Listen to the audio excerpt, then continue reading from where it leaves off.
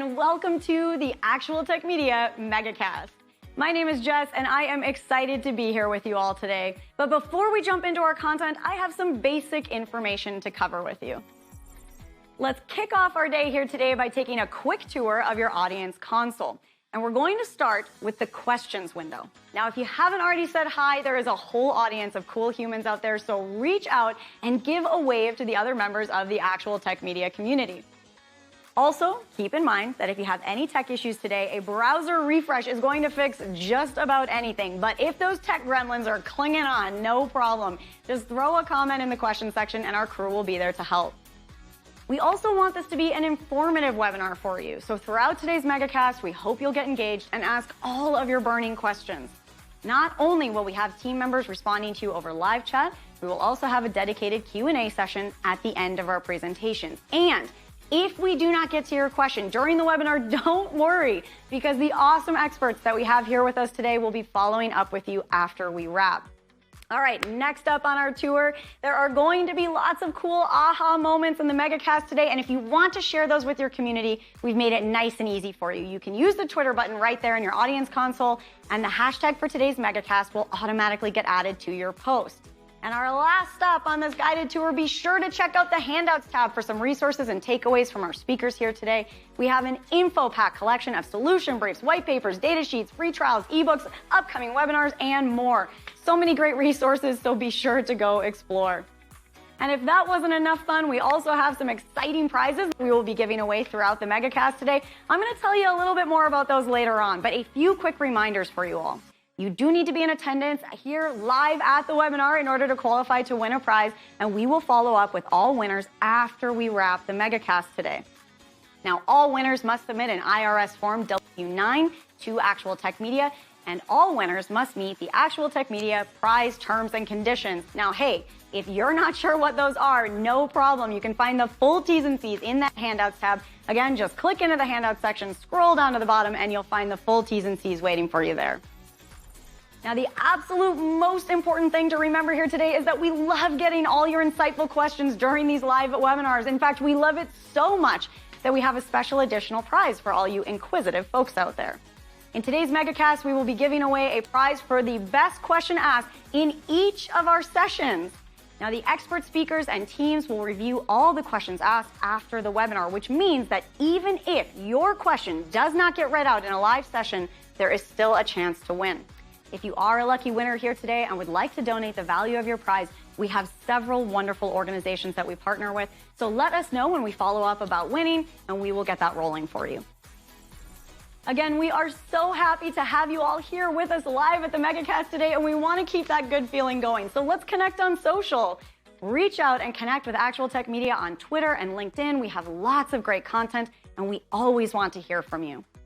Now, if you're looking for more awesome content right away after we wrap, you want to jump right in, make sure that you subscribe to the Actual Tech Media channel on YouTube.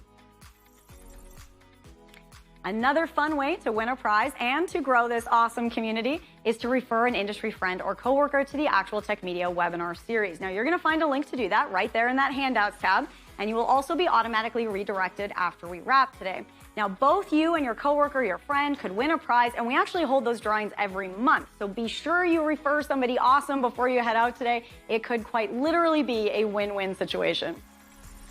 Next, we have a cool opportunity for the decision makers out there to get connected with new and emerging tech and innovative vendors. Here's how it works. All you need to do is click on the link in your Handouts tab and fill out the application. Then the Actual Tech crew will match you with some vendors that we think you should be chatting with based on your needs. There will also be fun opportunities that you can choose to join in, like surveys or test running new solutions, extended demos, and so on. You'll get some chances to win extra prizes, you'll chat with great people, and you will learn about the hottest new trends in tech. So be sure to apply, or hey, send that link to a decision maker in your team. Now, I want to take a quick minute here to remind you about one of my favorite resources, and that is ransomware.org. You can find everything you need to know about ransomware, how to prepare, how to prevent and recover. The site is jam-packed with information, helpful tips, checklists, strategic approaches, case studies, everything you need in one place. So wherever you are in your ransomware preparedness journey, there is something for you at ransomware.org. So go check it out and start exploring.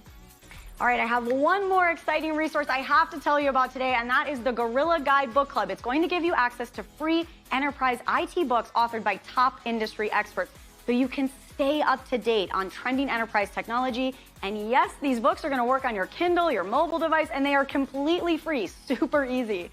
You can download these awesome resources at gorilla.guide, and there's a link for you in the Handouts tab as well.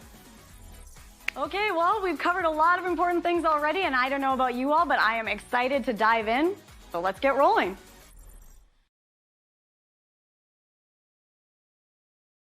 All right, folks, it is time to jump into the good stuff here, because today we are talking about empowering and protecting remote workers.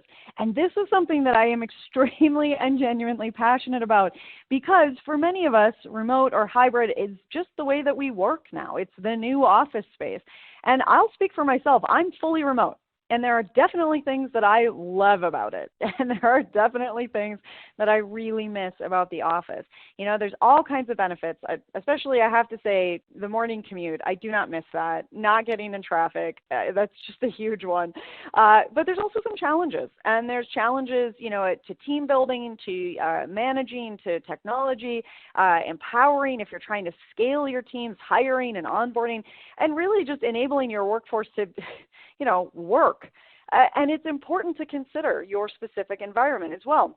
The kind of work that you do, the team structure you have, what tools people actually need and access. Are you new to remote and hybrid structures, or, you know, actual tech media here, we call ourselves cloud native. Remote native. we're remote native. We've been remote since the beginning. And all of these things can make a difference in how you're structuring your solutions, addressing your needs, looking at those opportunities and obstacles. So basically, this is a very big topic. And luckily today, we have a very big MegaCast, a MegaCast to match it. So get excited, settle in, get your feet up, grab that cup of coffee, because today we will be hearing from some top experts from Keeper Security, Access Security, Rubrik, Rapid7, Tanium, Nisuni, Palo Alto, VMware, and Cisco, who are all leading an industry-setting new standards for all of these things that we're going to be talking about today around protecting and empowering that remote workforce. And this is such a cool conversation. I can't wait to get into it. So let's get started.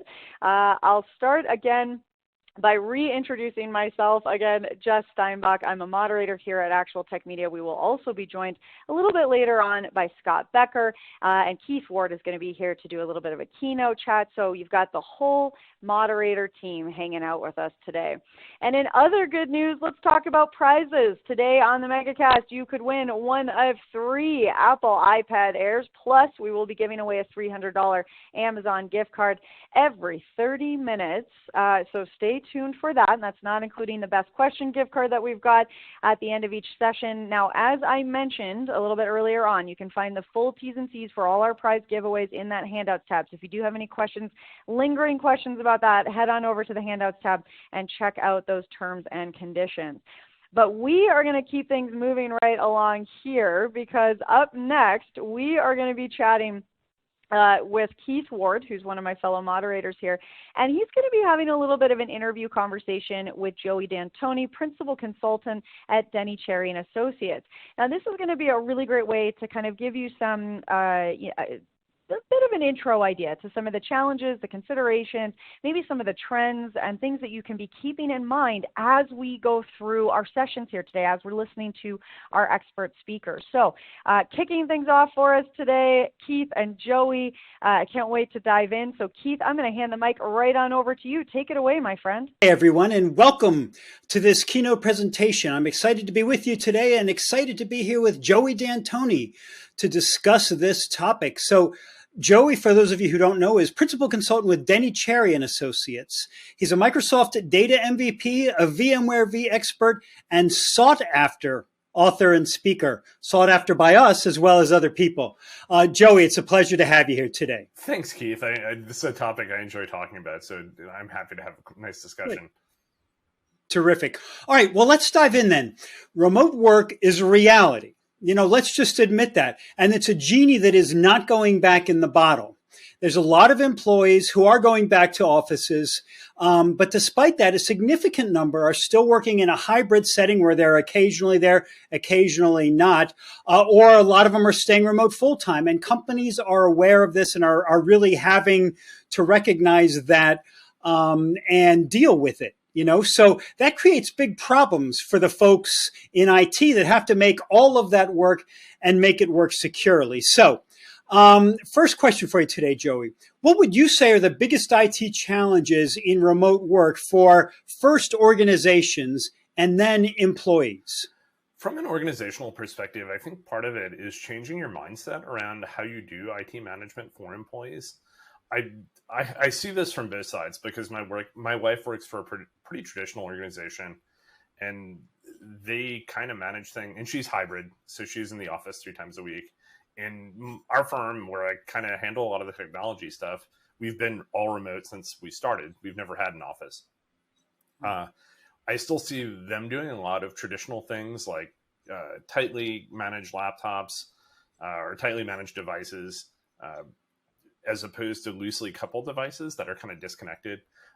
We've seen a lot of challenges kind of in that space. It's not, the tools have really evolved, and they were evolving before even COVID happened. So it's not like it was a new thing, but getting adopted, those sorts of tools adopted and not just going, traditional methods is definitely something that's a challenge. From an employee perspective, I think still, and this is the one place where I run into it in consulting engagements too. I feel like the onboarding process is something that can be best done in person because there's a lot of, transitional knowledge that needs to happen, like where the files live on the file share, if you're still using a file share, or OneDrive or Dropbox, or pick your flavor of service, how workflows work, how things kind of work together. And then the other kind of challenge for both the organization, I think, and the employee is, and this is very dependent on service contracts and who your hardware provider is, but we've been having some problems with a particular hardware provider who I won't name, but just hardware support in general. It's a little bit easier when you're central and you can have a help desk that has, a large amount of hardware, not a large amount, but spare hardware available that they can just hand to an employee. I know I've been really generous to my wife and kind of outfitted her with a whole second set of everything but her laptop. So like her office is basically the same as mine. So it's fairly interchangeable, but her organization didn't do that for him. Yeah. Okay. So here's kind of a tricky one.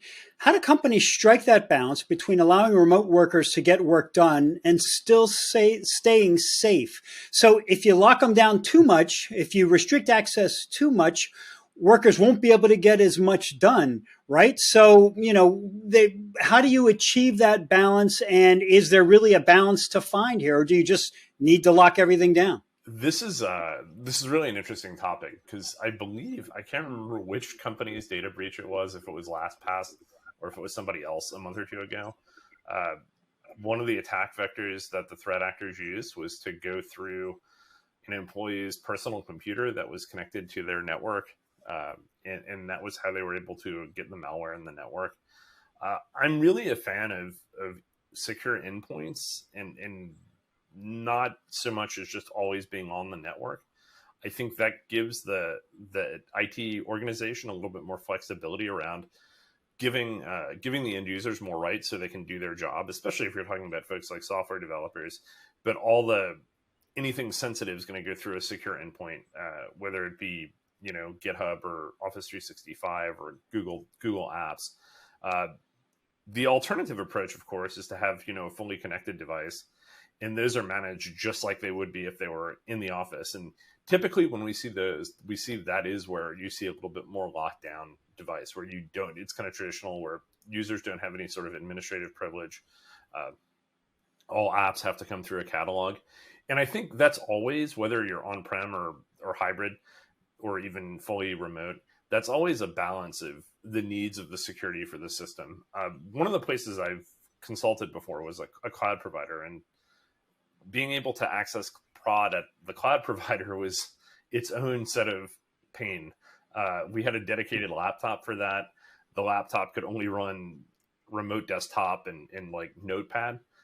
So nothing else. And then even then you had to jump through 2 or 3 sets of jump hosts to be able to get to a prod box. Was that painful? Yes, but it was absolutely secure. So I think it kind of comes down to risk management, just like all security is. It's always a trade-off between how much you're going to let the users do, letting them get their job done, and protecting the organization and their data.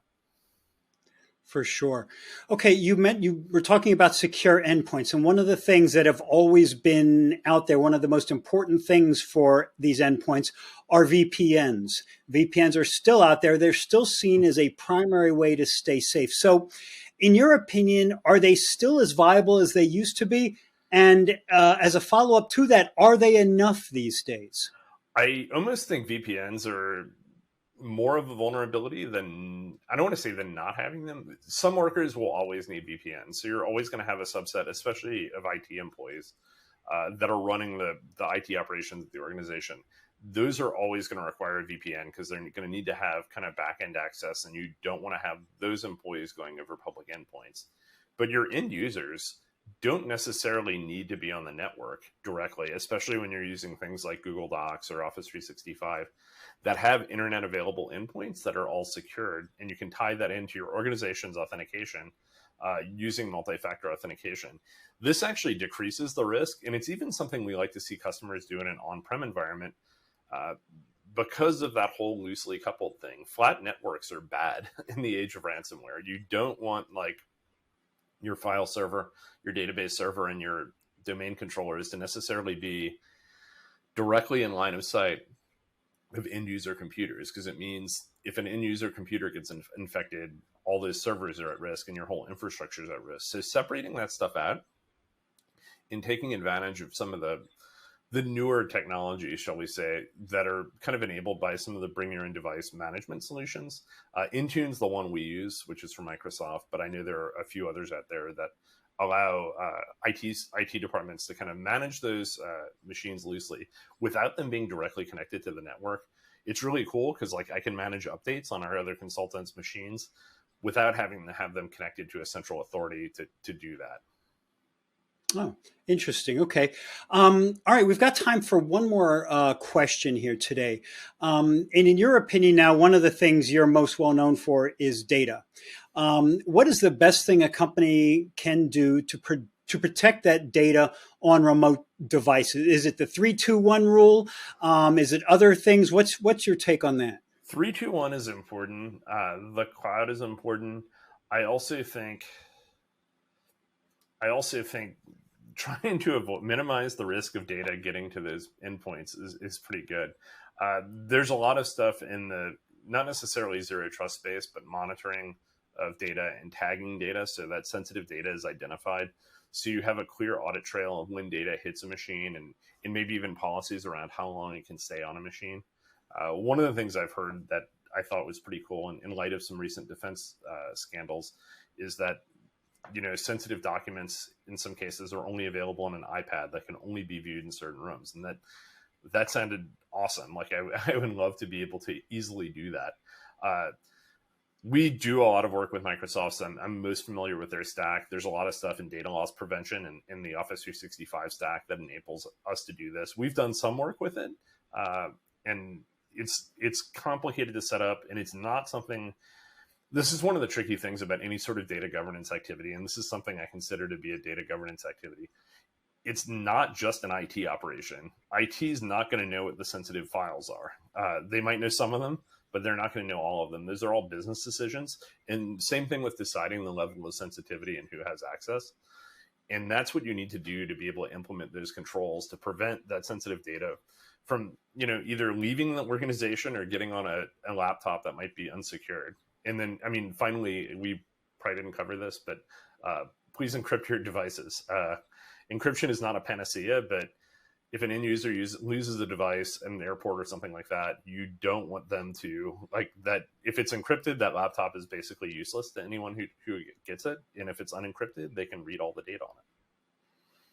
Yeah, absolutely. Well, that's defense in depth, isn't it? Yeah. You don't just do one thing, you do 2 things, 3 things, 4 things.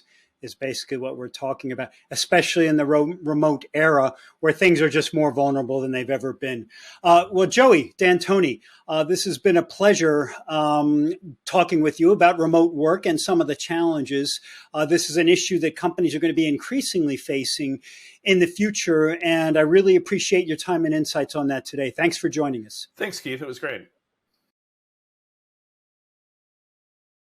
Well, thanks to both of you. What a great way to kick off our MegaCast here today. And now we have a question for all of you. So it's not just listening passively today. Now you get to participate. Click on the poll here. Let us know, what is the timeline that you have in mind for implementing some of the things that we're going to hear about today, some of the solutions and tools that we'll be chatting about. Are you thinking short-term, long-term, very long-term, or no sweet clue? We are just starting this process, Jess. We don't know what we need or when we need it. And all of those answers are just fine. Click on the poll, let us know. This just helps us make sure that we're getting you the information that you need based on your timelines. Now, I'm stalling a little bit because this next one that I'm very excited about our first presenter here, but they have a little bit of a challenge for me. And now some of you might recall that Keeper Security is the team that was here with us maybe a couple months ago now. Boy, that's flown by. And they challenged myself and one of their speakers to the Bean Boozled game, which is eating horrible, horrible jelly bellies like dish soap and dead fish while discussing some cybersecurity. It was great. We had a great time. It was awful. I still have PTSD. I've not eaten a Jelly Belly since. And they have a new challenge for me today. So I'm going to go get ready for that. But I'm going to leave you here, and I'll join you back shortly. We're going to be chatting with Jonathan Padilla, Solution and Sales Engineer at Keeper Security. Jonathan is clearly absolutely crazy, but amazing, and here with us to chat through some really cool things from Keeper Security. Thanks, Justin. We're so excited to be here today with MegaCast. And without further ado, my name is Jonathan Padilla, a Solutions and Sales Engineer here with Keeper Security. And today, we're going to be talking about empowering and protecting remote workers. But first, Jess, let's talk about this spiced out Q&A. What's going on with that? Jonathan, I have to say, your team has now asked me to play some hockey. We've eaten some terrible Jelly Bellies. This is the first time I've been a little scared coming into a chat with you. But you're going to go through, you're going to give us some information, you're going to tell us some really cool stuff. When we get to the end of your presentation, we're going to do some Q&A with the audience, as we always do. But here's the twist. While we are going through your questions, we are going to be eating some progressively hotter hot sauces on some chips. So we're going to be going through an extreme gauntlet of spice in order to get you the most interesting information possible, along with a little bit of entertainment. So that's what's coming for you as soon as we wrap. That is awesome. I can't say I'm excited about this opportunity, but I am excited to warm things up. Ooh, that said, let's get started. All right. So, Pam, before we continue with Pam, I want to just clarify something. There's no such thing as like this Pam software. But I'm going to say it this way, Pam solution. We're used to hearing that. Pam solution. What is a Pam solution? What's Pam anyway? I'm going to read this verbatim because it's highly important we read this verbatim to understand what is Pam anyway and articulating what exactly it comprises of. So this is it. Pam refers to a comprehensive cybersecurity strategy comprising of people, right, processes, technology to do what? To control, monitor, and secure, audit all human and non-human privilege identities and activities across an entire enterprise environment. Yes, human and non-human. What do you mean non-human, Jonathan? Well, machines, codes, scripts, CI/CD command pipelines, anything automated, IoT devices, for example, IoT cities. Very important, especially IoT city. So PAM, that's what it consists of. So now let's understand that. Understand PAM solution or PAM platform and what it does. Let's move on. All right, so internal and external challenges of organizations currently. Okay, let's go through some of these real quick. And I'm sure many of you are encountering some of these things yourself. Infrastructure consists of both human and machines, as we articulated before. Right? But look at this second point here. The traditional IT perimeter has vaporized. Well, what are you talking about, Jonathan? Well, the traditional IT perimeter, on-prem, inside of your environment, edge firewalls and switches and all sorts of stuff, networks, machines. And so you had a traditional IT perimeter in that on-prem environment, whether it had to do with security, infrastructure, or machines, right? So, or even humans. All right, look at this. So now what happened? Well, during COVID, we had a big exit strategy. Right? Big exit strategy. Wait, did everybody have an exit strategy? No, they didn't. That's the problem. COVID hit so hard, people started working remotely from home.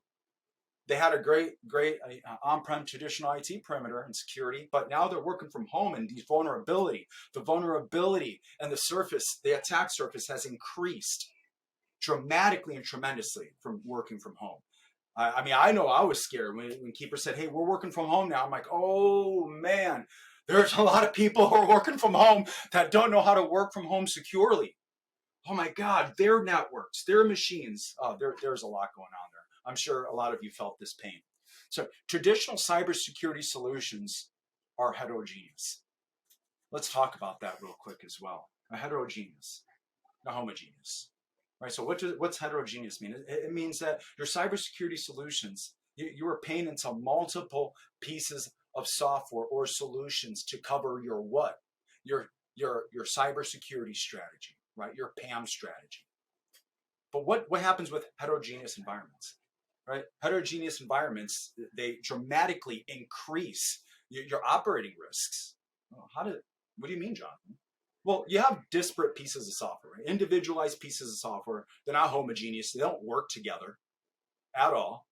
And now all of a sudden, you have to worry about vulnerabilities to this piece of software, that piece of software, that solution, that platform. And they're go and manage it, maintain it, and patches, and that's a lot of work. And that increases the operating risk. Let's look at this last one. Right? What happens with heterogeneous solutions and applications? Purchasing, deploying, and managing disparate software is cost prohibitive. All right, it costs a lot of money to pay for that software and that piece of software to cover that, and that piece of software to cover that. All this disparate software. Now I've got to deploy it. Now I've got to manage it. Now I have to maintain that. That is time is money, and it's like you need a dedicated employee for that sometimes. Security is a serious thing. So let's go on to this next slide here, and keep on expanding on this. So key problems with traditional PAM solutions, or privileged access management solutions. As we already discovered in that previous slide, all of a sudden this disparate software is cost prohibitive, costing you a lot of money to cover those strategies. It's difficult to provision, but why? How is something difficult to provision, Jonathan? Well, let's think about this. Whether you have 50 users or 18,000 users. I've dealt with companies on a broad spectrum of how many employees they've had. You need to be able to provision this platform solution to your end users easily. So integrating with your identity providers such as Microsoft Azure, Okta, OneLog, and all those identities is important, so you can do what? Automatic provisioning of your users that will be utilizing such a platform, or such solution in your environment. Opaque. Let me not skip this one. Apologies, everybody. Difficult to use. This is a really important one. Difficult to use. I experienced this myself, and this is why for many years, myself doing IT for 28 years now, I was like, I never got into that kind of like secrets management, PAM space.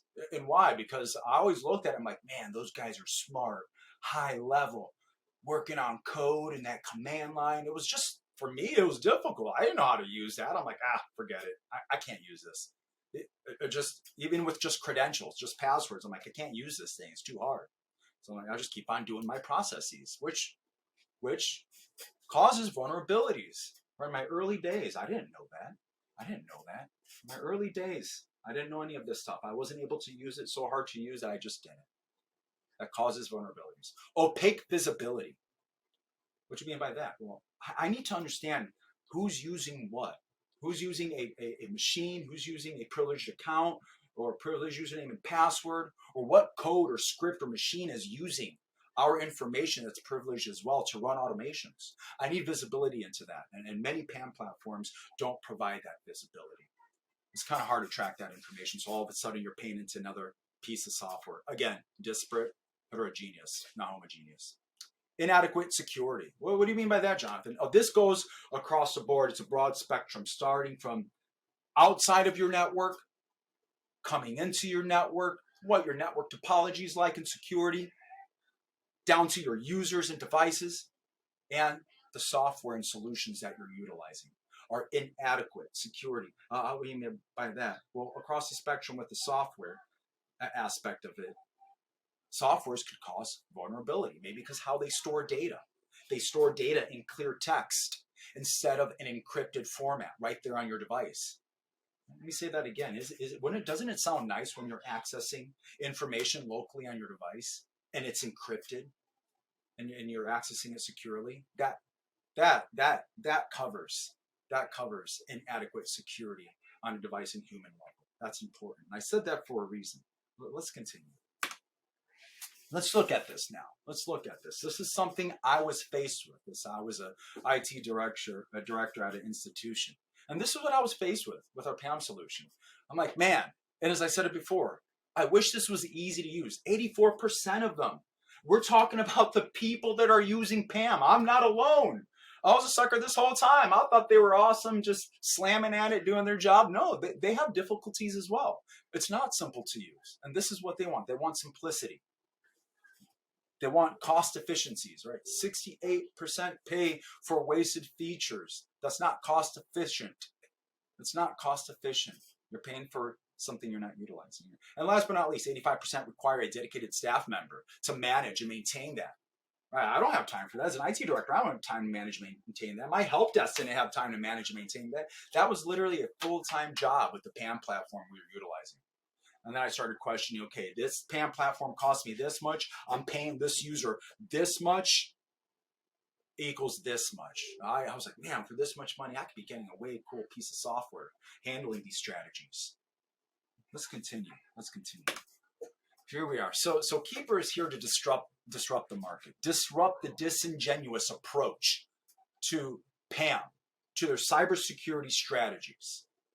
Right, so let's look at that. So Keeper Cybersecurity PAM platform, it does enable organizations to achieve full visibility, not opaque visibility, security and controls, reportings across your entire environment, whether it's a user or a device or a script or a code, across your entire organization.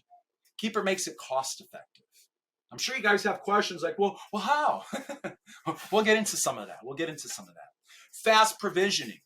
Well, I could easily explain that one. Keeper integrates with any identity provider through System for Cross-Domain Identity Management, SCIM provisioning, allowing you to automatically provision anywhere from 5 users to 18,000 users easily and expediently without much manual work. Wouldn't it suck to manually add 18,000 users? I can't imagine. My finger would be stuck forever.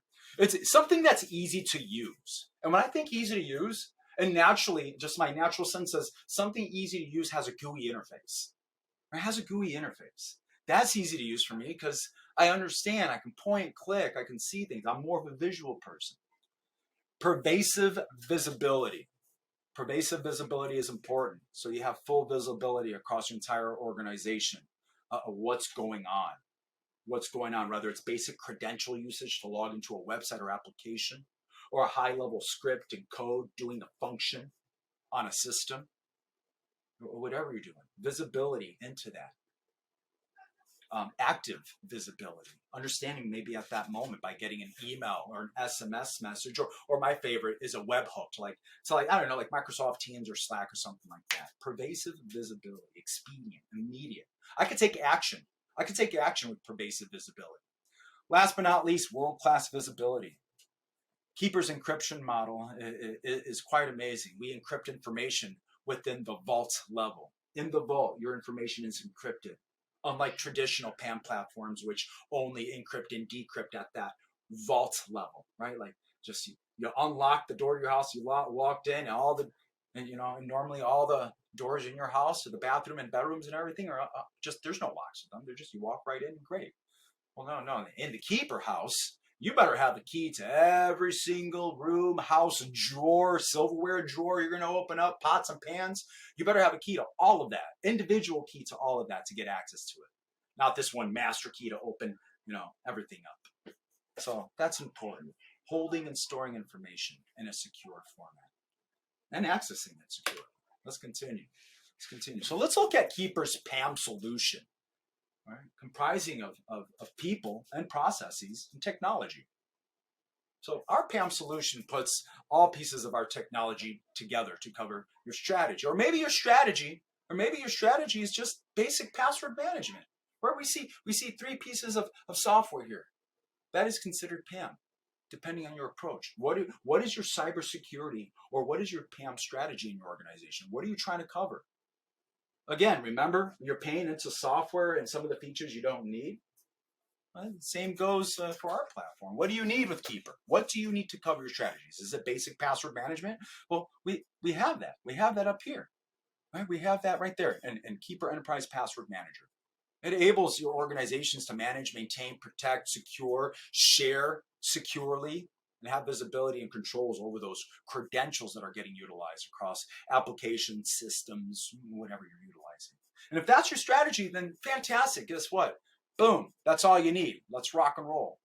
But this may have to run deeper. The information you're utilizing, some of those usernames and passwords you're storing have nothing to do with applications and websites. They have to do with maybe accessing machines, SQL servers, Kubernetes clusters, or VNCing, RDPing, SSHing into systems you got to manage and maintain.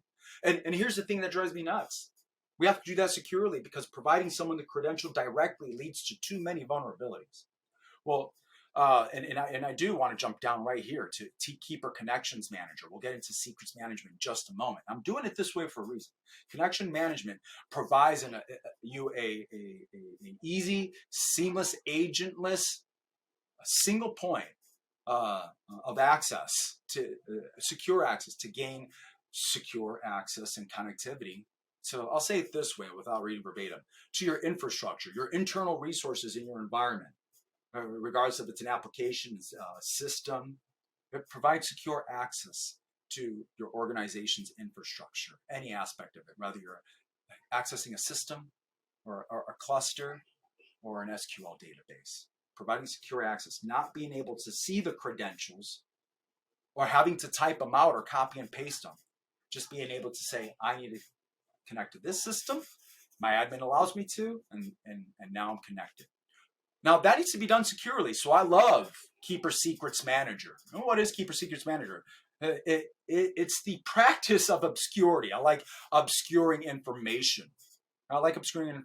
So it doesn't matter if it's an RDP connection that's requesting the credentials to that server in secret from the vault, or some of your scripts and code. Maybe you have a Docker container, a Docker file, and you don't want to expose usernames or passwords or directories within those files.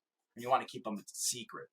So you can utilize Keeper Secrets Manager to deliver that information securely to any, for example, CI/CD command pipelines, Ansible, Jenkins, GitHub Actions, etc., etc. I know you Secrets Manager people out there are like, yes, that's what we're looking for. That's what I want. And it needs to be easier. And so all of that stated, if all 3 of these platforms comprise of your PAM strategy, then here's the cool part. It's not heterogeneous. It's homogeneous. It all works together. All one platform. This is now cost, this now removes that cost prohibitive part. And now this is cost effective. One platform, one piece of software that you need to pay into.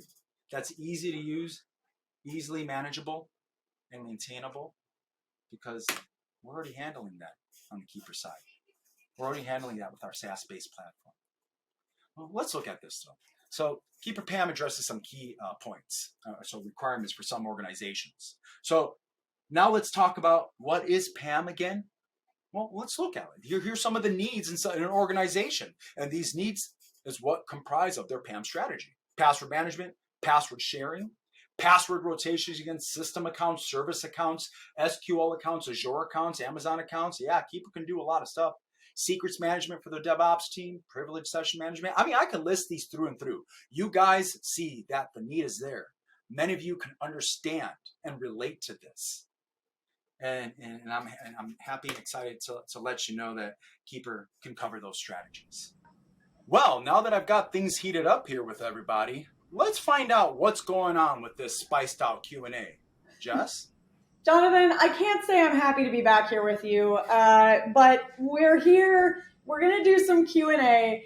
And while we do this Q&A, I'm going to ask you, I think we're going to have time for about 4 questions. We're going to do 4 peppers. So we're going to do a Chipotle, then a Cayenne, then a whiskey habanero. Oh man, guys, we're bringing it home with a ghost pepper. I'm so scared. Okay. All right. Jonathan. Yes, that is a scary one. That's scary. We're starting with the Chipotle pepper. So Chipotle pepper it up. And Jonathan and I talked about this. We agreed that if we're going to do this, we're going to not wuss out. We're putting a decent amount. Oh, that's too much. I did too much, guys. All right, well, you're going to have to do it. You're going to have to do it. I have instant regret. Yeah. Okay, Jonathan. There's a lot there. So we eat this first and we start the Q&A? Mm-hmm. Mm-hmm. Oh, I hate it. Oh, it's so bad. That's a little hot. Jonathan, is the Keeper Skim REST endpoint also used to manage provision users who would use the PAM functionality? Or is there additional API that allows REST-based management of additional user abilities? So that's a very good question and a deep one, especially when my mouth is already burning. So here's a cool thing. Keeper Skim, I'm going to say it this way. Keeper can integrate with any identity provider when it comes to Skim provisioning. Again, if you go into your IDP, whether it's Microsoft Azure, Office 365, Okta, et cetera, and you go look for it to add an application, my mouth is going. Yeah. Add an application, you'll find Keeper there. When you add it, you look in there, you'll see that we have a section there ready to facilitate and support Skim provisioning quickly and easily. It takes literally about 5 minutes to set Skim up. And if you're utilizing the UI and GUI base to set it all up and get Skim interconnected, it's a very easy, straightforward process that we have documented. Now, I will state a lot of platforms don't have, say for like Shibboleth, for example. A lot of platforms don't have like this integrated application that already has this built out and whatever. It's like you have to program it. So I'm happy to tell you that Keeper does have API Skim you can call against to provision your users and program against it if you would like. And it would provision those users onto the Keeper platform, which will provide and allow them to utilize secrets management at that point. Jonathan, that was a very impressive answer, knowing how high that last spice was or sauce was. And now we're going to see if you can replicate it, because we're kicking things up a notch to our whiskey habanero. I'm going to tell you all out there, I am not a spicy person. I'm a mild person. This is just not in my wheelhouse. Oh God, right. I did so much again. Why? Okay. Why did I do that? I'll hang with you on that aspect. Now this is a lot. Oh, it's so much it's spilling on my desk, but it's okay. Mm-hmm. It even got on my pants. Oh my God, that one's a little hotter. A little hotter. Jonathan, where exactly are the post format scripts executed? That's a very good. That's a very, very, very good question. And those scripts are either run on the gateway itself, that's communicating with. Well, make a long story short, this gateway is what communicates with secrets inside of the vault. And if you attach a script to one of the records or one of the secrets that it's going to get utilized, that script either runs on the gateway directly within your environment where you installed the gateway, either Windows or Linux, or it's going to get utilized to do a remote call to a system within that environment that the gateway has access to do a script. For example, over WinRM, for example, to run that script. So that's where they would be run, those post scripts. Okay, great. I was hoping you'd answer a little longer so that we could wait, but guys, it is time for the Cayenne. Ooh. The nice thing about this, though, is that my tongue is actually getting more and more numb as we go. I'm trying to pick a smaller chip so it makes the hot sauce look like there's more of it. Now, I've heard that, eating hot sauce is supposed to be somewhat euphoric and an endorphin rush, but I don't think I've ever pushed myself to the limit to experience that. And I'm right with you. It's like, wow, this is like a completely different experience, yet hot. And I'm trying to maintain. I think I'm going to break a sweat after this one. Okay. Hi, does the on-prem gateway run on Windows or Linux? Go. Oh, man, I think I totally accidentally answered that. The gateway can run on Windows or Linux. It doesn't matter if it's physical. It doesn't matter if it's virtual. Wow, this is hot. This one's getting hotter as I talk. Yep. One second, guys. It's getting worse. Physical, virtual. I'm about to cry here. I'm sweating already. Whether physical, virtual, on-prem, or in the cloud, it doesn't really matter. You can run it on Windows or Linux. Physical, virtual, on-prem, or in the cloud. That's hot. Jonathan, I almost touched my eyes. Oh, no! Oh, no. Do you need to go rinse your eyeballs out? I stopped myself. Everyone in the audience was screaming at me. I could hear it. Okay, we are running out of time, but we are going to fit this last one in because I know that your team is not going to let us skip this one. We are going to do the ghost pepper. Jonathan, we're going to give it a really good dollop. We're going to give it like a solid go. Like if we're doing this, we're doing this, right? All right. Oh my hands are shaking. Yeah, I hate myself a little bit. There's a lot on there, guy. I mean, I'm not even. You see it? I mean, if I showed you, it's spilling in my hands. I went big. Okay. All right, go forward. Oh my God. Okay. Okay, Jonathan. Why does your team hate me so much? Jonathan, do the post-rotate scripts have a standardized format like PS1, BAT, etc., or a template list? Oh, it's in my throat. Yeah. Yeah, let me...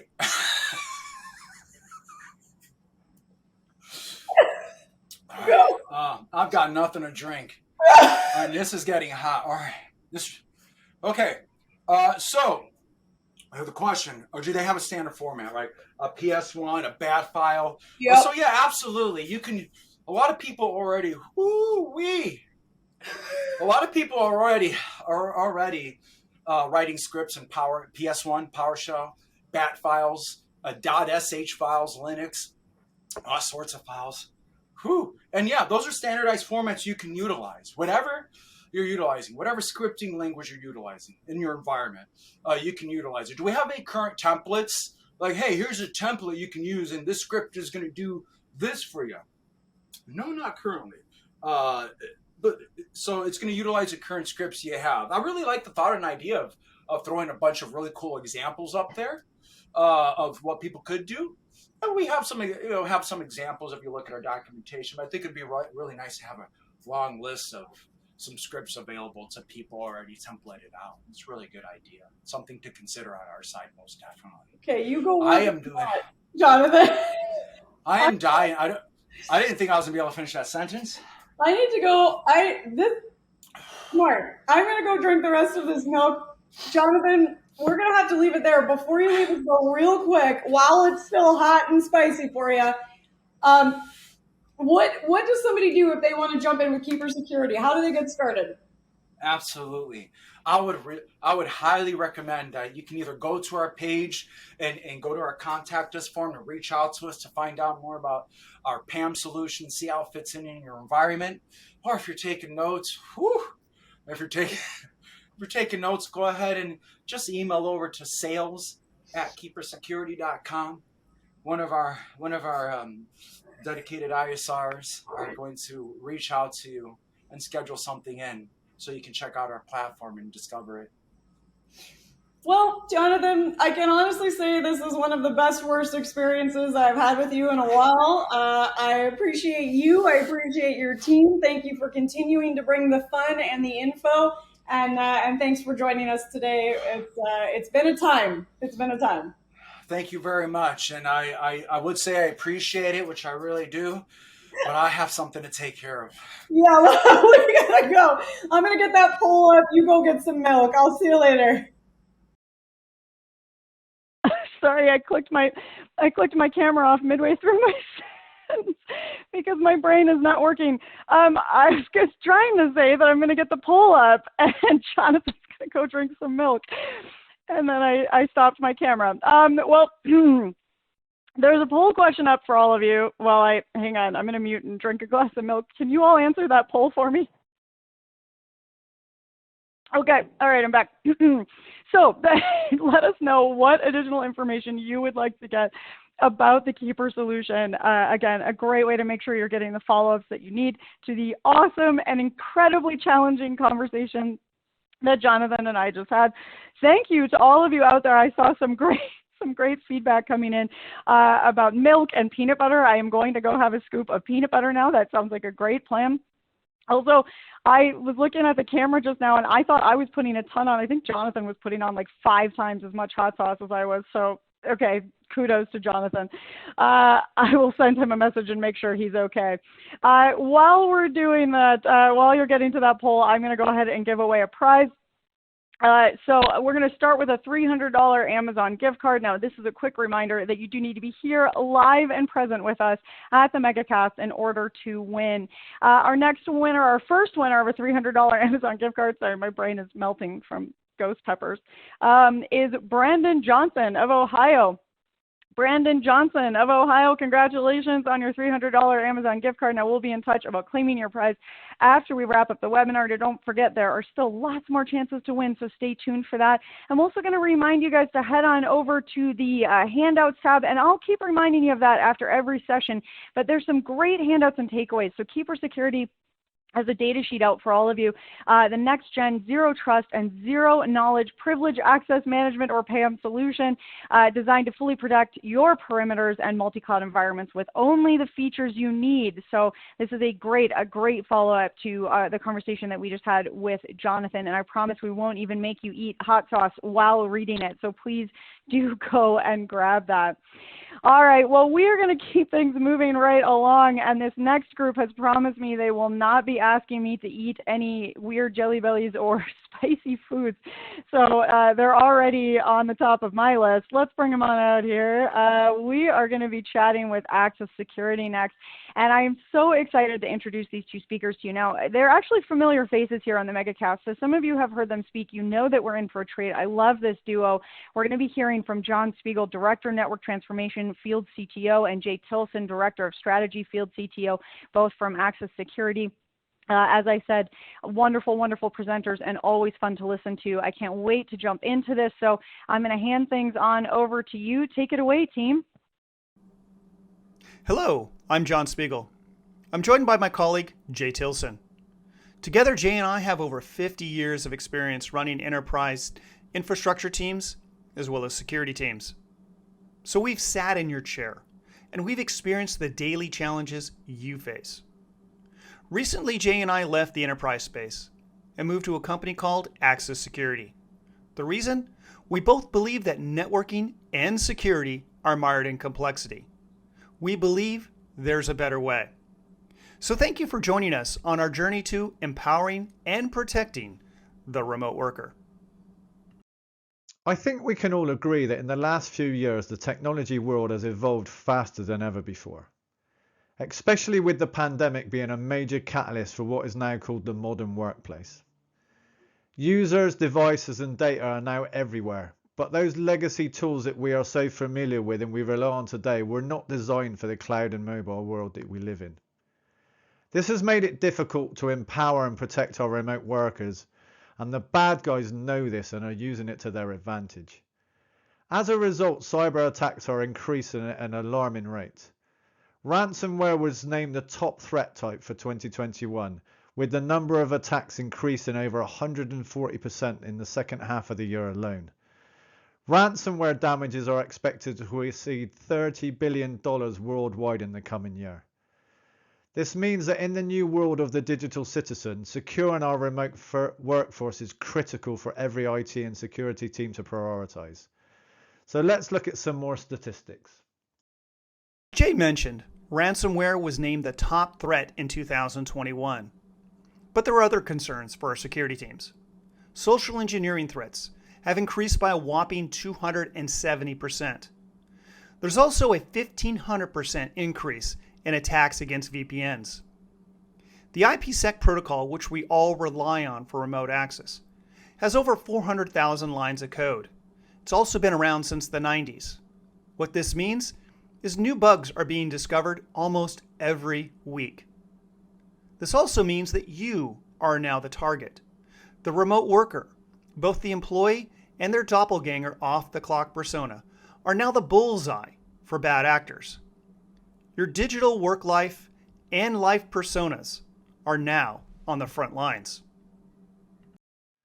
So let's look at some of the ways in which we can secure access for our users. You have hub and spoke. This is a progression from the old castle and moat design where everyone was inside your perimeter. But this design still focuses on having on-premise security, even though some of the users and their data and devices have started to move to the cloud. There is still a heavy reliance on MPLS and internal data centers.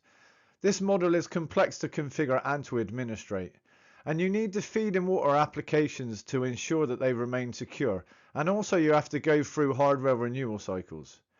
Patching all of your systems in this design is critical to protect against attack.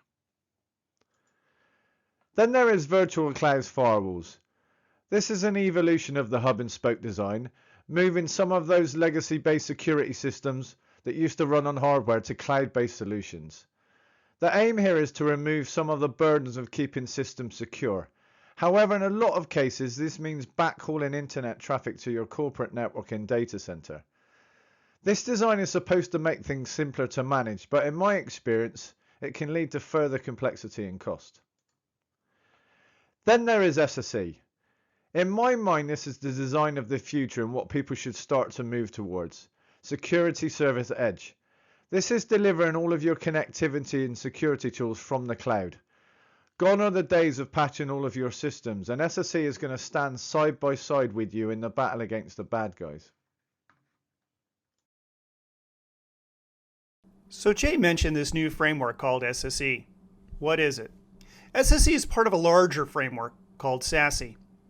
Introduced in 2019, SASE addresses the traditional dilemma presented to every network and security engineer when they're faced with deploying a new application. Do I favor speed or security? In the past, you could only select one, and we all know what the CIO favors. Speed, because it equals employee productivity. With SASE, you can have both. You can solve that dilemma. How? By creating a network and security fabric which extends closest to the employee, third party, via points of presence or POPs. Applications can now be secured and delivered with high performance. SASE is delivered in two technology stacks. There's the WAN edge, which you see on the left, and SSE, which you see on the right. How's this framework being adopted? Recently, Access commissioned a report on SSE adoption with our partners at Cybersecurity Insiders. So let's dive into some of the results. The report has some very good insights and is well worth a read, but I want to pull out just one key statistic. The report showed that the adoption of SSE is going to skyrocket during 2023 and beyond. You can see from the slide that when asked, 65% of businesses stated that they plan to adopt SSE in the next 24 months, with 27% want to adopt SSE as quickly within the next 6 months, and another 16% in 6 to 12 months. When you read the report, you can see the adoption is based on a number of key factors. The first one is that there is a real push for consolidation of security tools, and companies will look to purchase an SSE platform to help remove as many of these tools as possible. The second key factor is visibility.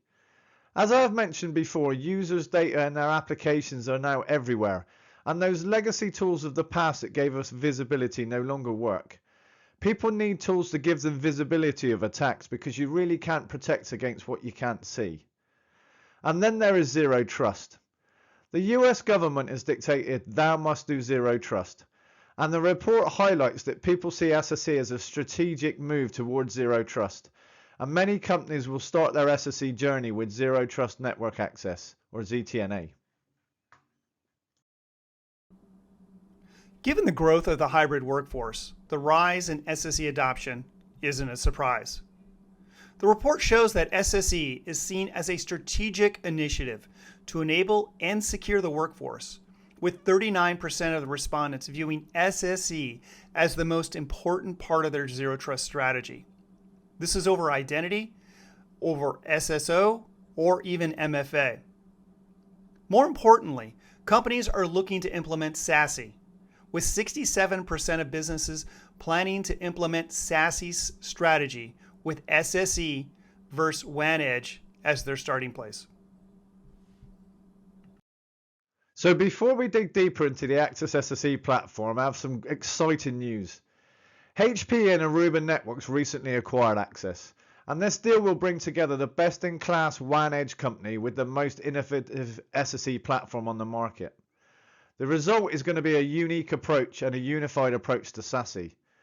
As this announcement is still new, in this presentation we will focus on the network element, but let's dig deeper into the Access Atmos platform. So let's look at Access Atmos. The platform was designed on day one to bring networking and security together. It is about harmonizing what in the past was a symphony that played as individuals versus as a team. In the past, the enterprise would select one vendor for networking, one for security, one for DLP, one for the WAN, and one for cloud security controls. As we all know, this leads to operational complexity, high cost, and ultimately poor security design. Access, on the other hand, starts with a clean slate. It begins with a concept called adaptive trust. And instead of placing the employees, third parties, contractors, and their devices directly on the network, Atmos starts with a series of checks to verify the identity of the user and their device, as well as the state of the machine. Access balances this with the request for an application and data. If the calculation does not add up, then the employee does not get granted access. Building on the concept of adaptive trust, Atmos provides global reach with over 350 edges and services like SWG, CASB, and ZTNA. It brings together what were previously individual point solutions into a single integrated platform, all delivered via the public cloud. This enables secure access for the remote employees, office workers, those third parties, and contractors. At Access, we have this notion of work in harmony. The Atmos SSE platform includes the core functions of ZTNA, CASB, SWG, and DEM, Digital Experience Monitoring. At its heart is the concept of zero trust. Never trust, always verify. And this is key in the battle with the bad guys. Access can be granted to internet, SaaS applications, the public cloud, or to applications hosted in your data centers. The platform auto-mediates access at any scale. There is no pass-through connections and users are not put on your network. Unlike legacy VPNs, they do not get an IP address and they cannot go wherever they want whenever they want, and this significantly reduces your attack surface. The system auto-verifies against your access policy based on users, device, and application context and prevents any unauthorized access. This is the key to zero trust, the never trust, always verify. It brokers smart connections that minimize your attack surface and prevents lateral movement. We have a single data lake for all of these services, allowing full visibility for all traffic. This all adds up to increased protection against the bad guys while significantly reducing your costs, the complexity, and most importantly, securing and empowering your remote workforce. But securing your work persona is now no longer enough. Early in this talk, I mentioned the challenge between the dichotomy of your work and life personas, meaning your digital expression of your work life and how it can bleed over to your life persona. The two can no longer remain separate. What you say, what you do, and how you act in either realm has an impact on the other. In the sense, we now live in this cyber version of the Marvel Metaverse. You now need to embody your Sorcerer Supreme to keep the two in check. So what are some of the ways to help here? First, in your role in supporting the remote workforce, you need to raise the awareness of this challenge. This is key. You need to find a way to advocate for digital citizenry awareness. This can be through regular emails, videos, or even working with your leadership to make it a common topic during the all-hands quarterly meeting. You need to make digital citizenry a topic within your company. Next, find teachable moments. My recommendation here is to leverage stories or lessons that happened outside your company walls. Shaming your employees, your customers, won't win you points. Rather, find examples in the news which can help get the point across. Topics can be along the lines of keeping your identity and passwords safe in both worlds. Use MFA in retaining your children's virtual worlds. For me, that's my daughter's MFA in her Roblox world, where she spends countless hours. Then work to weave the concepts of digital citizenry into the culture of your company. The benefits for you and your company are greater awareness of cyber attacks and things like phishing, fake websites, or water holing. Or tech support scams. Honestly, this works. You know your C-level team are targets for this. It has worked before. And consider the turnover in your operations team. Next, the benefit for you is this: a reduction in tickets and an increase in your security posture. That will always get a thumbs up from me. At the end of the day, building awareness around digital citizenry is the tide that raises all the boats. It's the right thing to do for you and your company. So get started now. Another area to focus on when you consider securing your remote workers is DEM, Digital Experience Monitoring. As we are now in a software world, if you're not invested in this area, then it would be a good time to start. Remote working removes many of the assumed constants in our world. In the past, you could count on the stability of your campus or branch LAN. Networking was consistent, stable, and plentiful. But remote work flips this script. You now need to deal with the executive calling in about slow application performance and play 20 questions, only to then find out that they're in Starbucks and have poor bandwidth. This is where digital experience monitoring really comes into play. Simply put, the tool leverages data collected from both an endpoint agent, the network, and the overall system. The telemetry is then sent to a massive data lake. Insights can be obtained from either structured queries or ML or AIOps tooling. The result is near real-time insights into your remote workforce. Questions like how is the SAP application performing, or is the remote worker's Wi-Fi seeing interference, can quickly be determined and presented on a dashboard. This enables you to shift left operational work. You no longer need to engage the level 3 engineers to troubleshoot a remote worker's home network. This is not the ideal use of the resources for your company. Instead, you can provide this tool into your frontline operations team. With them, you can enable them to take a ticket and help the customer and resolve the issue straight away. It makes them the hero and gives you time to focus on engineering new and better solutions.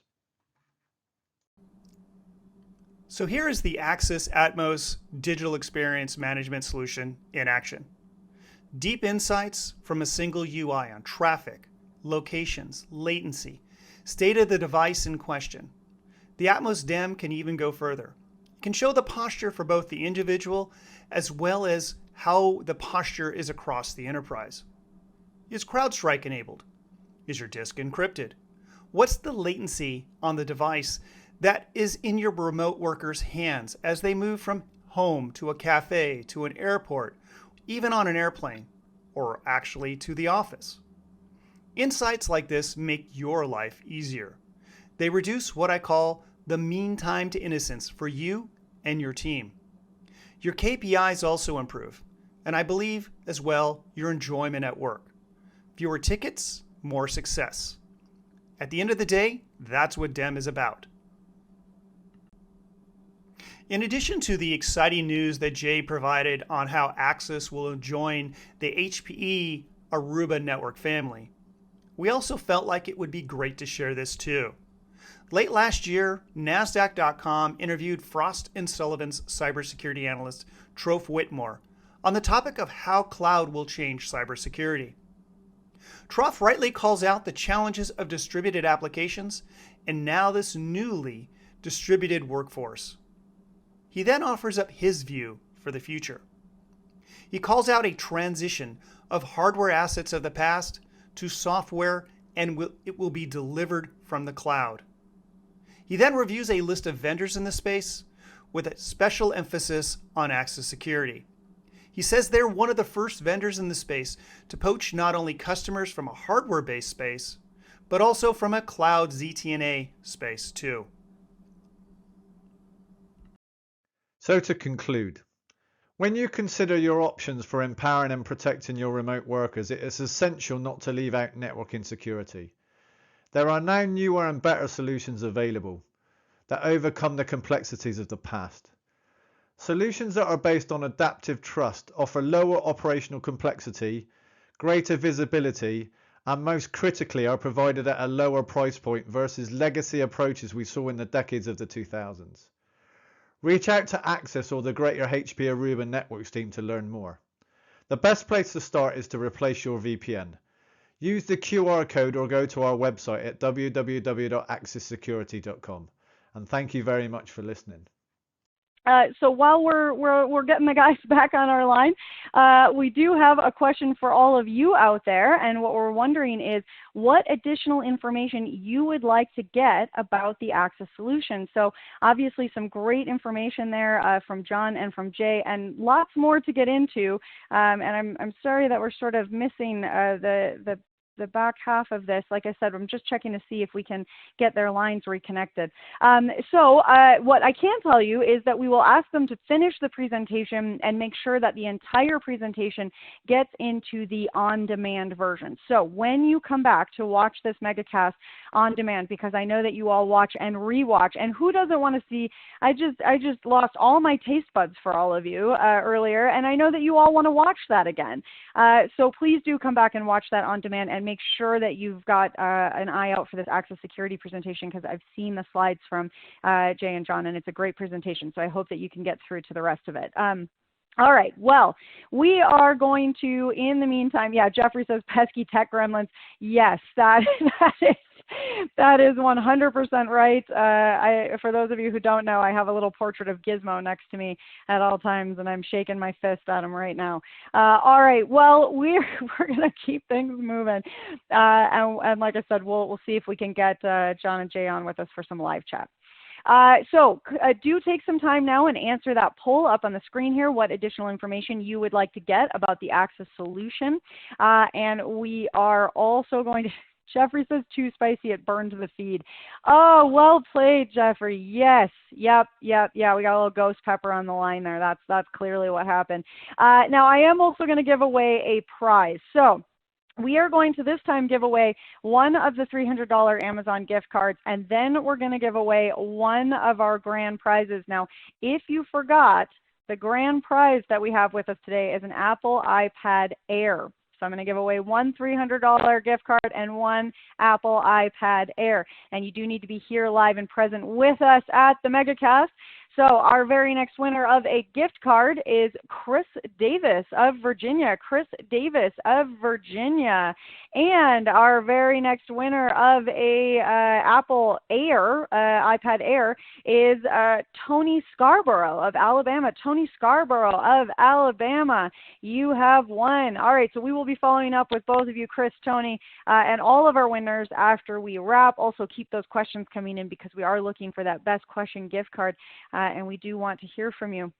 All right, so while you're doing that, while you're clicking on the handout, if you haven't already clicked on the handout, we've got an awesome handout in there from Access Security Exploring Atmos at a Glance. Now, especially because we sort of got a little bit of a half a session, 2/3 of a session, there's lots more to learn. So head on over to that Handouts tab, grab that handout, Atmos at a Glance, and be sure that you are digging into how your workplace can benefit from, and they use this word elegance. I love this, the most elegant security service edge platform, or SSE platform. I always love a good elegant solution. So make sure you've got that handout before we head out. Okay, so I'm just checking to make sure. Okay, great. We are good to go. checking on our lines here. We do have our next speaker in with us, which means we can move things right along in our presentation. And in even better news, I am very excited to introduce you all to our next speaker on today's MegaCast. We are going to be chatting with Chris Wolf, Database Solutions Architect at Rubrik. Chris, thank you so much for being here with us today on the MegaCast. I cannot wait to hear more from you from Rubrik. I know you've got some great content to explore, and we're going to leave some time for Q&A. Lots going on. So, Chris, I'm going to step back and hand things on over to you. Take it away. All right. Thank you very much. So, as far as empowering and protecting remote workers, some of the best ways that we found at Rubrik is by protecting their M365 information. So, go ahead and look at the next one here. And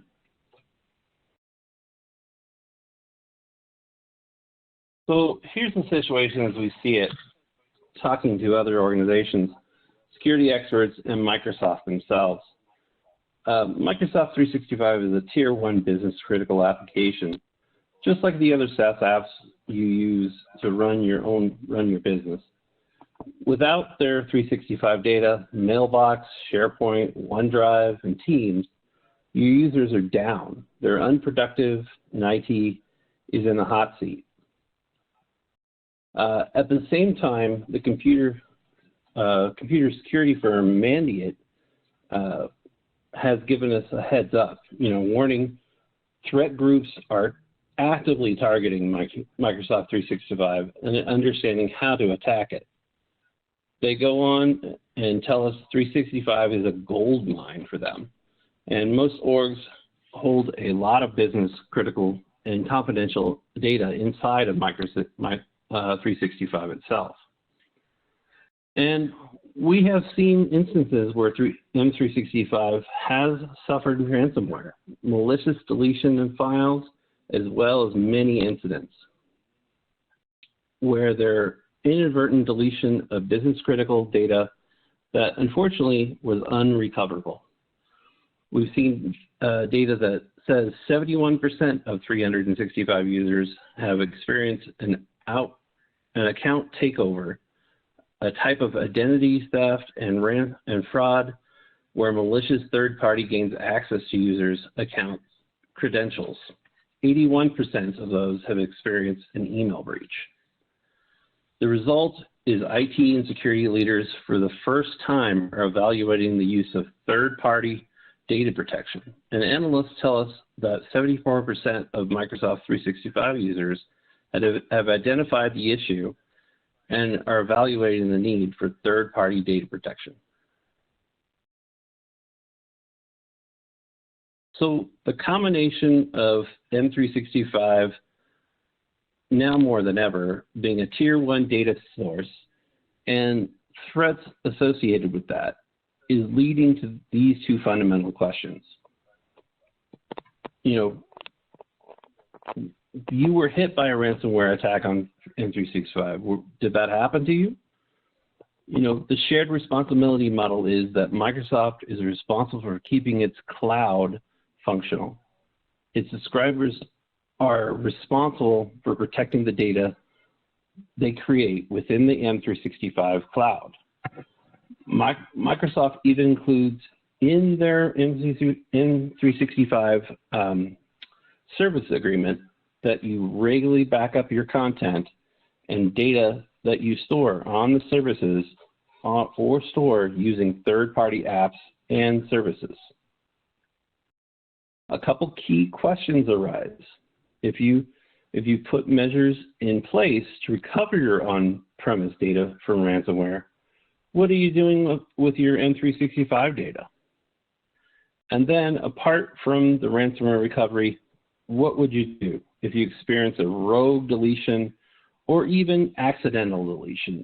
It happens. People, make mistakes, which 80% of M365 users have had, of critical files from the 365 itself. How would you recover that?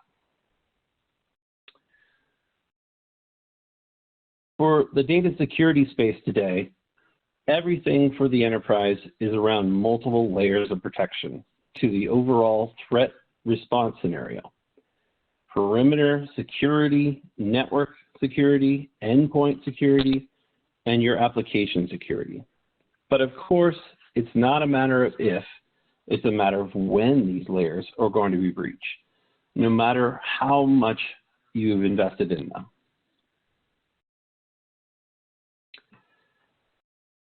When you think about the SaaS space, those layers that are part of the traditional defense in-depth are managed by your SaaS-based platforms vendors.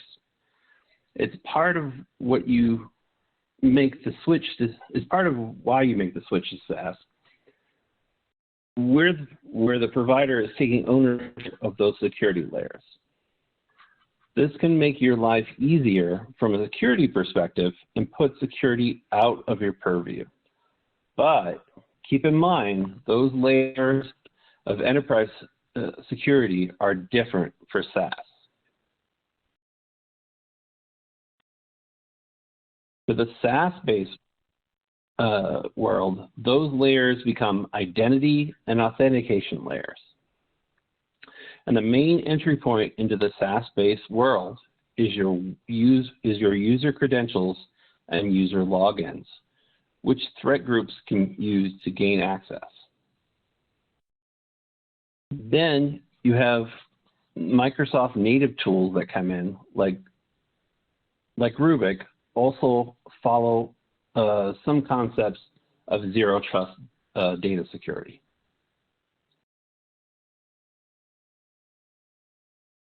For Microsoft, it's broken up into 4 categories that all have to do with complying with legal and regulatory standards. Knowing your data and the different levels of data protection needed, protecting it to make sure it's fully encrypted and restricting access, then preventing data loss, including oversharing of data and protecting from risky behavior that you wouldn't expect to see. Finally, governing your data. Retain what you need and delete what you won't. Because if the data is not in your environment, it can't be compromised.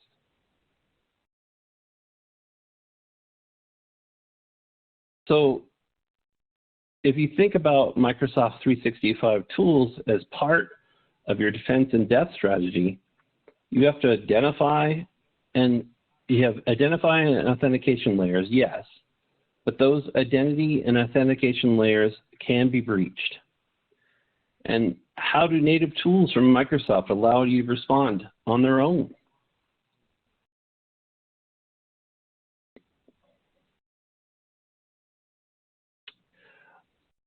So once again, talking about the shared responsibility model, Microsoft is responsible for keeping its cloud functional. Its subscribers are responsible for protecting the data. So on the left is Microsoft's best practice online documentation of how to recover from a ransomware attack. The very first step in their documented process for customers is to verify their backups. And then they call out specifically how it should be your offline backups. On the right is the Microsoft Service Agreement itself, where they specifically recommend backing up their content using a third-party backup service. This means Microsoft and Rubrik together provide complete protection. Microsoft offers tools to help you control access, to keep attackers out. Compliance tools, again, help you schedule deletion so you don't keep data longer than you need to. And then classification and search tools help you comply with compliance and e-discovery. But for recovery from ransomware or accidental deletion or long-term retention, for everyday instances where you need to recover 60, 90-day-old M365 data that's been lost, and that you can't recover with M365, that's where Rubrik comes in. With Rubrik and M365, you have an isolated copy of your data in Azure, but physically separated from M365 data. You can recover in bulk or use a granular 3-step recovery to any destination. Easily locate data with real-time global search as well. Rubrik eliminates manual job scheduling and streamlines policy management across tens of thousands of users. New users added or automatically protected by our SLA policies. And Rubrik auto-scales resources to seamlessly operate at scale. With Rubrik, the ability to manage everything is through our single SaaS platform that lets you protect on-premise data, hybrid cloud, and cloud applications.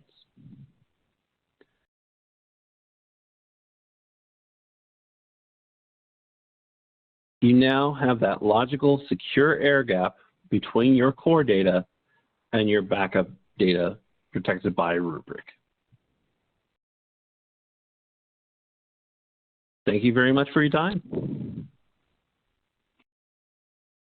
Well, thank you very much. Oh, geez, as I come in with my speakers unmuted here.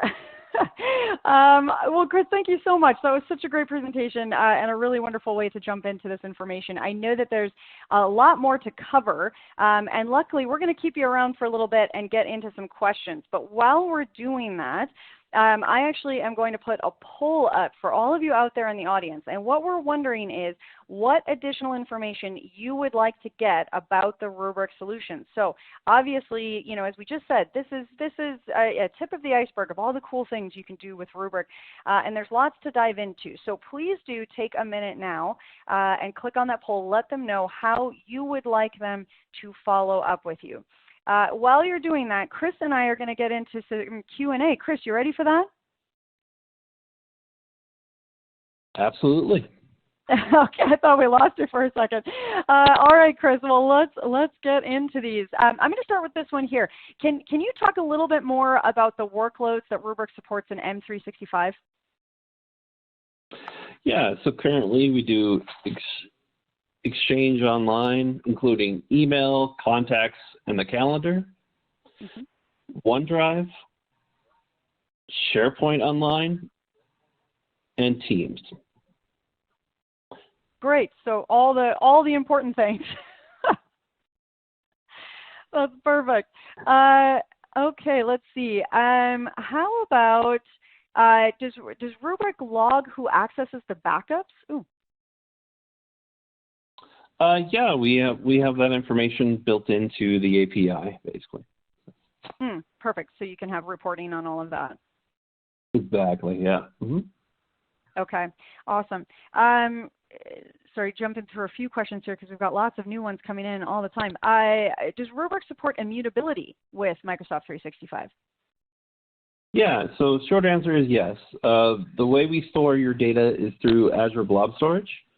We work right where we don't touch the backups once they are written to the blob storage.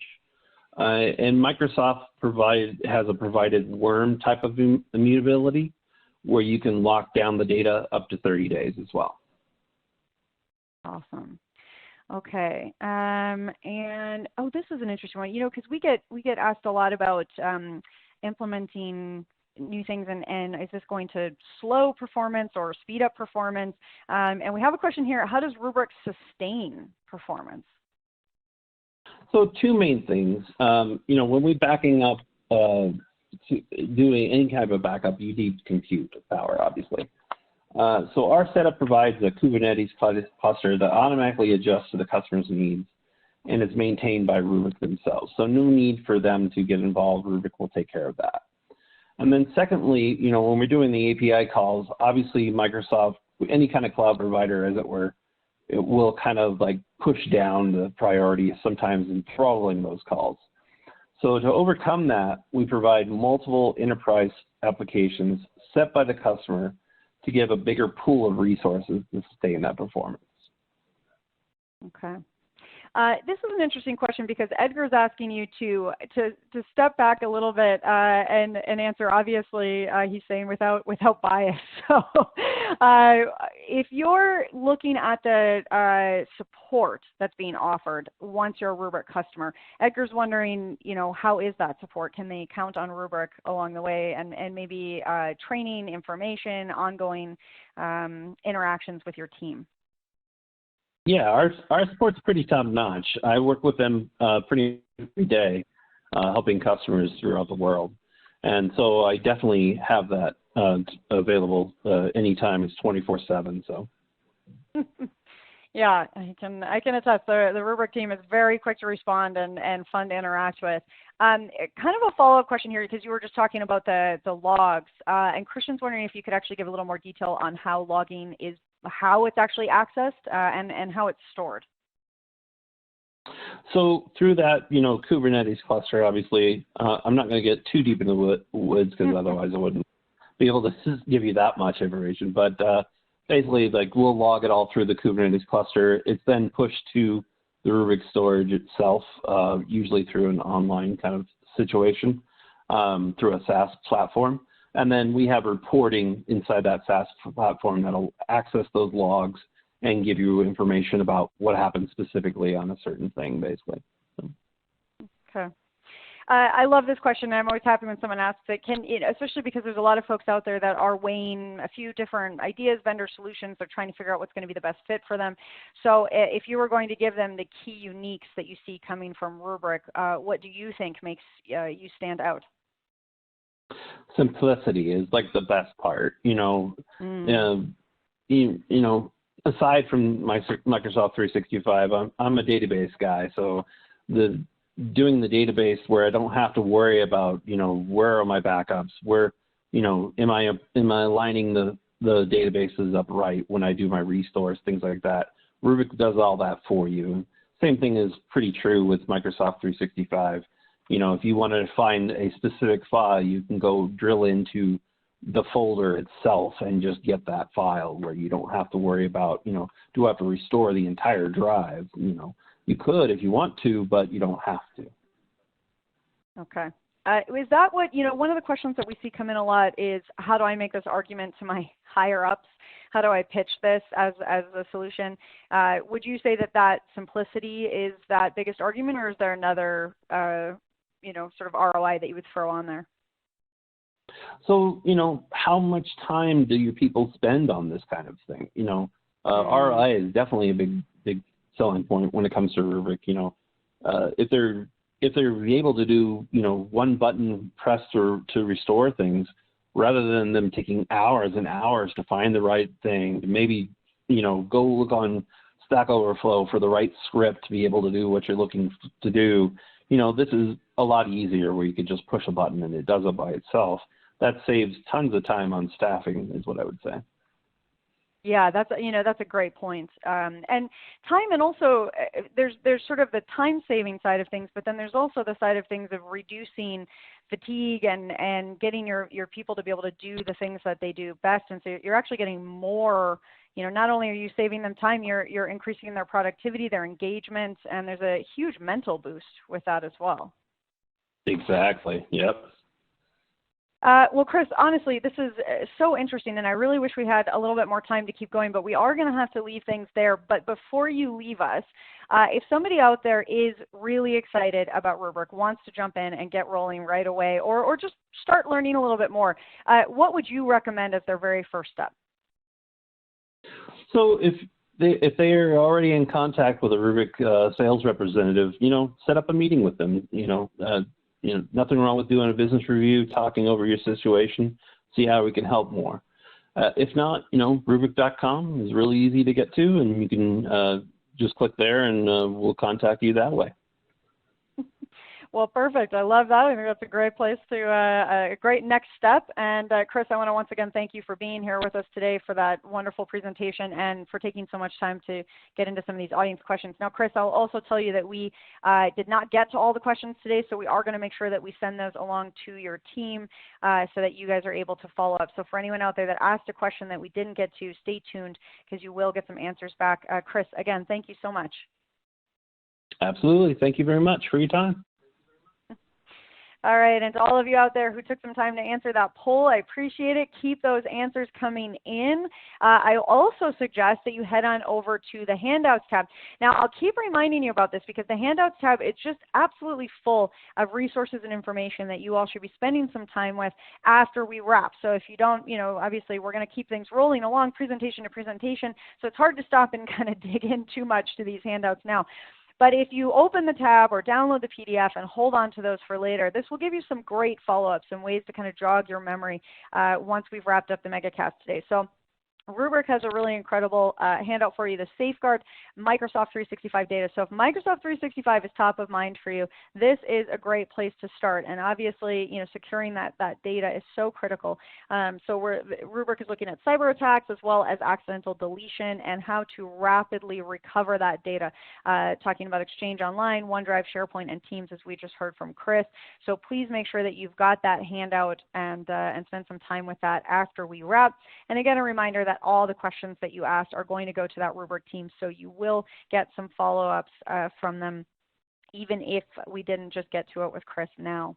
All right, so I'm going to go ahead and give away a prize. Now, I'll remind you again that you do need to be here live and present with us at the MegaCast in order to win.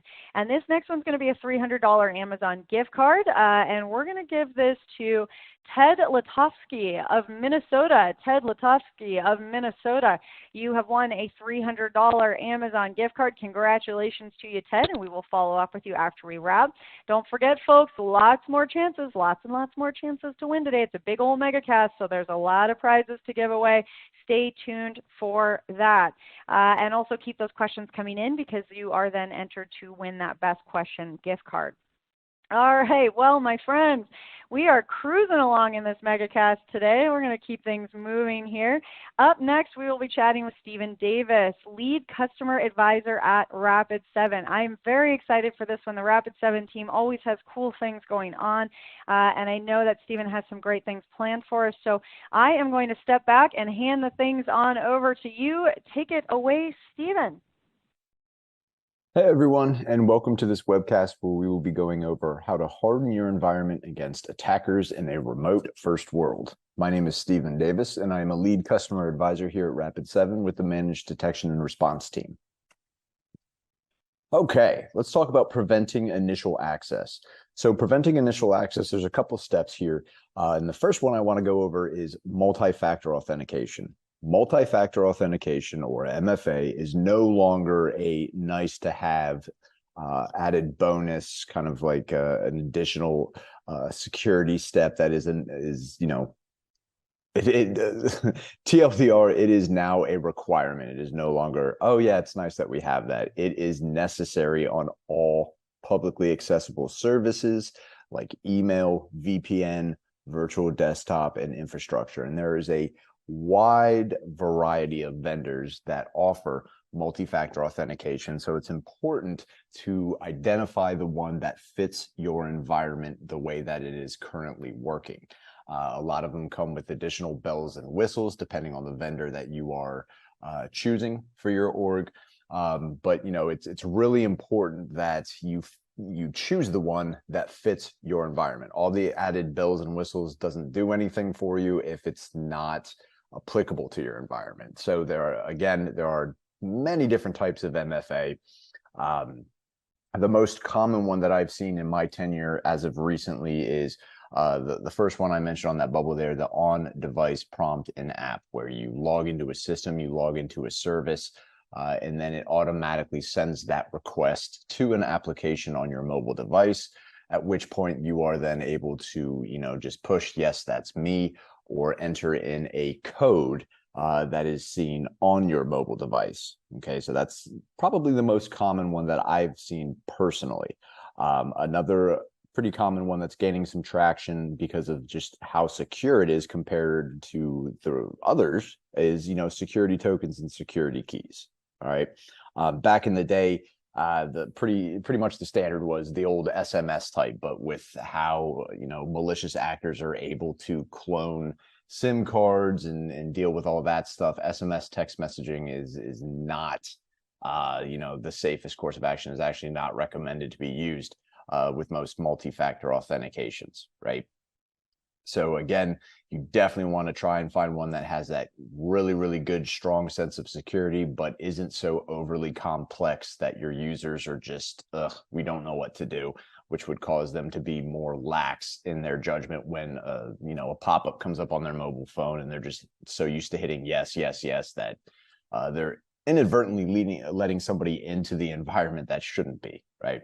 And that kind of folds into the third bubble there, educating your users. It's very, very important to educate your users on how to use the multi-factor authentication, why it's actually required, and why it is so important that they actually pay attention when they get those MFA prompts on their mobile device, right? It doesn't do any good if you pay all this money and have all those man hours dedicated to setting up MFA for your environment, and then your users are just so used to, hey, they get a push notification on their mobile, they hit yes, they haven't even looked at the IP, they haven't even looked at the source of that authentication, right? So educating your users is extremely important when implementing MFA across your environment to help prevent initial access from happening.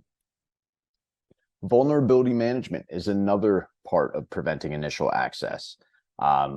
Increased urgency is required, right? Critical vulnerabilities exploited in mass and quickly. Whenever a critical vulnerability has been identified out in the wild, well, it's identified because it's being used, right? So whenever those critical patches come down the pipe or critical vulnerabilities come down the pipe in order to stop exploits and things like that, it is imperative that you are able to respond and patch immediately. Now, research shows 24 to 48 hours is not fast enough in some cases. And I mean, that's where vulnerability management, really gets to be a little bit difficult, right? Everybody typically will have change management within their organization. So even if you want to install a patch right now, it has to go through some form of review, testing, approval, things like that. And yes, that is generally for the better good of the organization, but at the same time can actively slow down your ability to patch quickly. So again, that is trying to find that sweet spot where maybe you have some internal processes and procedures that go after the priority of said vulnerability or patch that needs to be pushed in. The higher, if it's critical or high, maybe that only requires a little bit of a change management, whatever the case is, right? So have an internal policy dedicated to, being able to patch quickly if the opportunity is necessary. Also, don't forget, most appliances shipped with default credentials, right? And that could be something as simple as in context, a wireless home router from your ISP. You can actively do Google searches for, Verizon wireless routers and get the default username and password. Netgear, get the default username and password. If you're purchasing server racks or NAS devices and things like that, they come with a default username and password. So that should be one of the top priorities, is once you receive that equipment, that appliance, change those default credentials immediately. And, way before putting that appliance on the public internet, okay? Also, patching after you have been exploited does not remove the exploit. Think of it as you have an open door. Somebody who's not supposed to be there walked in, you install that patch, it closes the door, but that individual is still inside your house. All right, so with that analogy, once you have patched for the exploit, if it has already been exploited, you still have potential artifacts, attackers, whatever, inside that environment that also need to be kicked out and removed. Okay. Code execution. So for some default ones here, some common ones, I'm going to pick on Office 365, right? Some good tips for preventing initial access via against code execution for Office 365. Disable your legacy authentications. Keep knowledgeable about the new types of authentications and the old legacy types of authentications and why you are disabling them. All right, that'll help you identify other areas or maybe some other opportunities that you can, harden up your systems if you know exactly why that legacy authentication needs to be disabled in the first place. Review your users' apps. I don't know of anybody that has been working in cyber or IT that, has really built that infrastructure from the ground up and knows everything that's going on. People change jobs. They'll go to another company where, oh, that's been implemented, for 10 years now. Nobody really knows what's inside of it or all that it encompasses. So getting a good knowledge of what your user apps are will help you determine if they are still needed. And if not needed, they can be shut down, removed, closed, deleted, whatever the case is, and you are then lessening your attack surface altogether. Okay. So review what you are currently using, review what you currently have, and then don't use what you're not using. Remove it if it's no longer needed. Disabling mail forwarding to external domains, right? That's going to help with phishing and things like that. You can almost think of it as kind of like a default firewall, right? The best recommended thing from a lot of network engineers is to disable all traffic and then only allow what you want, right? You can kind of think of that in a similar fashion to disabling forwarding to external domains. Disable them across the board, and then, as you get customers, vendors, things like that, add specific rules to allow those email forwarding to the external domains if it's possible or if it's, applicable. In most cases, an organization is not going to need to forward emails to an external domain. Internally, absolutely. A person leaves, they need to have their emails forwarded to a manager or the person that took their place. But for external domains, outside of a few very customized situations that I can't go into, it's never really needed. Configure your anti-spam and outbound spam policies. That's a big one. That's going to help with your phishing. That's going to help with any malware and things like that come through with spam, or just, not be flooding individuals' inboxes with all of this useless email, right? So that's another good area that you can do to help out in the long run. Also, logging, enable the unified audit log and enable mailbox auditing. Should any issues or compromises happen to a particular mailbox and things like that, you're not really going to know the information to build out that timeline of what happened if you don't have the correct logging surrounding that mailbox. And you can get that from the enabling of the mailbox auditing and enabling of the unified audit logs for those deeper dives into those logs, so that you can do some proactive threat hunts and things of that nature. When it comes to default file associations, group policy is going to be your friend here. A great tip is to change the default associations for your typical badness. Point file extensions away from the script and terminal. A great example, if you routinely use Virtual Basic scripts or JavaScripts, maybe for, logon scripts or anything like that, use group policy to set the default association to something like Notepad for VBS and JS, so that if they are actively, manually ran in your environment, all they're going to do is open up Notepad with the script or the code in there, and it's not actively going to run anything. Let's get into some endpoint hardening. So endpoint hardening against credentials, credential dumping, protecting your LSAS, right? A great opportunity that comes bundled in with Windows, and I believe it's turned on by default now in Windows 11, is Credential Guard, right? With the Windows Defender for Endpoint. You have Credential Guard and you have Remote Credential Guard. Use those to help protect against your LSAS dumping, okay? For your Active Directory, you can look into using protected user groups. This helps remove the need for NTLM and RC4. Protect your service accounts, right? You can use grouped managed service accounts. Your service accounts should also not be used as typical user accounts, right? So protect them. They should only be used for a particular service and nothing else, okay? Also try to avoid sharing service accounts across multiple surfaces, right? Don't have the same service account that handles, your finance stuff for your web server and also your email server and also this, because once that, if that particular service account gets compromised, they have access to multiple systems, and then you've pretty much just shot yourself in the foot, because you have to take multiple systems down in order to reset that password and get that stuff, cleaned up and fixed up. All right. Remove unnecessary privileges. Least amount of privilege is the best practice. So only assign the correct subset of privileges for the user account in question, and only for the duration that they need it, right? People shouldn't be using domain admin accounts just all free and willy-nilly, right? If you can utilize local Active Directory security groups, in lieu of just providing domain admin access because you have multiple servers that individual needs to administer. Create individual security groups for those systems so that they are only a member of those security groups and not a member of the domain admin security group, things like that. Okay. Hardening against lateral movement, limit host-to-host communications, right? It sounds easier than it actually is, but some common recommendations are utilizing Windows Firewall, blocking SMB on port 445, RDP on 3389, WMI, WinRM, and PS remoting, right? Think about your traffic as far as controlling the visibility in the way that it works. East to west, north to south, things like that. Zone separating your firewalls, and also network segmentation, right? Network segmentation is extremely important and can be extremely benefit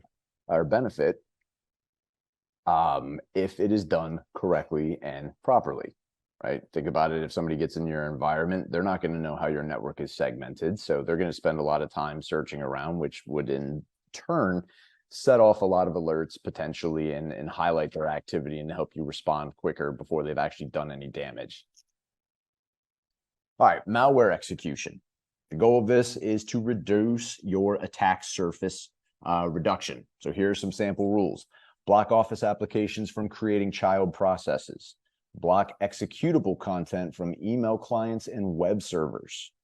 Block persistence through WMI event subscription, and block process creations originating from things like psexec and WMI commands, right? All of these may seem large or may seem difficult to do, but overall they're actually not. And in a lot of cases, small changes can have large impacts on your cyber and your defense. All right, detection and response.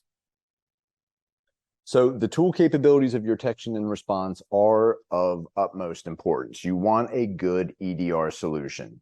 If you don't know what an EDR solution is, it, in a gist, provides deep visibility into behavior on all workstations and servers.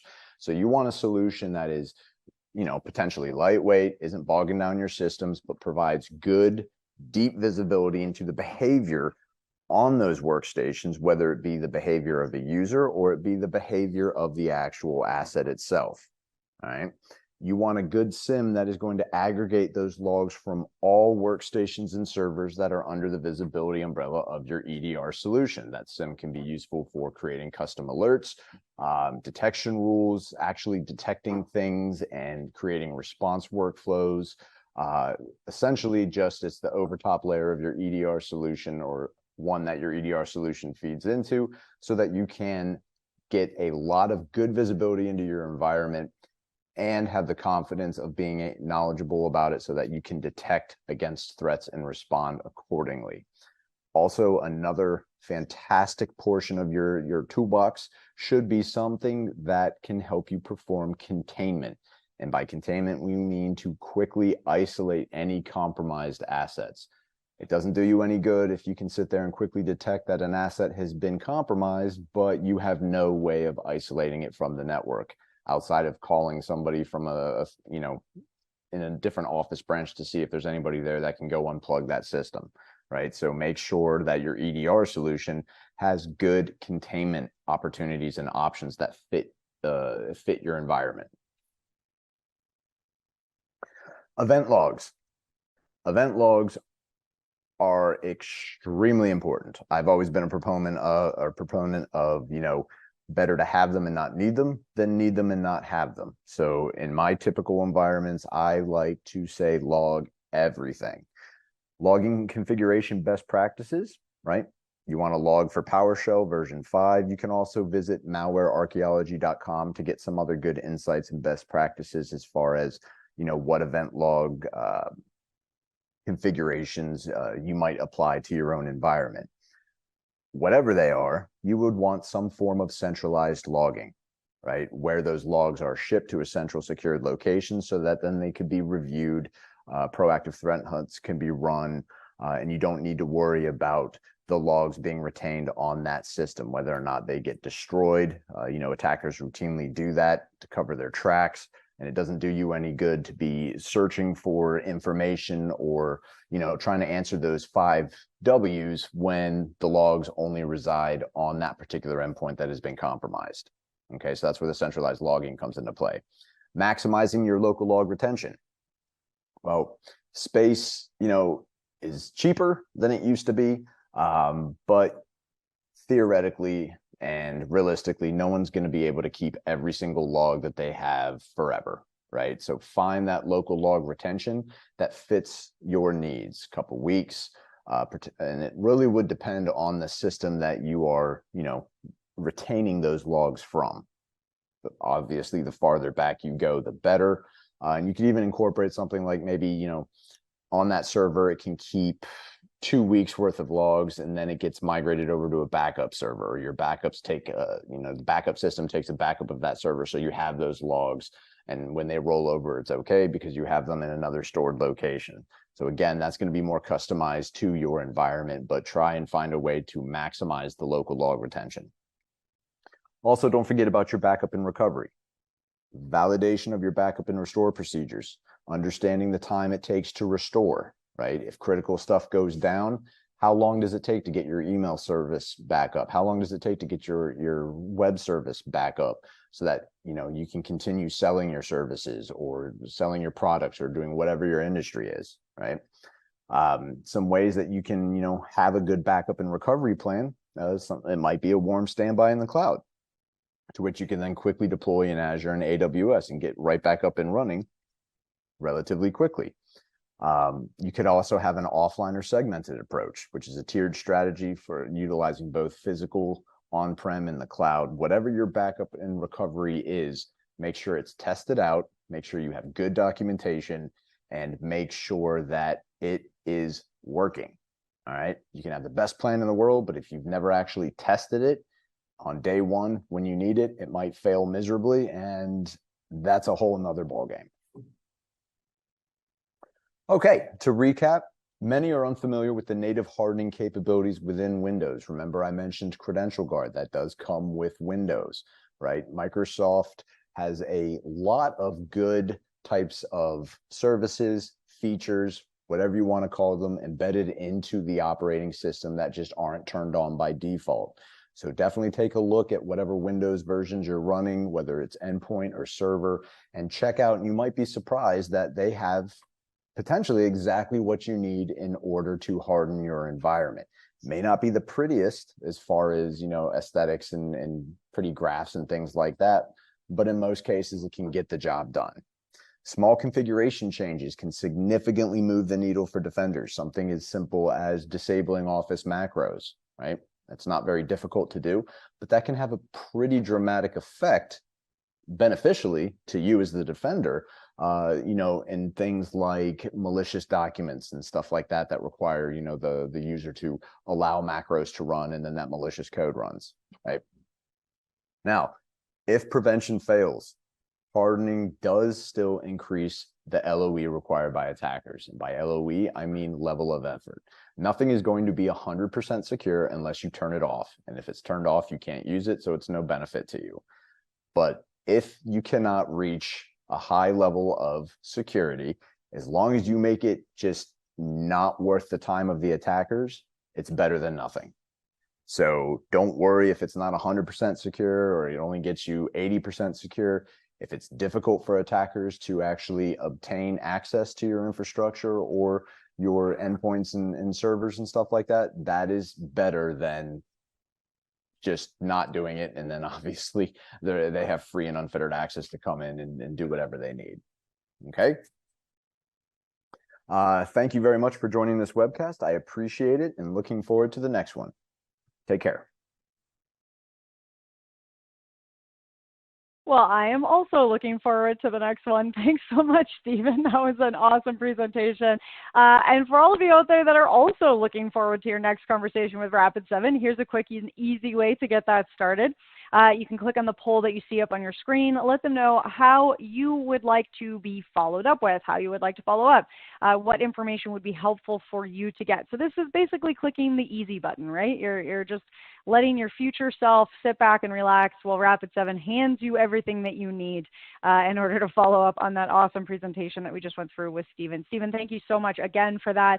And I do want to point out that I know we're not stopping now to take any questions. Stephen had to run, but we are going to make sure that all of those questions that you asked get to the Rapid7 team. So if you get those questions into us, you will get answers back, and you are answered to win that best question gift card. Speaking of winning things, I'm going to take us over to our prizes, but very quickly, I also want to remind you to head to that handouts tab and be sure that you start exploring a little bit. If you click on that Rapid7 handout link, you can start exploring MTC, Managed Threat Complete, which is a single integrated service that allows you to prepare for, detect, and respond to threats in your environment. So again, just a fantastic follow-up to the conversation that we just had. So click, head on over, check that out.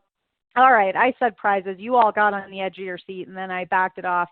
So let's head on over to those prizes. All right, so I will remind you again that you do need to be here live and present with us at the MegaCast in order to win. So, drum roll please. Our next two winners, we're going to give away a $300 Amazon gift card and then an Apple iPad Air. Our next gift card is going to Steve Bezra of Massachusetts. Steve Bezra of Massachusetts. And our next Apple iPad Air, those are different, is going to Angie Larson of Arkansas. Angie Larson of Arkansas. Oh boy, guys, I tell you, that hot sauce we had this morning just addled my brain. I am struggling with the thinky bits right now. Let me repeat that. Steve Bezra of Massachusetts, you've won a $300 Amazon gift card. And Angie Larson of Arkansas, you've won an Apple iPad Air. We will be following up with all of you after we wrap. Oh, I already see Angie responding. Congratulations, Angie. You'll get an email from us. All right. Now, for the rest of you, don't despair because there's more chances to win prizes plus that best question gift card coming in from each session. And even better than all of those prizes is another session in our MegaCast. So let's get into it.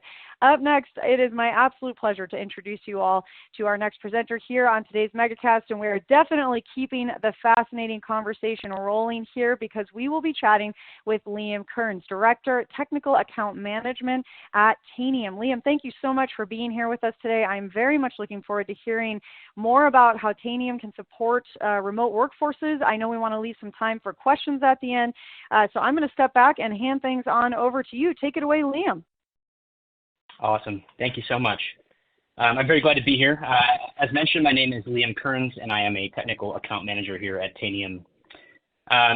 Today, I'd really like to talk about, with everyone, some of the issues and challenges that IT professionals have brought to Tanium around remote and hybrid work.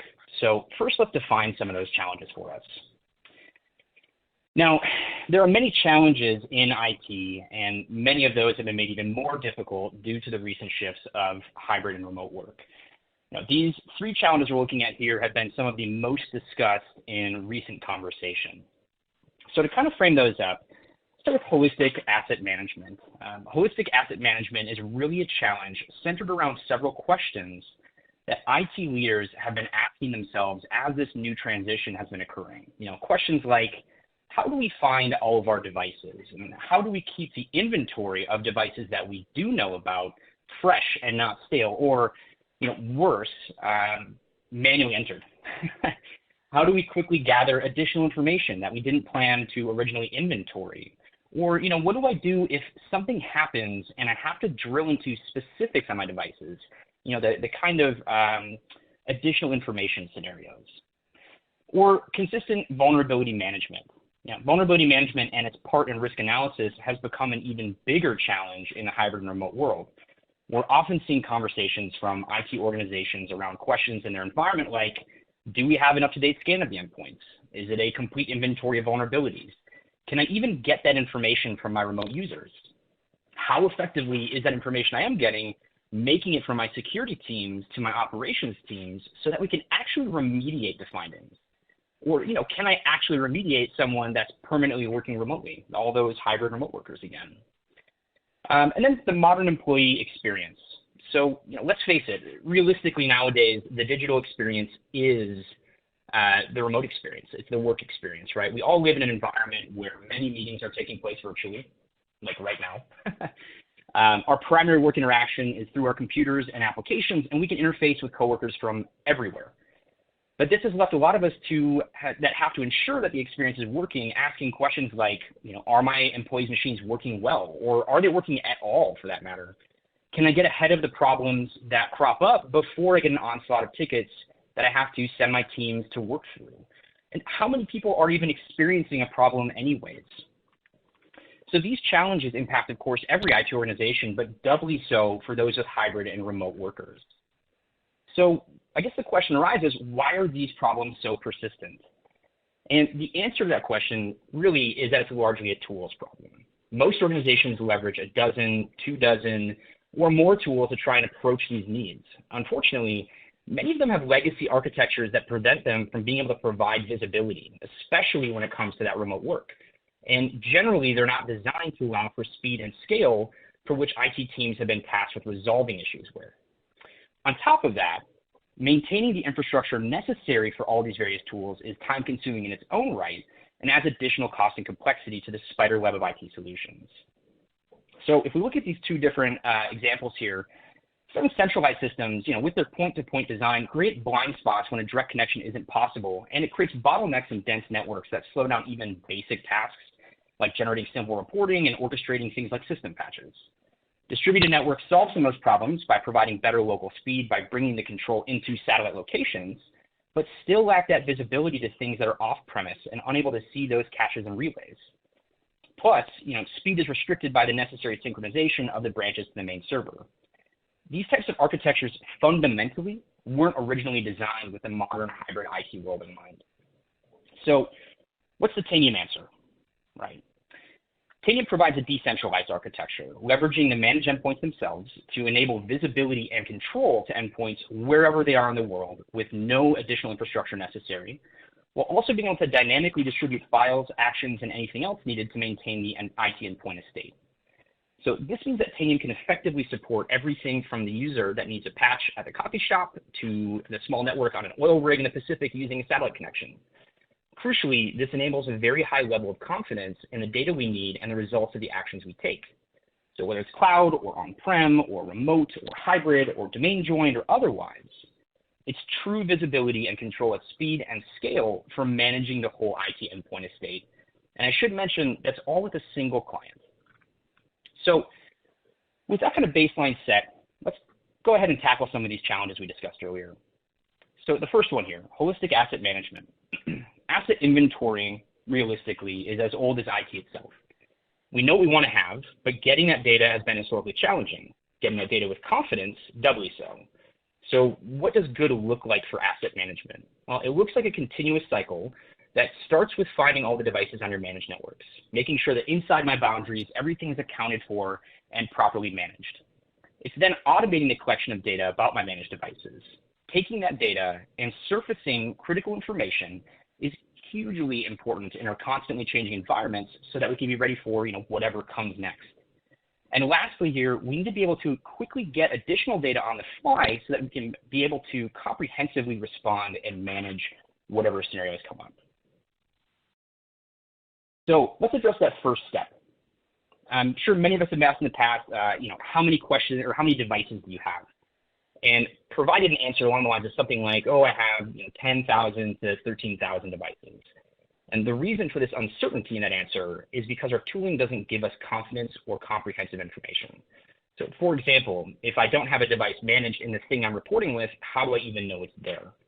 So Tanium provides complete visibility into all the devices on your managed networks without accruing irrelevant data on things like my hybrid workers, internet-connected toasters at home.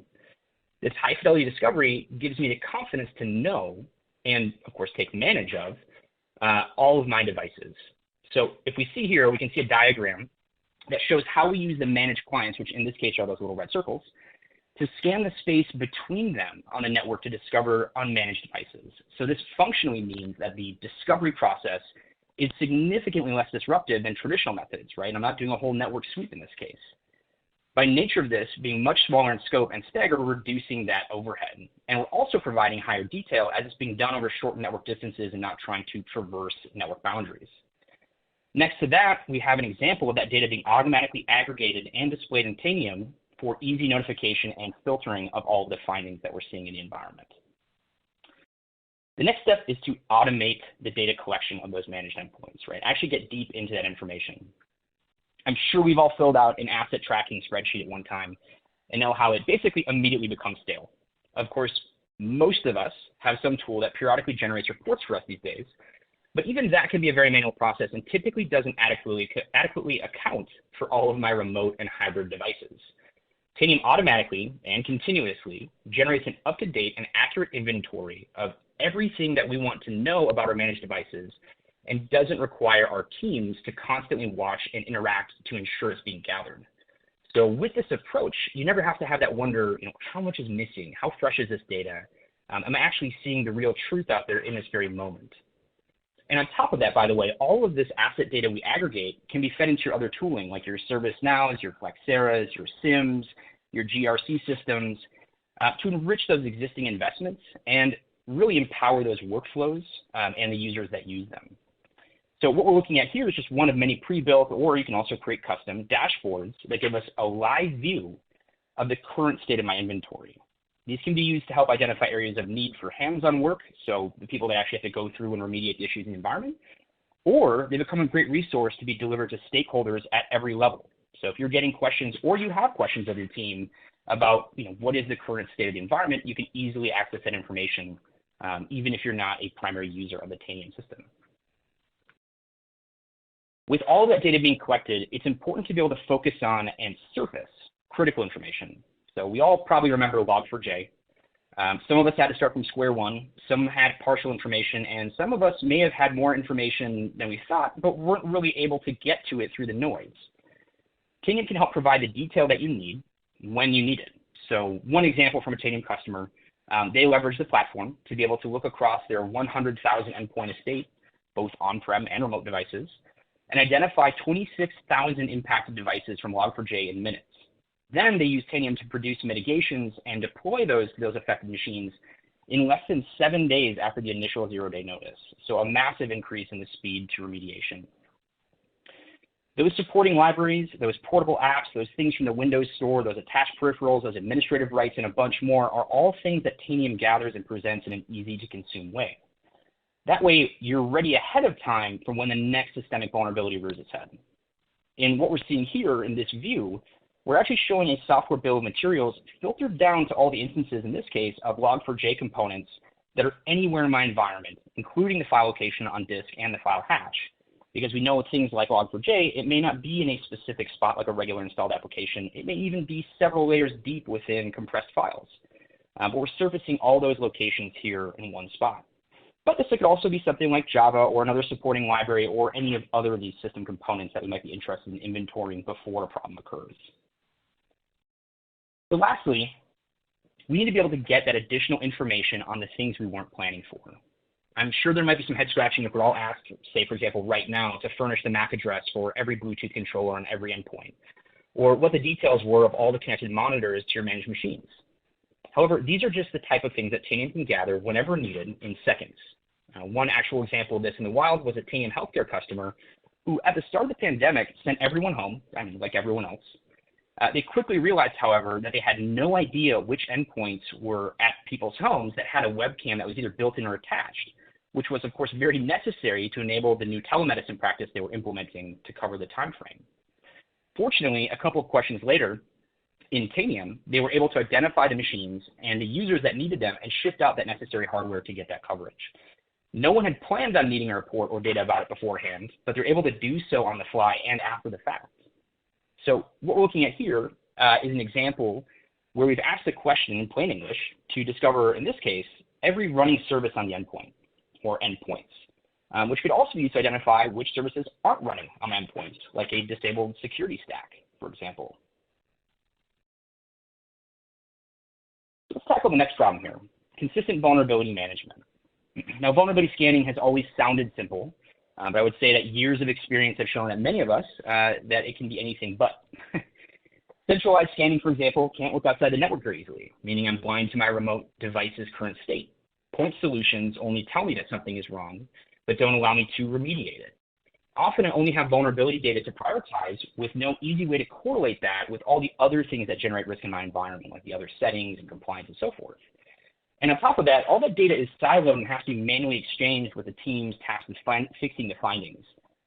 So what good looks like in a consistent vulnerability management approach is really being able to get comprehensive scanning of all of my managed devices, holistically prioritizing and dynamically sharing the findings, and fast and efficient remediation. So to that first step here, scanning all the endpoints. Tanium provides on-device scanning for vulnerabilities that give visibility to the state of the device no matter where it is in the world. On-demand scans, recurring scans, automated scanning with no blind spots, essentially. The flexibility to scan at whatever frequency is needed with the ability to target scans to machines by virtually an unlimited number of variables without large user impact. Another use case or another customer story here is that one Tanium customer had leveraged this ability in an audit where they had 5 days to complete the audit and the cycle was 20 days. The initial scan with Tanium when they went in took 12 minutes. Their previous approach took 9 days. So very strong in getting that timelines and those workflows and shortening them up. What we see here in this view is that we can see the results of the latest vulnerability scan organized by the count of findings. We could also very easily view this by endpoint summaries, by the operating system types deployed, and by severity, and then filter that on any criteria we want. Tanium can also correlate associated risk data from a number of vectors, like the criticality of the asset, the adherence to compliance baselines, presence of sensitive data, vulnerable protocol usage, and many more items to get a clear picture of the overall state of the endpoints and prioritize what needs to be resolved first. And Tanium's strong role-based access control allows my security teams to take ownership of the discovery of risk in my environment, while also allowing the operations teams to view the resultant data in a single platform for their relevant areas of responsibility.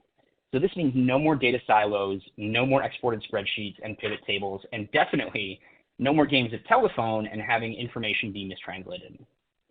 What we're looking at here is a holistic risk scoring representing the overall risk in my environment, in this case, the 306 number, as well as the scoring specifically around the vulnerability impact on that score, which is 757, and that contributes to that score. The score is being determined by the factors I mentioned before, so it's more than just a simple count or one-dimensional value. We can also see that score is measured over time to provide an at-a-glance indication of whether we're getting better, getting worse, or we're staying the same.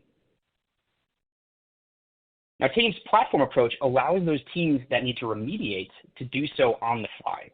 So whether it's a sniper pass that needs to be deployed out to tackle a 0-day, or a vulnerable application needs to be removed from every endpoint, or a policy change needs to be pushed out, all of the capability and data is in one spot.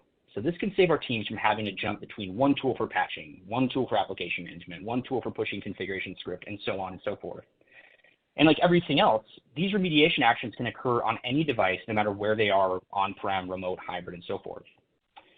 That same customer I mentioned earlier with the audit issue, where they did the 12 minutes versus the 9 days, they actually remediated their issues in 15 minutes. And the result was that one of their audit scores was the highest they'd ever achieved. Another customer was addressing a particular vulnerability and patched 74,760 clients in a 12-hour period to achieve 97% compliance. Looking here at this view of the data again, we're looking back at our scan results, but you'll see that we actually selected several of those vulnerabilities and are able to pivot over by pushing that big blue remediate patch in patch button to actually start the process of sending out the fix to the endpoints without having to pivot out. All right, so let's talk about our last problem here, the modern employee experience. So like I mentioned earlier, the digital experience is the work experience, right? Especially for our remote and hybrid workers. As such, it's more important than ever to understand what digital problem an employee or employees have and to fix them. So what does good look like in that area? Well, the first step is to measure the experience. Get the hard data from the systems that tell us where things are going wrong and get that data continually. The next step is to gather employee data, the subjective input, if you will, and combine it with our hard data to create an understanding of what the employee is experiencing wherever it is that they're working. And lastly, we need to remediate the core issues that are causing problems. So when it comes to actually measuring the employee experience, there are many issues that we may not discover simply through tickets. Savvy users may attempt to fix on their own. Other users may just ignore the problem because they're busy or think it's not worth it. I'm sure I've never done that. Eventually, these issues start to pile on and create situations that impact the user's experience and productivity, which ultimately means there's a cost on the business. Tanium proactively gathers data from the endpoints in order to get in front of these issues and these tickets. So crashing applications, peg CPUs, slow disks, blue screens, and more are all things that Tanium watches for and surfaces before a single ticket lands in the inbox. And performance scoring provides a measurable way to see what endpoints aren't as working as well as we want to at any point in time and over time, so we can see if things are getting better. Furthermore, if there's a correlation, say for example, a common situation, a particular app is crashing enterprise-wide, Tanium can find that too before we ever hear about it from our users. What we're seeing here is a high-level dashboard of my employee's endpoint performance. We have our overall score from 0 to 100. We have of the environment, and by the way, it could be any subsection of the environment as well if I want to, say, department or group sections. Over a selected time frame of the last week, which can be toggled, and details of what types of events are causing drops in my score, as well as a breakdown of endpoints by their performance scores. Sometimes the information that we need isn't the hard data from machine, however, right? Sometimes it's the qualitative data we also need to really understand our users' sentiment. How do they feel the performance of an application is doing? Do they feel their meeting application is sluggish? Do they think their network is acting up? I'm certain we've all sent emails before to users hoping to get some of this, only to find the email gets ignored or lost, and we're left wondering. Well, Tanium provides a centralized way to prompt users with these types of questions.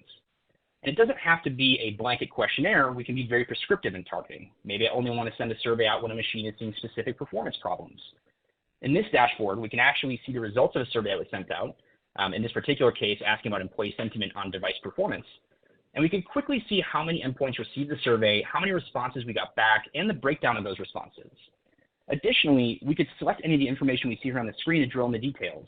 So, who answered and in what way. Tanium has robust capabilities to centrally resolve endpoint performance issues. So everything from remotely rebooting machines to updating buggy software to pushing configuration files down to misconfigured applications and much more. However, sometimes we may want to let the users have control through guided solutions without them having to have a background in IT. So clearing caches, flushing DNSs, restarting applications, and others. Or maybe we want to point them to resources that can help them understand the issue. So think of things like an intranet page or some training, for example. This can ultimately help to reduce IT time spent in ticket resolution and empower users to improve the experience without having to break away from their workflows.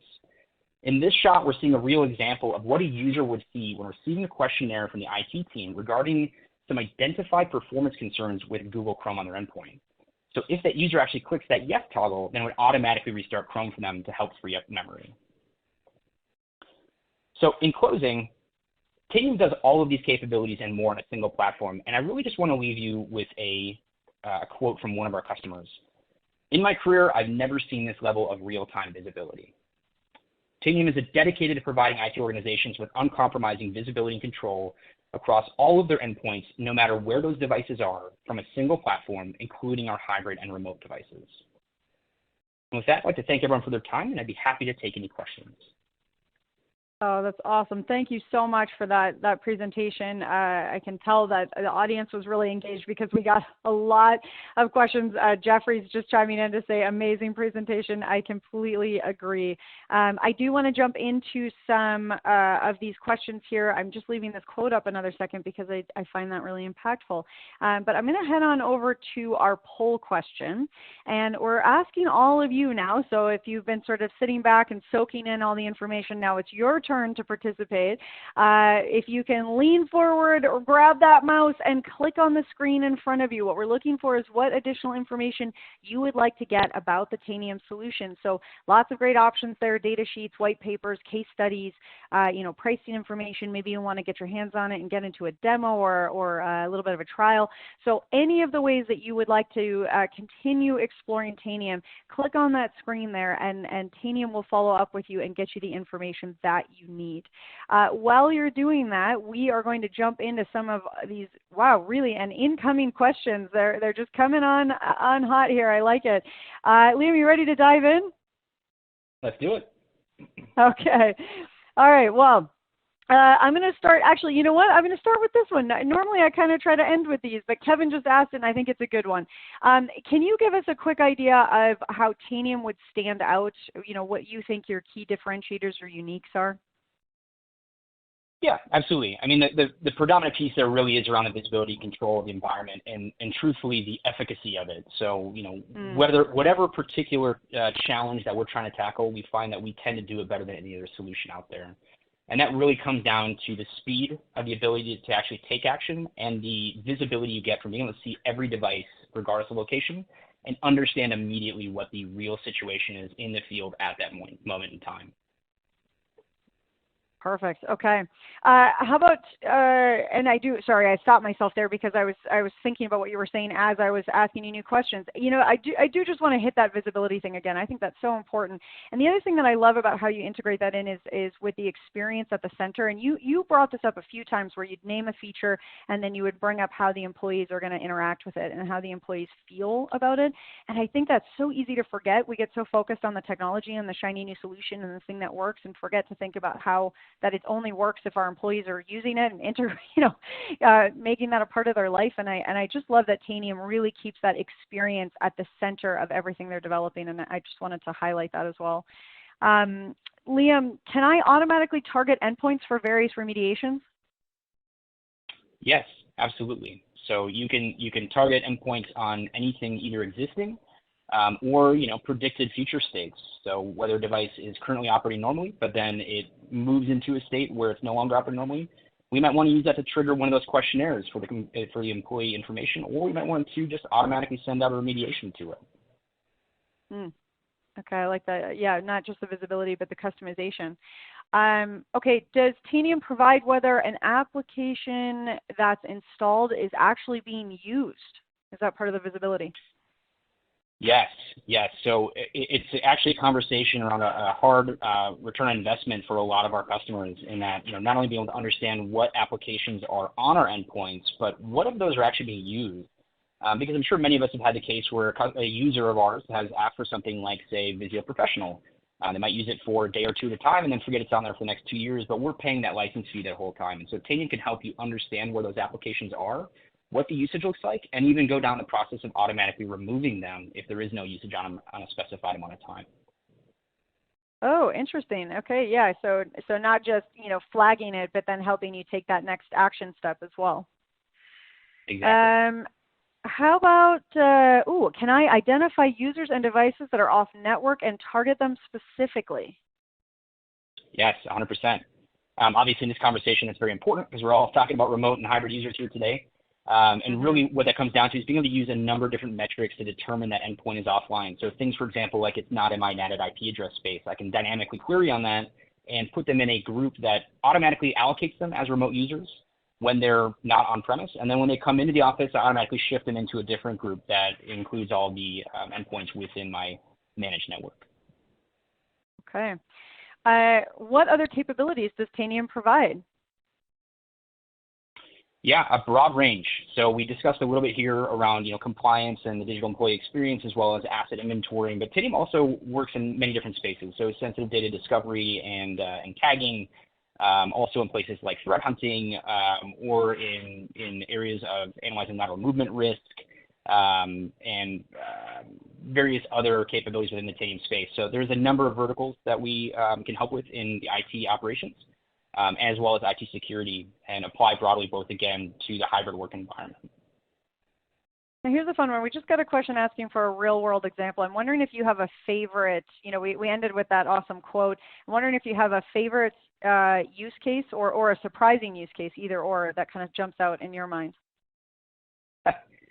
Yeah, actually, there was a great one. So thinking of remote work, one of our customers had a situation where they were in fact patching endpoints that were located on an oil rig, deep sea oil rig, and the issue was that those machines, there's only a handful of them, but they still had to be maintained, were connected over a very slow satellite link, and so they used to go out there because their patching solution just couldn't manage such a link and such latency on it.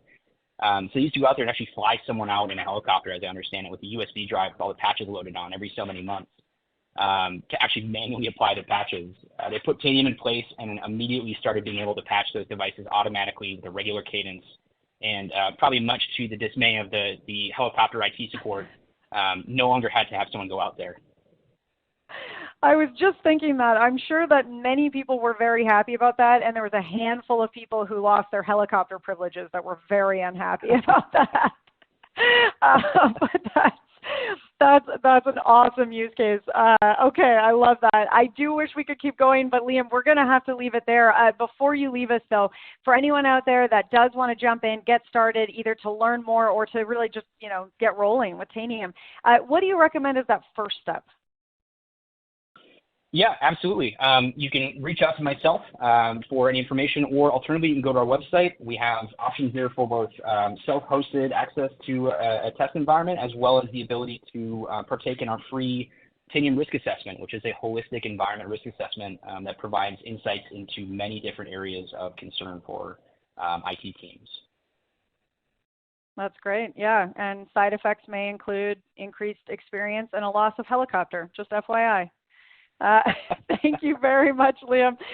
This has been a great conversation. Thank you so much for sticking around to answer some audience questions. I know that we didn't get to them all, so Liam, I am going to make sure that we get all of the questions asked over to you and your team so that everyone can get a follow-up today. And thanks again for joining us. Awesome. Thank you so much. All right, and for all of you out there, I'm going to remind you again to click on that poll, and if you haven't gone over to the Handouts tab, please do head on over to that Handouts tab and download the Tanium handout, 4 Steps to Building a Digital Employee Experience, or DEX strategy. Basically, this explores how you can keep your hybrid workforce productive and remove some of that heavy lifting off your IT desk. So again, this is such a cool way to really refocus that employee experience on all levels, from IT through to all your end users. So please do go and take a look at that handout. Click on that poll. While you're doing that, I'm going to give away another prize. Now, we are at a $300 Amazon gift card, and I'll remind you that you do need to be here live and present with us at this very exciting MegaCast in order to win. Our next winner of a $300 Amazon gift card is Cesar Rosas of California. Cesar Rosas of California, congratulations on your $300 Amazon gift card. Now, we will follow up with you after we wrap, so stay tuned for that. But for now, we're going to keep things trucking right along in this thrilling MegaCast. And up next, we have quite a treat for you all. We will be chatting with Virali Patel, Senior Product Marketing Manager at Nisuni. Virali, I have to say, I cannot wait to hear what's going on at Nisuni, what you've got planned for us. I know that we are going to leave some time for Q&A at the end, so I will step back and hand things over to you. Take it away. Hello. Good afternoon, everybody. Thank you for having Nisuni over here. So today what we'd be discussing with Nisuni is how Nisuni offers a solution for remote and hybrid work, especially when it comes to meeting the challenges with today's hybrid work environment.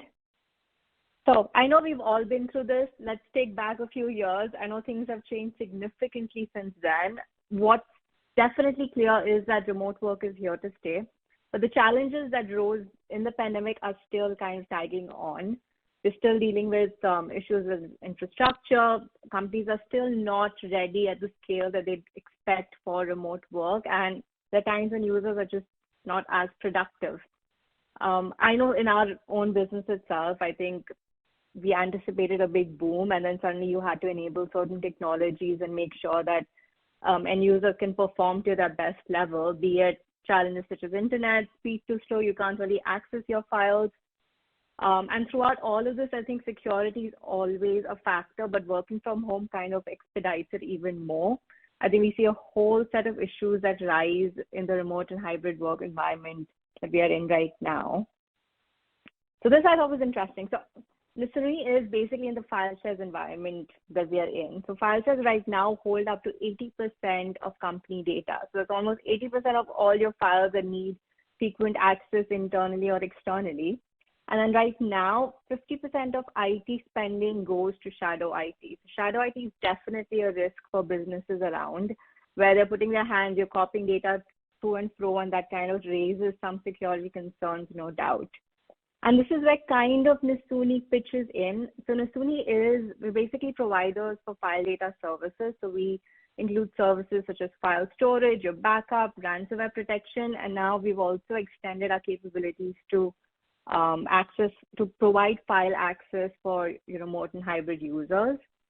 And that's kind of where we fit in this landscape that we're in. So what we help is basically consolidate file data into your object storage, such as Amazon, Azure Blob, Google Object, and kind of provide them at a fraction of a cost, whether you're on-premise or on cloud.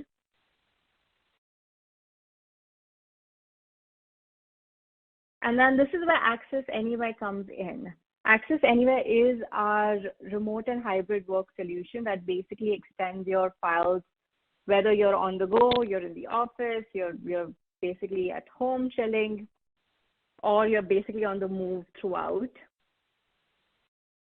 So these are some of the use cases that Nasuni kind of has targeted for remote and hybrid access. So what we have is, of course, the high performance file access at the end user level. So we definitely want to make sure that users have the ability to access, search, and share files without extra investment into VPN, for example. Yep, right here. So I don't know if any users have experienced this. A VPN is not fun to travel or access into. I think I hate when I have to log into VPN. It takes connection issues. I get offline. I cannot access information that I really need. And then I kind of have to connect with IT to get access to the files that I really have to get going. Now imagine that with large files. I think it definitely complicates issues along the way. And then that's when sometimes users end up having their own versions. They adopt point solutions on their own end to kind of suffice their needs. And that's where the risk of shadow IT is even more evident.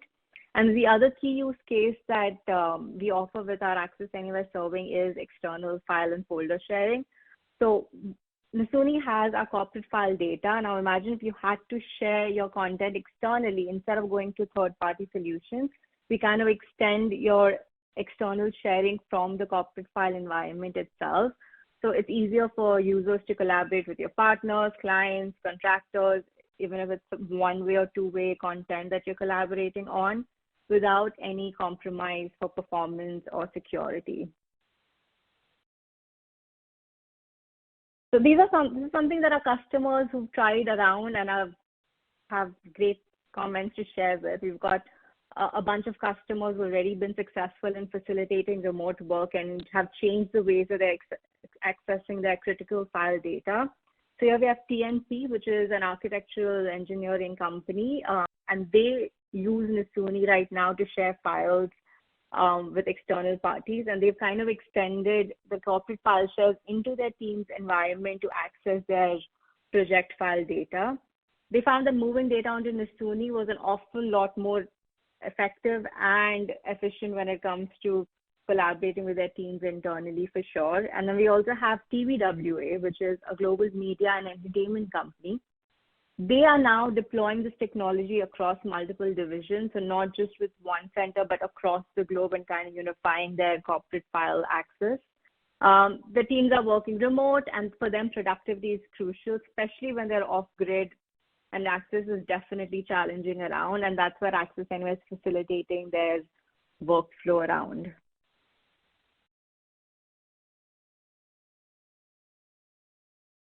So I would love to dive into some of the security aspects of Access Anywhere. So one of the first challenges with working remote is, of course, VPN challenges. I think traditionally companies enforce access through the VPN, and I'm sure we've all experienced those mixed feelings when it comes with VPN access. Now, VPNs are not designed for frequent file access over the internet. I think with the abundance of load that they experience, the end result has not been satisfactory. They're slow and they function as a part of an SMB protocol. So that's when the whole range of our technologies here support the VPN-less technology that's out there. What we do is basically we cut out the SMB protocol and make data accessible on the go. And Nasuni does this in a secure and efficient manner. We enforce TLS security standards. We leverage HTTP protocols as well, and we've got audit trails that kind of make sure that you can track behavior of what's shared with whom on even internal behavior around the organization itself.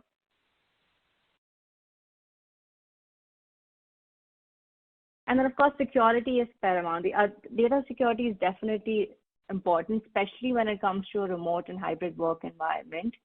And I think that's where Nasuni Access Anywhere as an infrastructure ensures that your data is protected. We have capabilities along the lines of authentication, compliance, and data security. So we definitely prioritize security in terms of implementing advanced encryption protocols. We're compatible with, we integrate with AD Active Directory or the APN SAML protocols.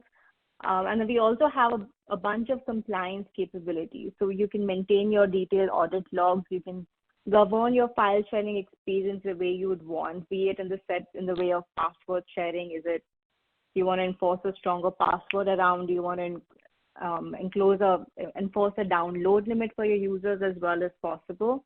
And also comes around with an enhanced data governance piece that's important, even more now when we are working remote with different users around. So we make sure that our security is designed to be compliant with your data regulations and internal security standards. All the while you maintain that single source of truth for your data that basically helps you mitigate data breaches, maintain your data integrity, and stay compliant with your industry standards, including GDPR, your HIPAA compliance, as well as CCPA. So here's a quick view of some of the access control permissions that as an admin level you could set it in. So you basically can decide groups that you want access with, you want them to share with via the links, is it folders or just the files that you want to share, and also the ability to drag and drop content within the web interface that we have. And we also provide audit security trails. And this audit security is, at some level, you can even enable to your end users so they can see information of how they have been sharing and using their own data. Again, privy to what they can see and not extending to other users within your organization. So we definitely offer centralized administration and control features. You can basically manage user accounts and policies all via the single interface. Basically, this helps streamline IT management and make sure that you're consistently enforcing those security measures and data governance policies set in. The other key feature that we discussed about is, of course, external content sharing. Now, what's unique about Nasuni is it's not one way. We allow this bilateral way of content sharing. So, for example, right now, if I'm sharing content with a colleague of mine, a Word document, for example, not only can I share, but we can kind of maintain this live editing capability around, so we can go back and forth without breaking any protocols.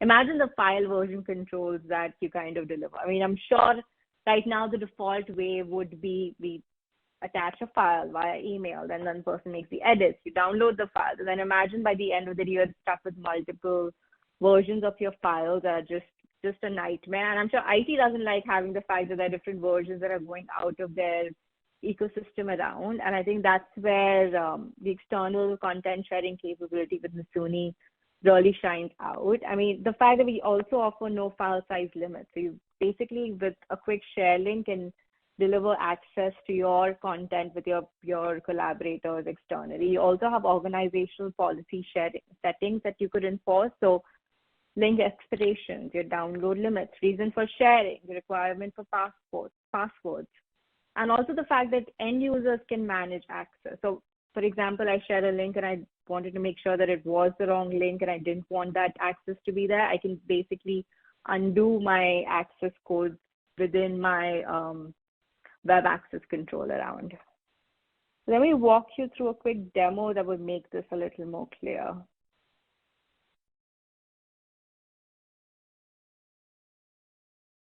There's a demo. Start with the Cloud File Manager, which provides you with a view of all the corporate file shares you have permission to see. Choose the file or folder that you wish to share externally or internally. From CAD drawings to large digital assets, you can effortlessly share a wide range of content irrespective of file size. Fill in the link's security and delivery details, where you can set a download limit, verification code for guests, restrict download to the desktop, and provide reason for sharing. Security is provided by two-factor authentication, which ensures your exchange is safe. External parties can also drop files directly into this same shared folder, making project collaboration easy.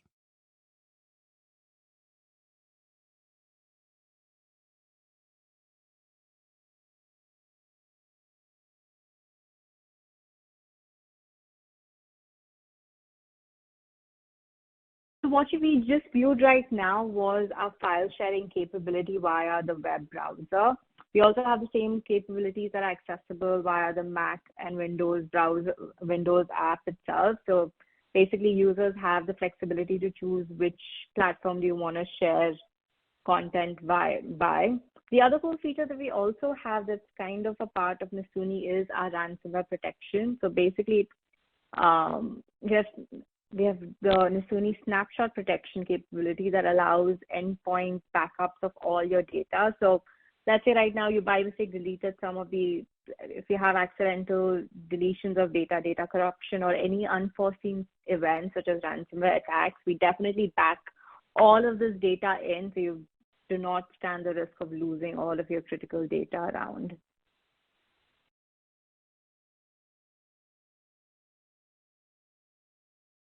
The other really cool feature that we have with Nasuni is our file transfer acceleration.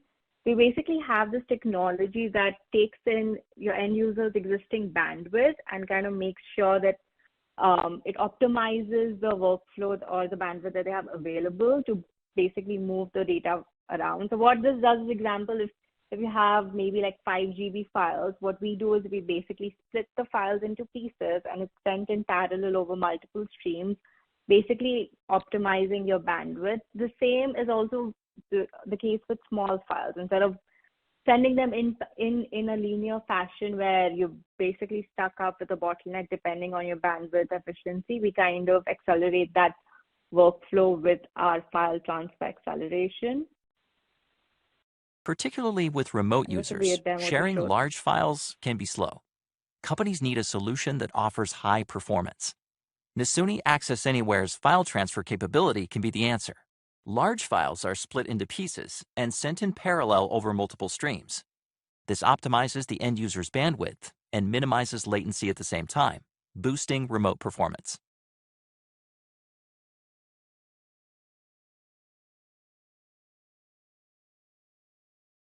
Now, basically what we just looked right now is the drag and drop feature for a 1 GB file that was literally transferred within 40 seconds.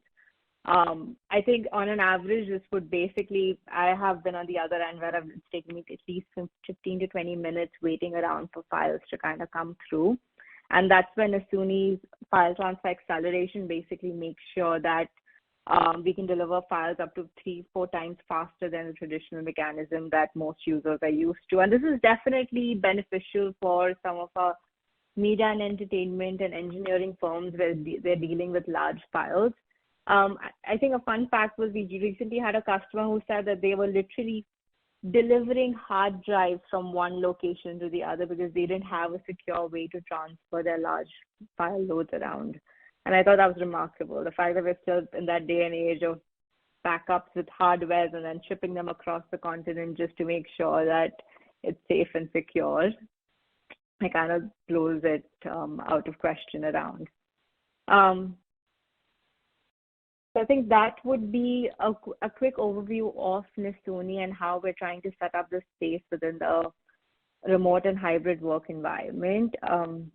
What makes Nasuni unique is, of course, that we kind of extend your corporate file shares in a safe and secure manner to your end users, maintaining that single source of truth for all of your data, which is pretty remarkably scary or intimidating when you imagine all of the other point solutions that companies kind of end up adopting. So basically what ends up happening is you have siloed data around, you basically have no freedom or governance capability around them, and basically not have that unified single pane of glass view for your corporate file data. And that's kind of where Nasuni Access Anywhere bridges this gap when it comes to your corporate file shares to your end users' file access.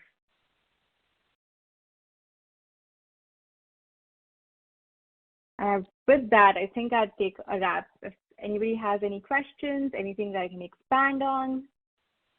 Yeah, we have lots of questions. More. Yes, no, sorry, you go ahead. Tell us how to learn more. Let's start there. Oh, yes. I was just going to say that definitely please visit nisuni.com. If you have any questions, we link. You can definitely connect with me as an organizational entity. Please feel free to even reach out via email as well with Nisuni. Perfect. A great way to get started. And you know what? I always ask that at the end of our presentation, so you've just jumped ahead. You're extra credit and answering questions I haven't even asked, which is great. I am actually going to move ahead to our poll. And what the usual question here, folks, what we're wondering is what additional information you'd like to get. And in this case, obviously, we're talking to Nisuni, so how can Nisuni follow up with you? We just got a great presentation, a really interesting kind of overview, and there's so much more to dig into, and we're going to take some time to do that right now. But this is a great way to make sure that you can get the information that you need, because obviously, a lot of what we're talking about today is very specific to your organization. You want to tailor it to your employee experience and to your workforce needs. So make sure that you're getting the information that you need when you need it. Click on that poll and let Nisuni know how they can follow up with you.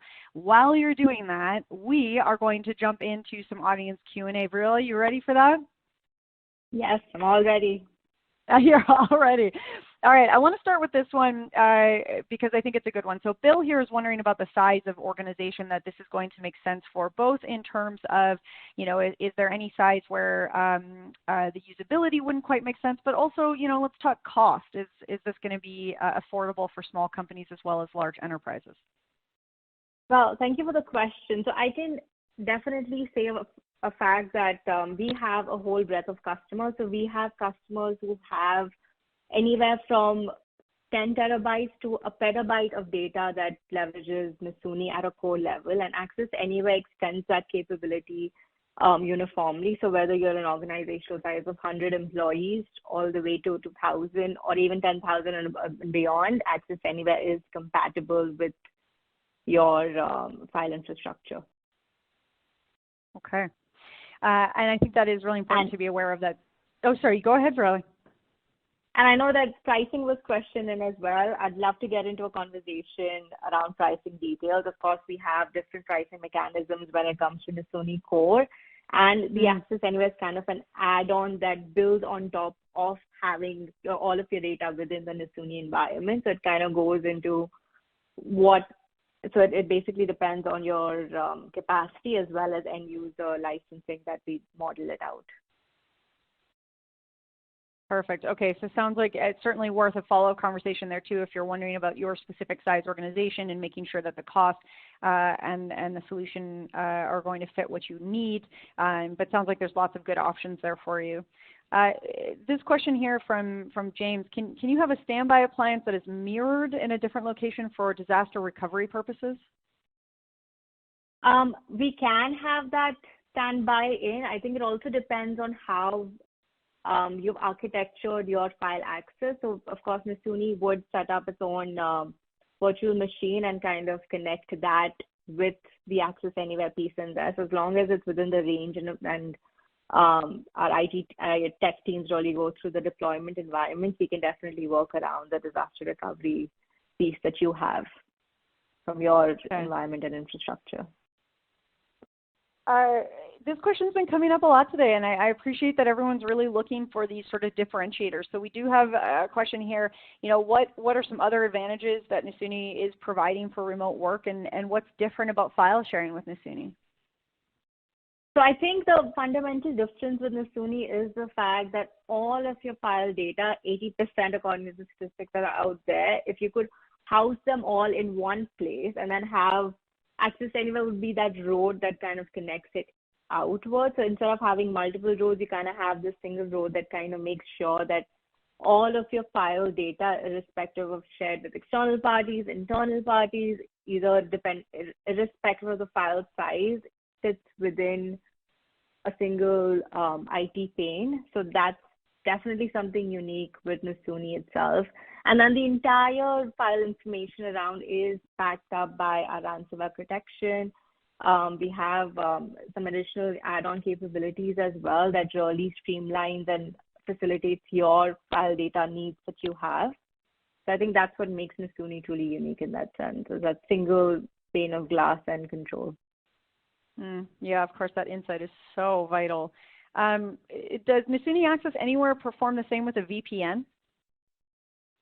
Yes, so Nasuni definitely bypasses certain protocols if needed, but it also coexists perfectly well with your VPN. So it doesn't disrupt your existing infrastructure. It's just more around compatibility that you'd have. Perfect. Okay. We're getting pretty close to the end of time here, so I'm going to have to wrap this up very quickly here. But I do want to ask this one last question here that just came in.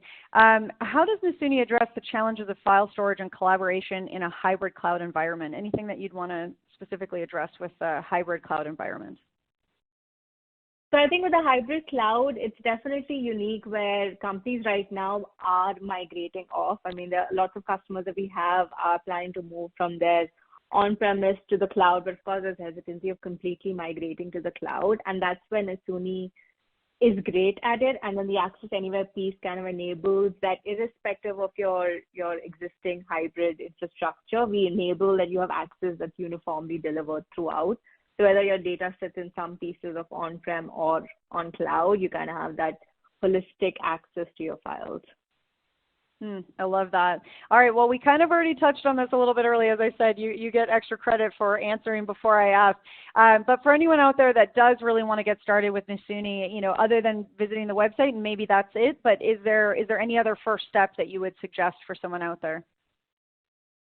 Definitely get in touch with our team. I mean, we do have a request application within the website itself. So I definitely suggest that reach out and just request a demo if that's what you need, and we'd be there. Our team would be happy to connect and answer your questions.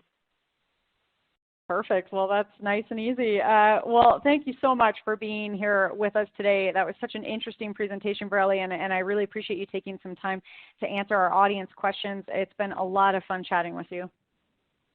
Thank you so much. All right, and a big thank you to all of you who asked some questions on the poll. I also want to remind you to head on over and click on that Nasuni handout, get that data sheet, Nasuni Access Anywhere, an add-on service for the Nasuni File Data Platform. So this is a great follow-up, a quick and easy read, but really hits those key points that we just kind of went through. And of course, there's lots more to learn. So grab that handout, save that for later. That'll help you jog your memory. Click on that poll, let Nasuni know how they can follow up with you once we've wrapped up here. And while you're doing all of that, I am going to go ahead and give away another prize. Now, we are going to do both a $300 Amazon gift card, and we're also going to do one of the Apple iPad Airs. So our three, and I'm going to say it, I feel like, I almost didn't say it there. You do need to be here live and present at the MegaCast. I feel like you're all saying this along at home with me because you hear it so often. But you do need to be here live and present at the MegaCast in order to win.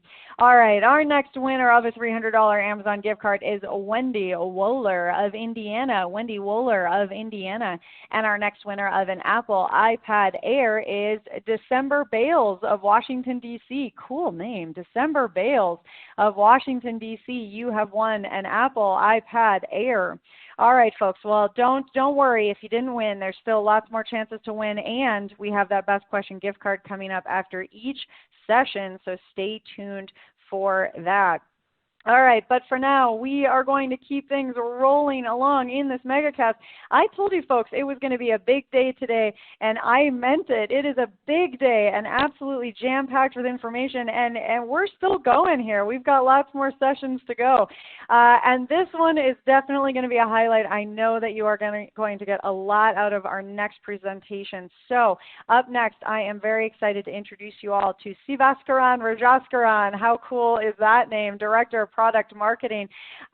Siva is here with us from Palo Alto Networks, and I cannot wait to hear a little bit more as well as get into some Q&A.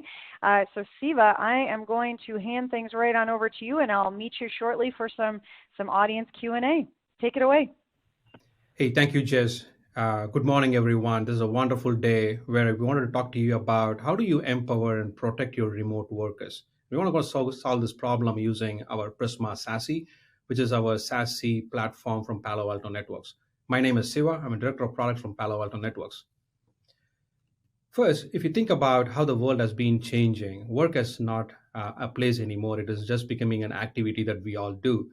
And with the pandemic and the changes away from the pandemic have all been shifting very, very rapidly around us. Apps are everywhere. Users are connecting from different places. Not only that, you'll also notice that the data that we are all using is also everywhere. What used to be available only within the perimeter of the enterprise is no longer within those perimeter. And with all these changes where users connect from anywhere, apps are going to be in multiple different locations, and data, especially sensitive data, is all over the place, you have a problem to solve. How do you provide secure access to all of your remote workers? And how do you protect your enterprise? That's the problem that we are all facing. Now, if you think about how this has been solved, in the past, we used to solve this using on-premise web proxies, and very recently, many industry experts have started to solve this by moving their on-prem proxy stack to the cloud. Both of these solutions do not work. You may be wondering why. First and foremost, these solutions do not scale to the demands that we all have. The on-prem proxies are basically hardwares on the VMs, but then you need to plan ahead of time to be able to go provide the level of capacity that you need to allow the users to connect from anywhere. And also the security gaps that comes along with it, because you are using multiple bolt-on products to solve for securing the users, securing the applications, and protecting the data. You name it. There are 3 different products already for each of these different solutions. And with all these multiple products in the mix, administration and operation complexities comes into play, and which means inconsistencies and also level of security that you get are all amplified in a bad way. Now, not only that, because users' traffic had to be backhauled, it caused bad user experience. Now, like I said, the industry started to solve this problem by moving the on-prem proxies to the cloud. Now, did the problem go away? Yes, it solved some problems, but it still did not solve all the problem for you. Now, can you scale? Yeah, you probably could be able to scale because it's all in the cloud. But end of the day, many of the vendors that are out there who are solving this problem, they are still using a rack and stack model. It is cloud, but still doesn't have the infinite scale that you need. Security gaps, because they are running things in the cloud, they have much broader security processing power, which means they can do a lot of more security. They probably are able to unify multiple different solutions into one product, but still, are they able to keep up with the type of attacks that we see in the industry today? They are not. That's a security gap that we are all facing as a challenge. And bad user experience, because it's all now, there's no reason to backhaul. Probably the user experience is improved, but the choice of the architecture is key. I want to talk about it. If you are still using a rack and stack model, and if you're not closer to where the users are, and if you do not have the ability to monitor what the users are doing and how do you provide best user to app experience, you still have the bad user experience problem. That is the challenge that we see today when it comes to securing one portion of what the remote worker does, which is accessing internet and the SaaS application. Now let's look at the other problem. Remote workers also have to access your private applications. The applications could be in the private cloud, in the data center, it could be in a co-location facility. Apps are everywhere. You need to provide secure access to the private apps. Now, VPNs were the way in the legacy days, but VPNs are not gonna provide you the security. Rather, because they connect the user to the network, they virtually place the user on the network. It is actually giving much broader access than you normally want to give. So that's a problem. So what did the industry do? They started to solve this problem using a broker-based model where users will will try to access an application. There's an access broker sitting there verifying the user, probably verifying the device, and saying, yes, the user is good, the device is good. Let me allow the user to connect to the application. Once that is done, the user is directly talking to the app. Whatever changes that the user behavior is not known to the access broker. Changes in the device posture is not known to the access broker. So it has been a validation that happens at the time of connectivity, but not that is happening continuously. So there is no continuous posture check and validation that is happening. That's really bad when it comes to zero trust. Not only that, users are accessing applications, more access control play, if you ask me, because the transaction between user and the app and every transaction, every flow must also be inspected for security threats.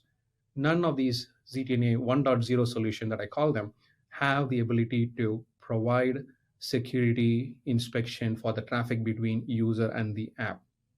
It's a huge problem that we have. Think about all the attacks that we are seeing, Log4j, SolarWinds. These are all users trying to exploit an vulnerability in an application. How do you detect and how do you block such attacks? That is a problem. And none of these solutions, because they lack the security inspection capability, can solve for this. Now, that is where we wanted to come to you and show you what we are able to solve for you, which is using Prisma SASE. Like I said earlier, Prisma SASE is our Palo Alto Networks SASE platform to solve all these use cases, securing your users' traffic to the internet, securing your users' traffic to SaaS applications, and wherever they are, they could be remote, they could be in the branch locations, and at the same time providing the best user experience. How can we bring them all into one product and be able to allow you to manage all of this in one single unified console, be able to have all the logs from these users and the devices, including IoT devices, in one location, so that you can do forensic analysis and be able to respond back to incidents just like that. That is what Palo Alto Networks Prisma SASE is offering for you. Now, what does it mean for you when you get on your journey with Prisma Access? Prisma Access allows your users to connect from anywhere and be able to access all types of applications, whether it is client initiated, server initiated, application that can use a wide range of port, doesn't matter. You will be able to securely access all those applications. And not only that, when we say securely access, it's just not about validating the user and the application. It is also about making sure that every transaction between user and the app is fully secure. And how do we do all of this? This is by using lots of our patented user ID and app ID and device ID technologies. We are able to provide the least privilege access, connecting the user to the right application. And we do continuous trust verification to verify if the device and the user are who they claim to be. And we do this continuously, not just at the time of connecting to Prisma Access. And continuous security comes in the mix in the order of being able to stop the attack at different stages of the attack lifecycle, starting from initial access to discovery to lateral movement, to be able to also stop the command and control, and to also stop the exfiltration. We have our advanced threat prevention, advanced URL filtering, sandboxing through our Wildfire, and our DNS security to allow you to be able to stop the attack at different stages of the attack lifecycle.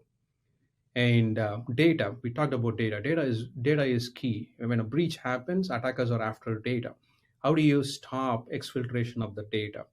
And which means it is required for you to be able to quickly get a classification of all the types of data, the sensitive nature of the data, and be able to take actions based on the sensitivity.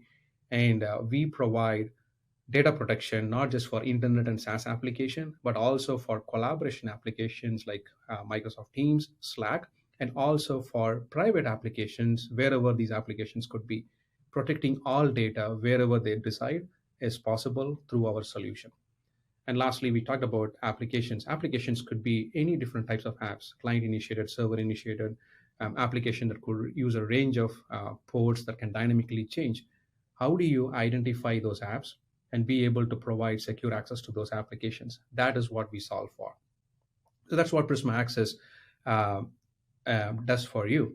Now, how do you get your users' traffic to our platform, Prisma Access? There are multiple different ways you do it. We provide you a flexible connectivity mechanisms. You can either use your pack files and start to steer the user's traffic, your internet traffic, to Prisma Access for security. Or you could use a global protect agent that is installed on your endpoints. For any managed device, you can either use the pack file or the agent. Agents could be installed on Windows, Mac, iOS, Android, Chromebooks, and Linux. All different types of operating systems that you can think of. We have the support for it. These agents can be rolled easily with pre-configured settings using our integrations with MDM vendors and endpoint software management solutions like Microsoft Intunes or Autopilot or VMware Workspace ONE. It could be any other MDM solutions also. And for unmanaged devices and for partner contractor access, we have agentless solution because in endpoints where you cannot install an agent, we provide you a way where your users, their contractors or partners, even employees, can use their personal devices or a third-party managed device to connect to Prisma Access just by using a browser. And for users who are in the branch locations or for devices that could be in your retail stores, you could use the SD-WAN that we have. Our SD-WAN solution automatically connects into Prisma Access from the sites and provides secure access to internet from those sites. Those are the multiple different options you can choose. And what works for you is basically dependent on the use cases that you have. But no matter what, the different types of users, different types of devices, including IoT devices, and different types of users as in employees, partners, and contractors, we have ways to provide secure access to all of these using our Prisma Access. Now, connectivity is just one piece. You would agree with me, I would imagine. Because once the user gets connected, it's not about doing access control, saying I want to allow these users or block these users from accessing this application. Security becomes the key. How do you identify the different types of URLs the users are going into? And how do you categorize them? How do you block the users from going into bad sites? And how do you also detect unknown and evasive threats in real time is important. And that is why we have our advanced URL filtering with nearly 70 plus URL predefined categories, and also ability to start customizing any URL category that you want based on our custom URL categories helps you. Not only that, with our advanced URL filtering, we are also able to go do deep inspection of the URLs and do some deep learning and advanced machine learning techniques to actually parse the content of the URL itself to categorize the URL as phishing or malware or malicious and be able to block users from going into those websites. And similarly, with our sandboxing, which is available through advanced wildfire, we are able to detect all malwares known and unknown, be able to provide the security for all of your users.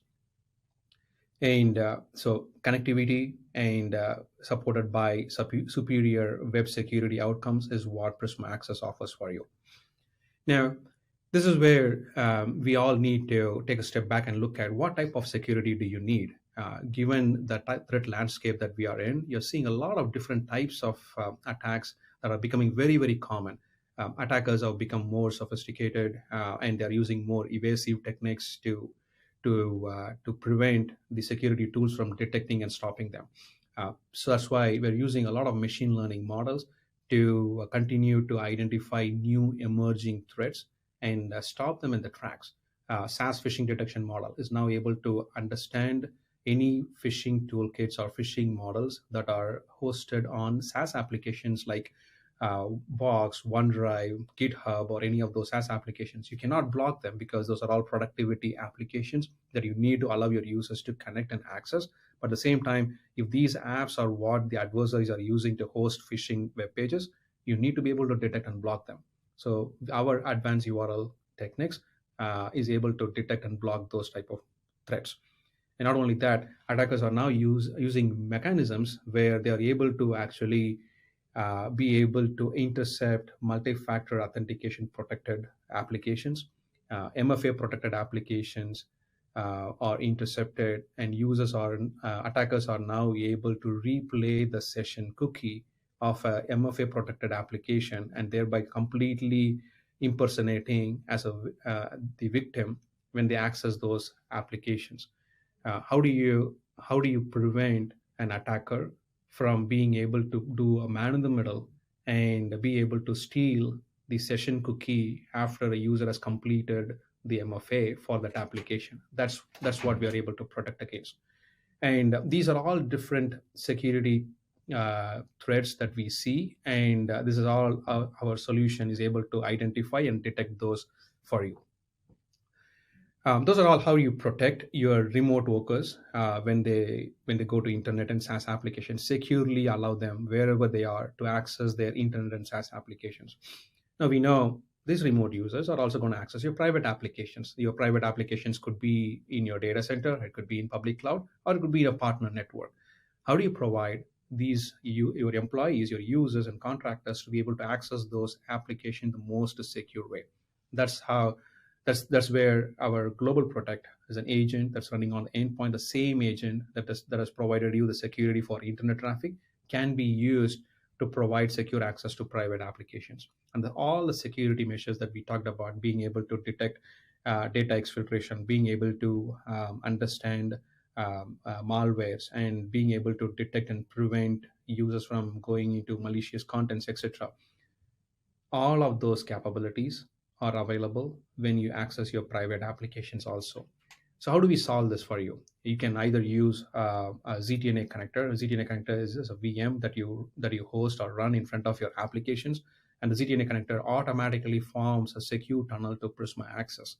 And users will now, when they access an application, they're connected to the right ZTNA connector based on the application that they're accessing. And every time a user is accessing that application, if they're authorized to access, they're allowed. And every time they access the application, Prisma Access does the security inspection to make sure the traffic flow between user and the app is fully secure.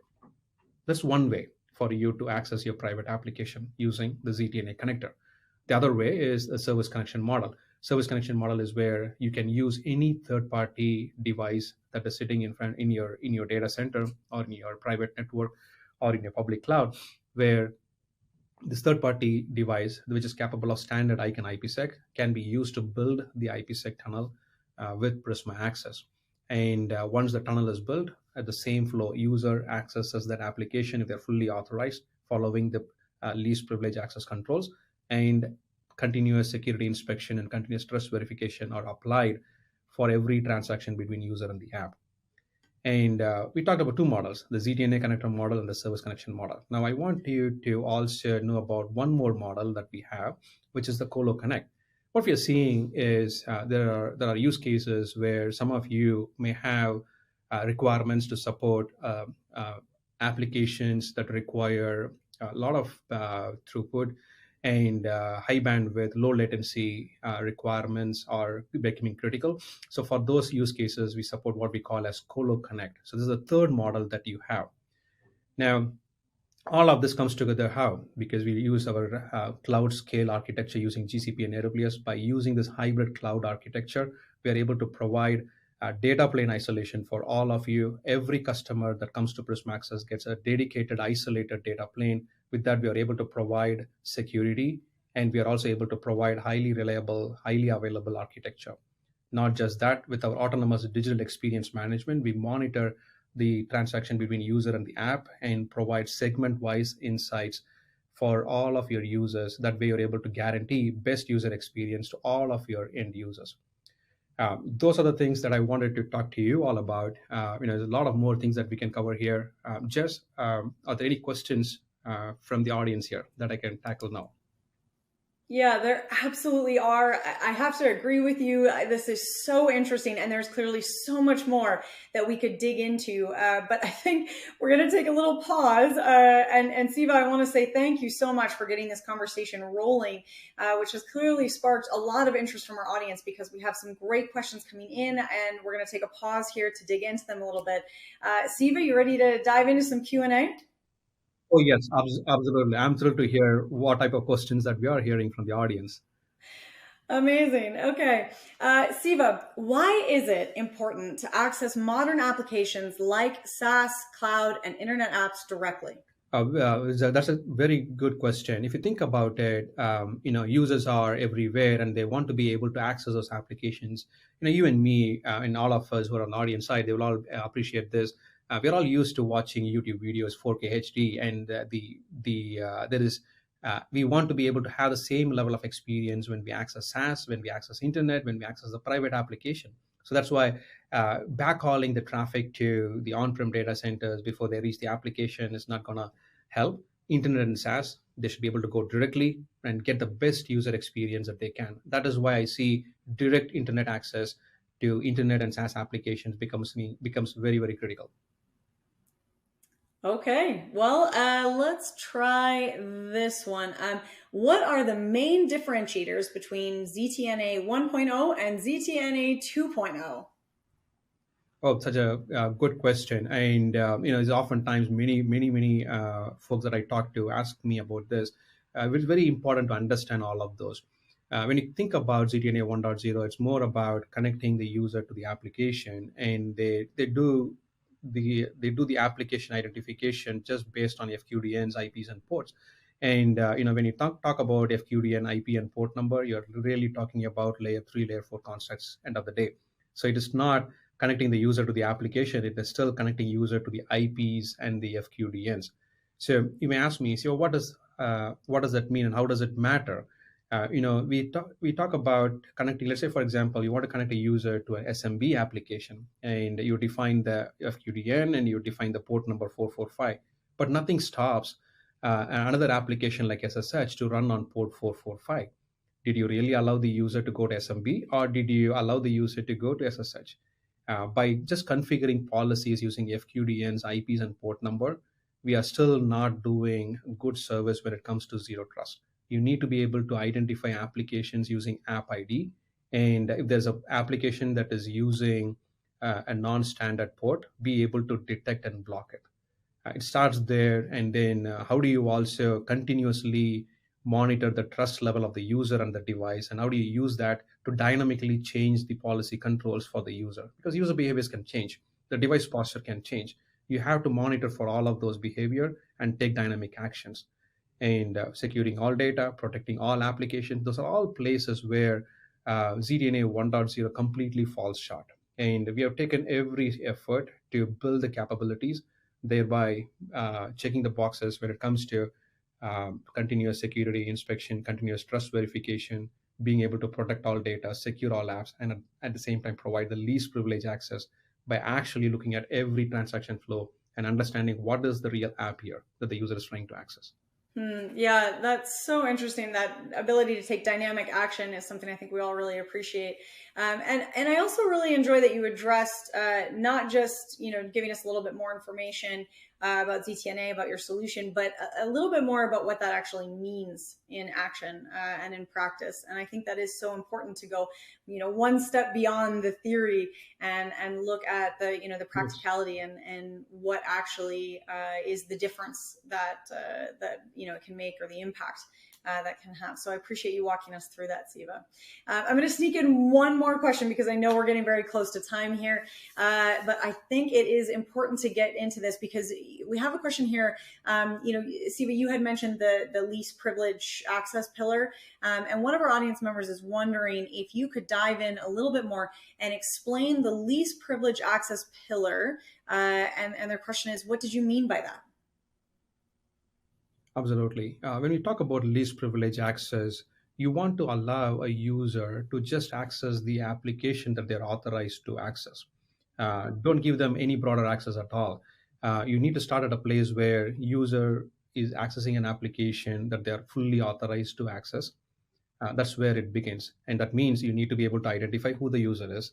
You need to be able to identify what is the application that the user is trying to access. And then look at what is the device that they're coming from, what is the location they're connecting from.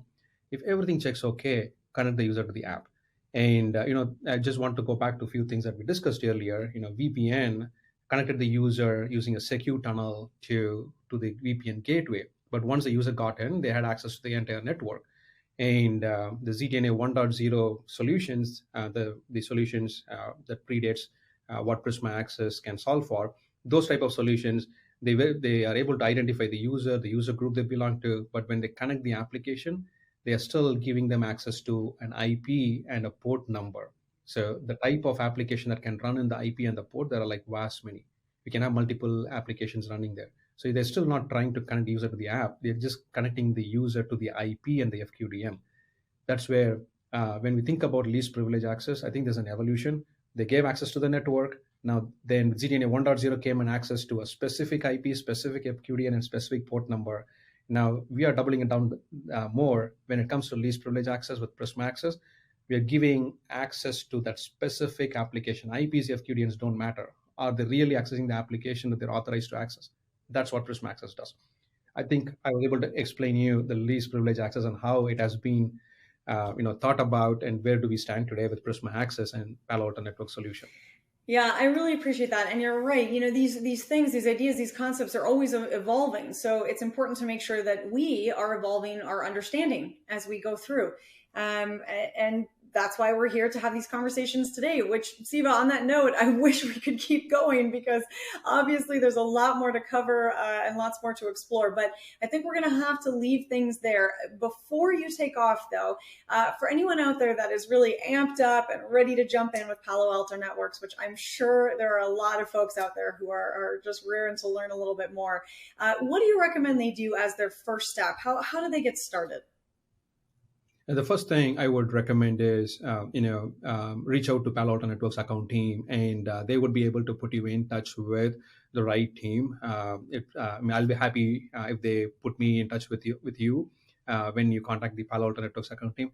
That's where you would start. And lots of more content available publicly, paloaltonetworks.com and docs.paloaltonetworks.com is where our technical documentations exist. You can get tons of content, YouTube videos that are available on all of these that I talked about. You could start there, but I would say get in touch with Palo Alto Networks account team, and they would fast track you into reaching to the to product management and the technical team that is here. We are here to support you. Well, Siva, I want to once again thank you so much for being here with us today, for that presentation, for sticking around to answer some questions. This has just been a ton of fun. Thank you, Jess. It's a great opportunity, and I'm looking forward to connecting with many of the audience over Zoom or whatever way that we would connect at a later point of time. Absolutely enjoyed the conversation here, Jess. Thank you. Yeah, just a great time. Man, I have to say this, every MegaCast is awesome and full of so much great information. But I hope you guys are feeling this as well. This one has been a lot of fun, and I think it's because the subject matter is really interesting and something that we can all relate to and affects everybody differently. And there's a lot of layers and elements to it. And of course, anytime we're talking about the human elements and end users, it just adds this extra kind of complexity and individuality to the conversation where everybody gets to be a little creative, right?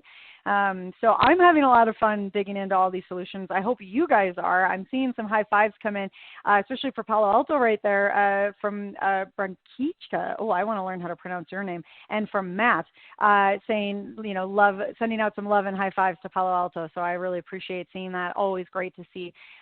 Justin also saying the same, and Vinay, like I said, when you guys get something out of the presentation, please do shout it out. Let the other audience members know, let us know, because it's just really fun to see. It adds that little extra, spark of engagement out there. And as we just said, that's why we're here to have these conversations, is to explore these topics that are constantly evolving out from underneath us. And so if we're not moving, we're getting left behind, right? Well, speaking of moving, I'm going to keep things moving along. If you haven't noticed, we've got the poll up for you all. And what we're wondering is what additional information you would like to get about the Palo Alto Network solution. So data sheets, white papers, case studies, all of the above. What information are you looking for?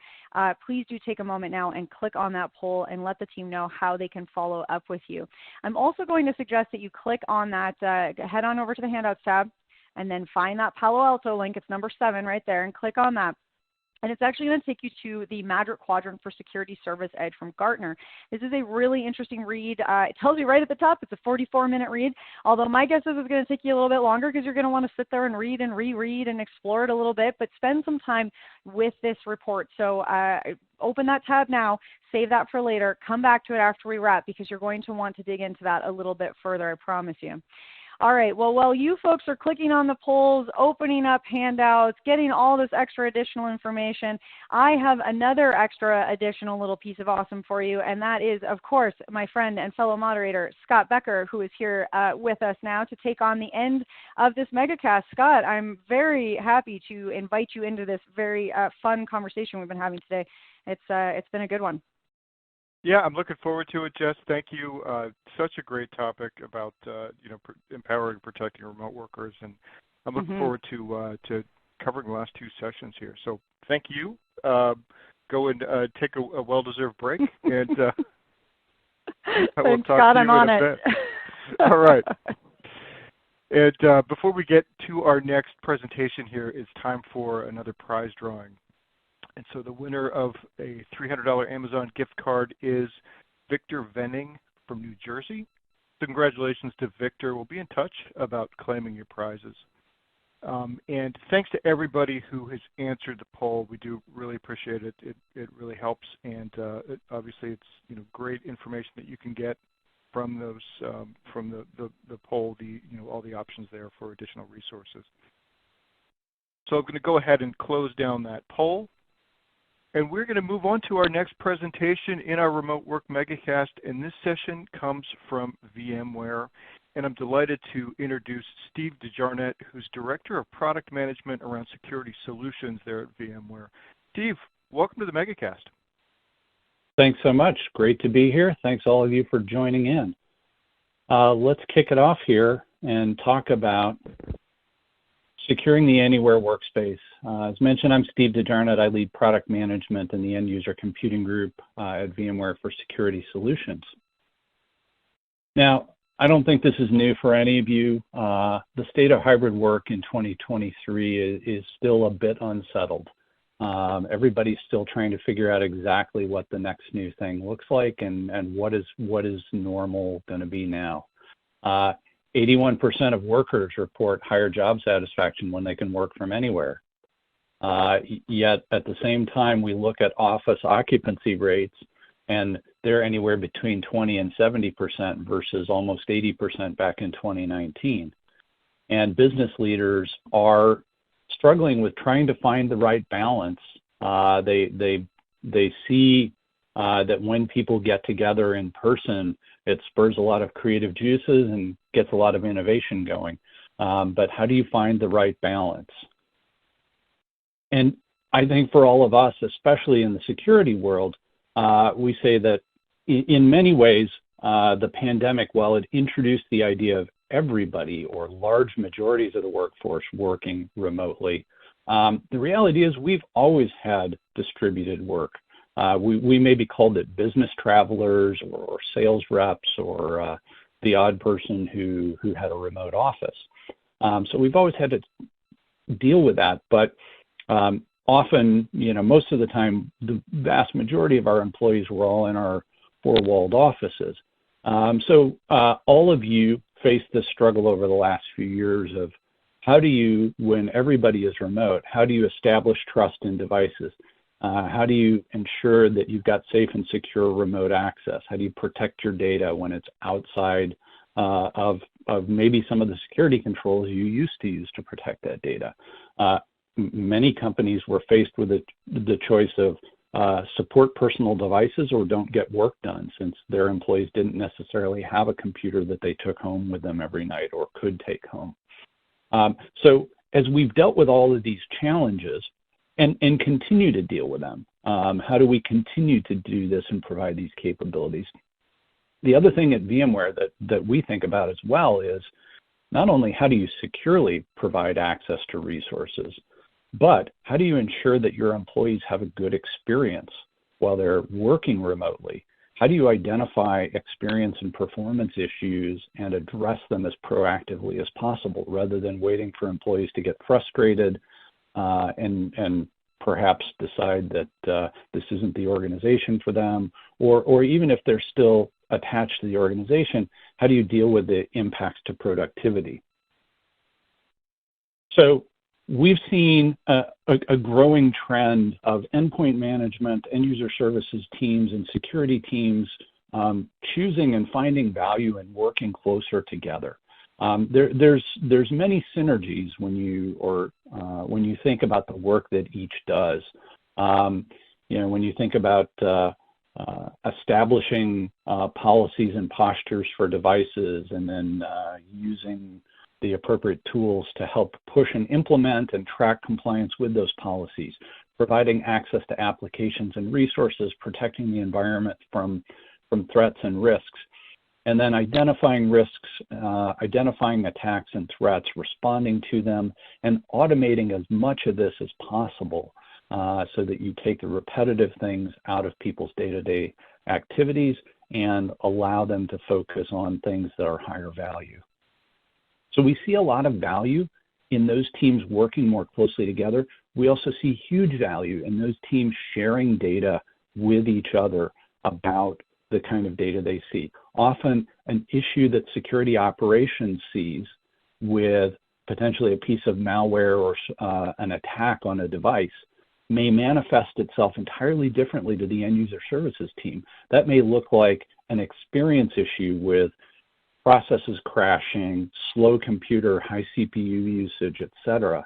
And you may have both teams separately and independently trying to work issues that, if they could share some information, could help each other more rapidly get to the bottom and help the user get back to productivity more rapidly.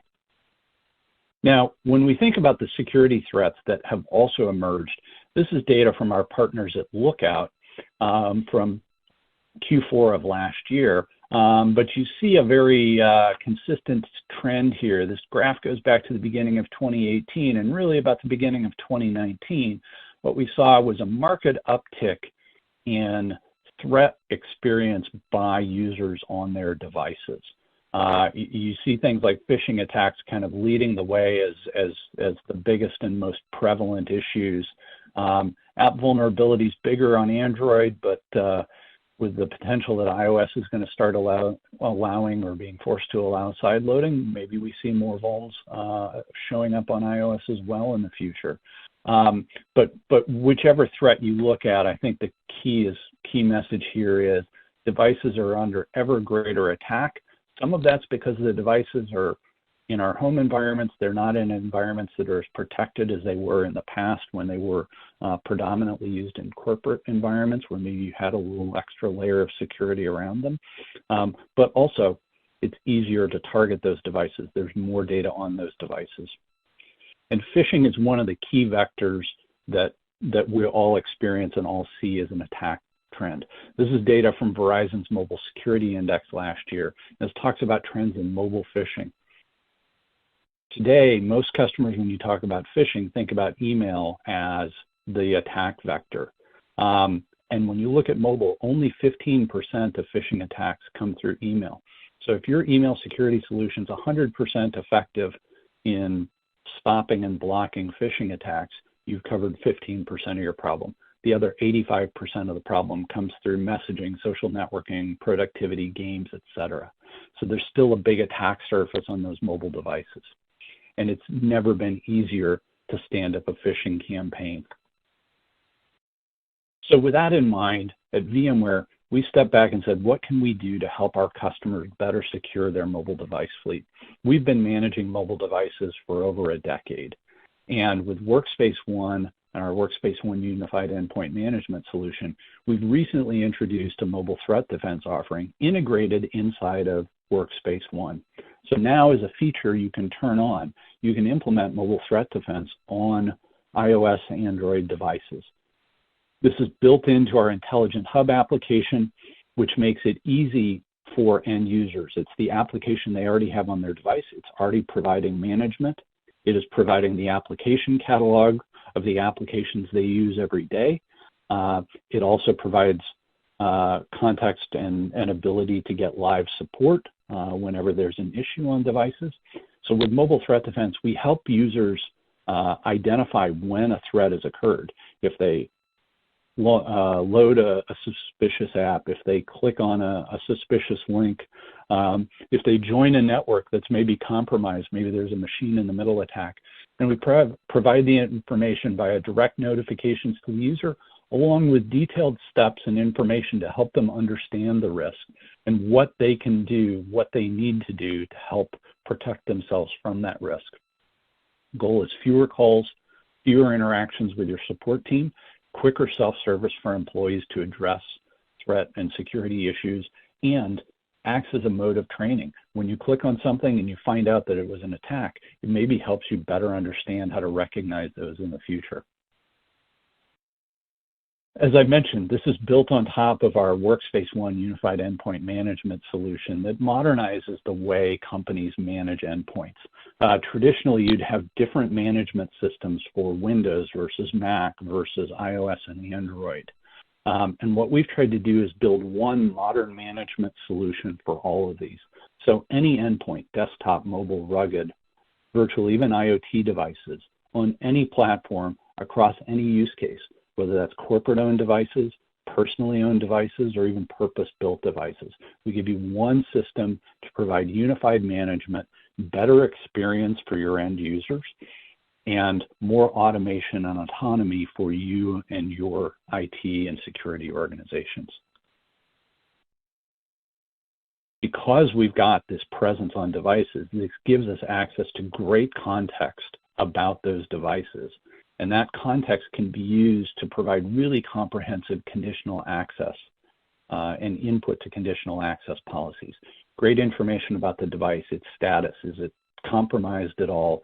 Is it set up exactly in the way you want and need for your organization to feel confident about a user using that device to access your personal or your corporate resources? Are there any specific risks? And we use behavioral machine learning to understand what's happening on those devices and how they look, location information, who the user is, what apps they're using, both apps on the device and apps in the cloud. So with all of this rich context, we can help inform access decisions. Now, some of those apps you're going to access still live inside your corporate firewall. They still live in your data center, or maybe they're in an IaaS environment where you host some of your own applications and infrastructure. So you need a way for your users to get quick and easy access to those resources.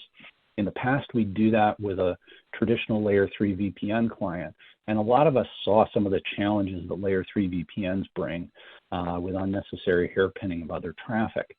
Well, the industry at large has kind of moved towards a new model for remote access, zero trust network access, greater segmentation, greater point-to-point connectivity between the user and the application that they're using and the application in the data center or even in SaaS.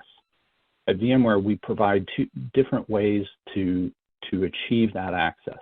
You can have a hosted offering where we host the gateway through our VMware SASE solution, or we have a gateway that you can manage and deploy and operate, our unified access gateway.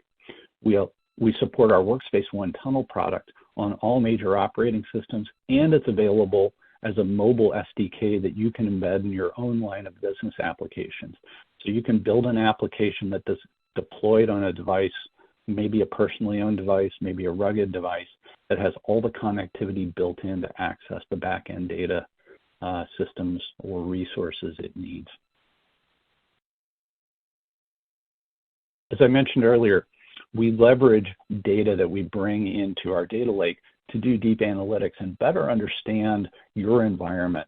We look at your devices and we try to understand what normal looks like in your environment, or your iOS, your Windows, your Mac, all of your different devices. And then we compare them to each other to see which devices look riskier, more risky, or which ones are less risky compared to others. We put that together into a device risk score and a device risk view with information on behaviors that we see that make a device riskier. Now, users often have many different devices. I've got 3 sitting on my desk right now that are all managed by Workspace ONE, and each of them has their own unique risk profile. But we can bring that information together, combine it with information about applications and other things that the user is doing, and build an overall user risk score to understand as a user, what type of risk do I present to my environment? And then whenever I'm accessing any resource, doing any authentication event or accessing any application or resource online, we have a dynamic login risk assessment that fingerprints every single authentication and app access transaction to see, does this look like a normal one? Is this coming from an expected location for this user? Does it look like it's coming from an app that we are used to seeing this user use? And this is another layer of protection. We see customers using logon risk as essentially a silent second factor in authentication that is always present on every access request, yet the end user almost never knows it's there. So it's an added layer of security that we bake in, and when something unusual is seen, you can then do the standard step up for multi-factor auth, or even if it looks risky enough, you can deny the connection. Now, I talked about the context and the idea of zero trust and how It is a model that helps us better secure access to applications.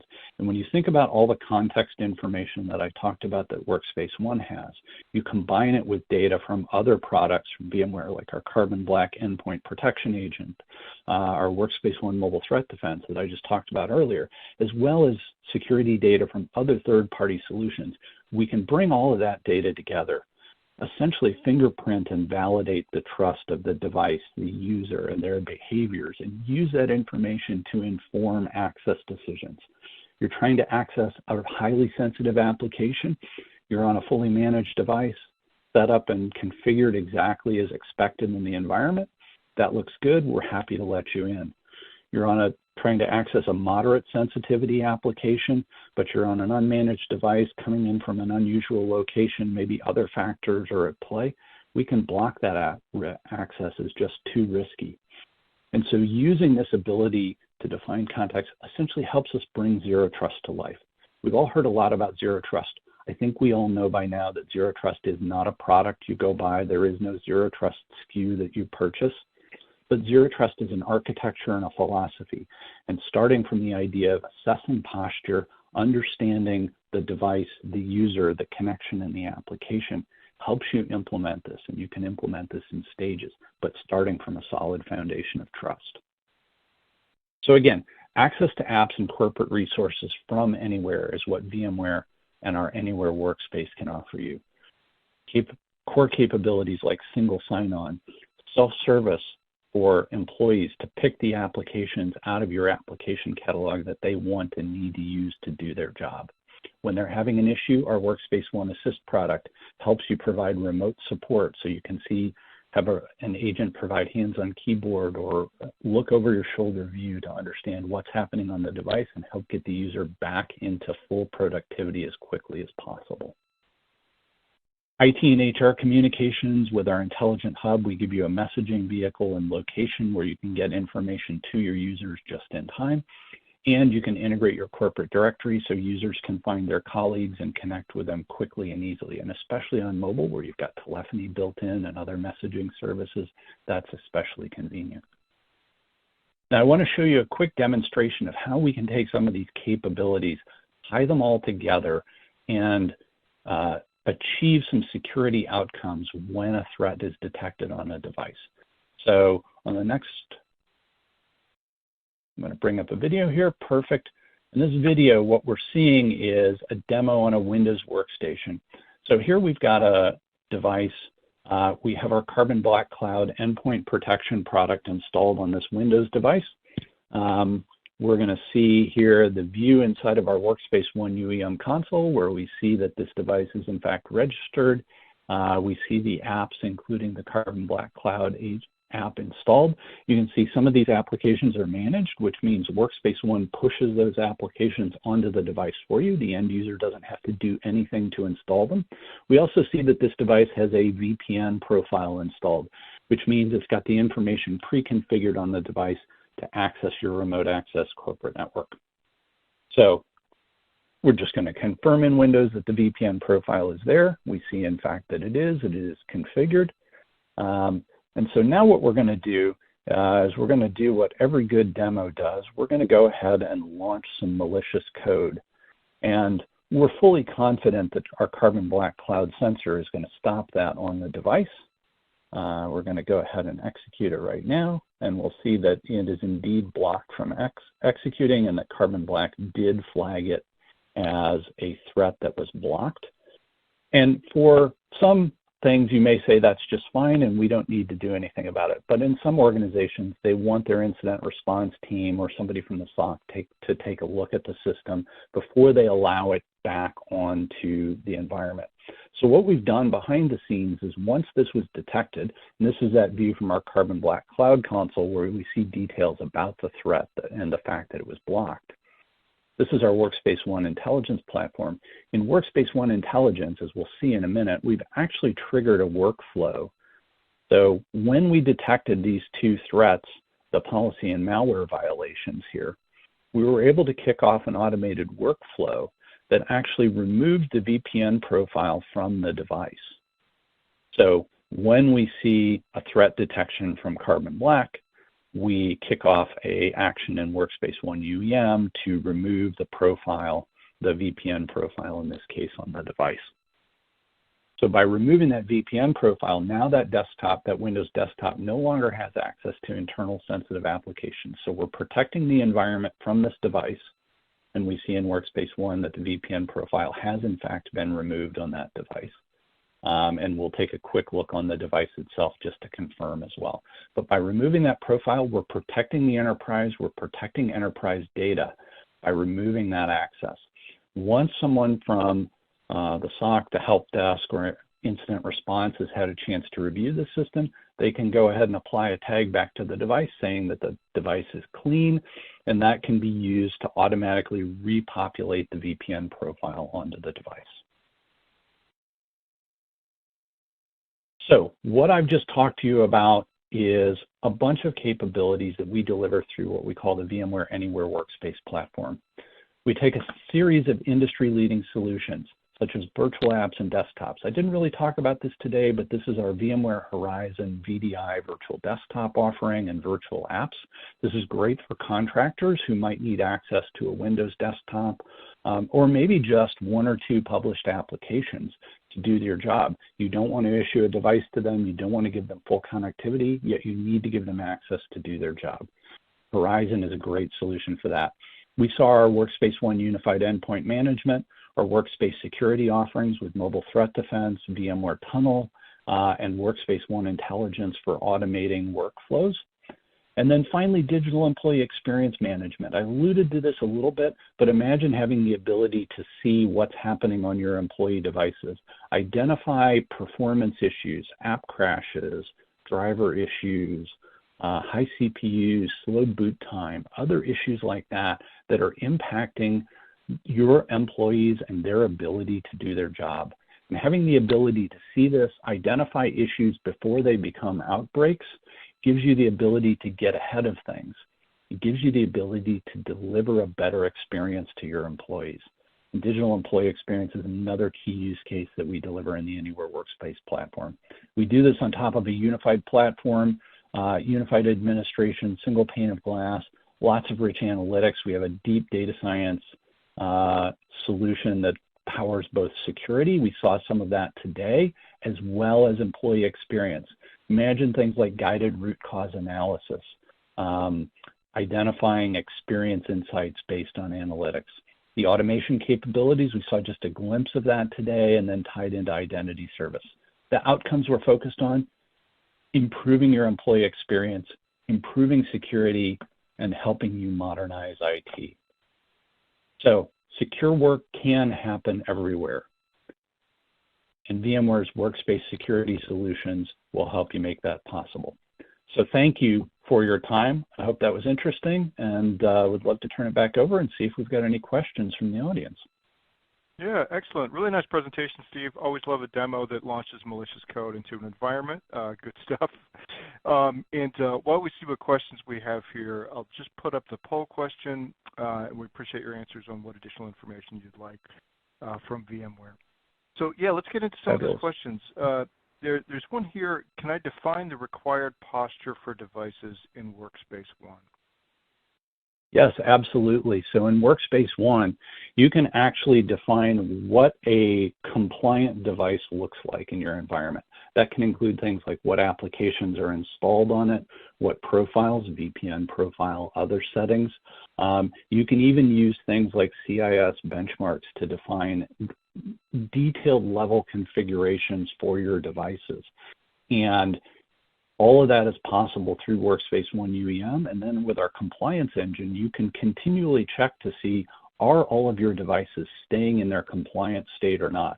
And if they're not, you can kick off different actions that can go up to and including fully enterprise wiping, which means removing all corporate data from that device. You leave any personal data completely untouched, but anything that the enterprise put there, you can pull right back off. It's a pretty extreme scenario. More often what we see customers do is we use that capability to cause the device to be put back towards its desired state. some of that can be automated. Some things you may need to nudge the user on. For instance, if a user on a mobile device has removed the passcode that protects the device, you can go back and nudge that user and say, hey, we really need you to have a passcode to help protect the device. One of the things that passcode does on most mobile devices is that's a key to driving encryption of storage. If you don't have a passcode, then storage isn't encrypted. If you have a passcode, then it'll encrypt the storage on the device. Okay. All right. Great. Somebody else liked the demo. There was a question there about the demo. You showed a demo of automating removal of the VPN from a device. And they're wondering, can you only do that on Windows, and are there other actions you can take beside? No, great question. We can do that across any of our supported platforms: Windows, Mac, iOS, Android, Linux. And so we can do that and a multitude of other things.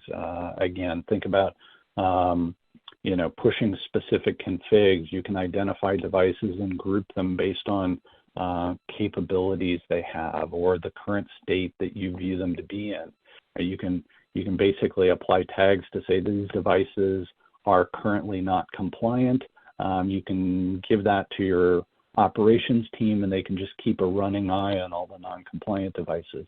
We can take actions. The other thing we can do with our automation engine is we can call out into third-party services. So maybe, as I talked about earlier, maybe when you have a malicious piece of code on a device, you want the incident response team to review it. You may need to open a ticket in your enterprise ticketing system, whether that's ServiceNow, Jira Service Desk, whatever it is.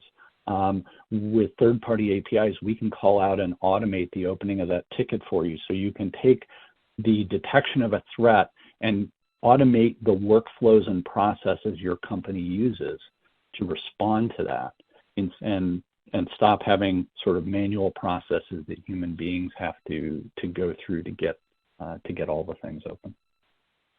Okay. All right. Great.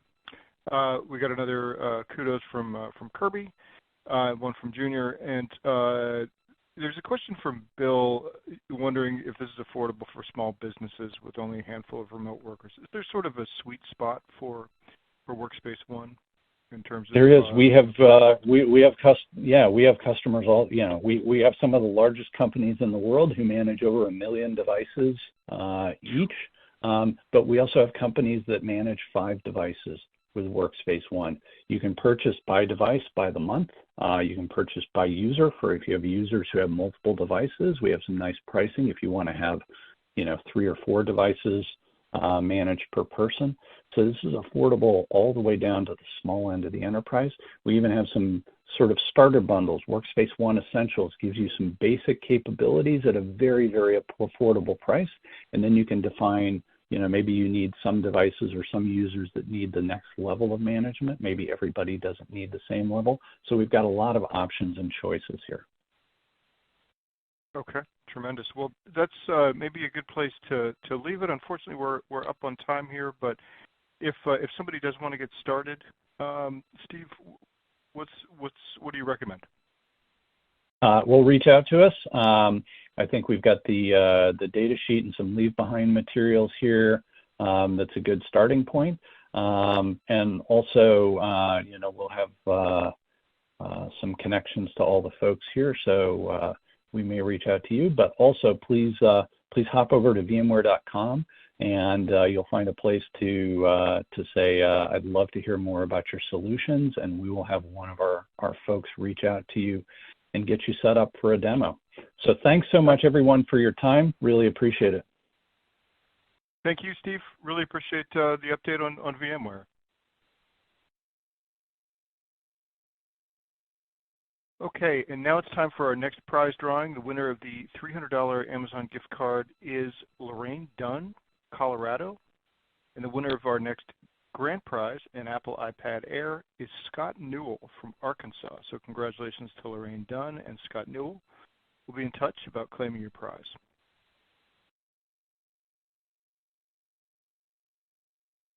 Okay, and now it is time, believe it or not, for our final presentation in the MegaCast on empowering and protecting remote workers.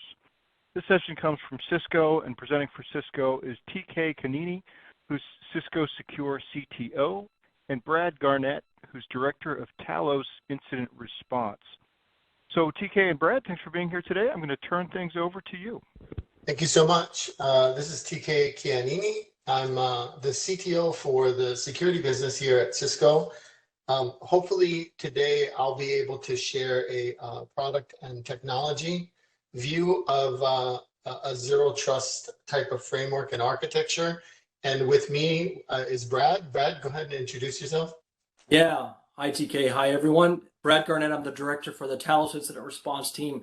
Happy to be here today to share with you all just how approaching zero trust.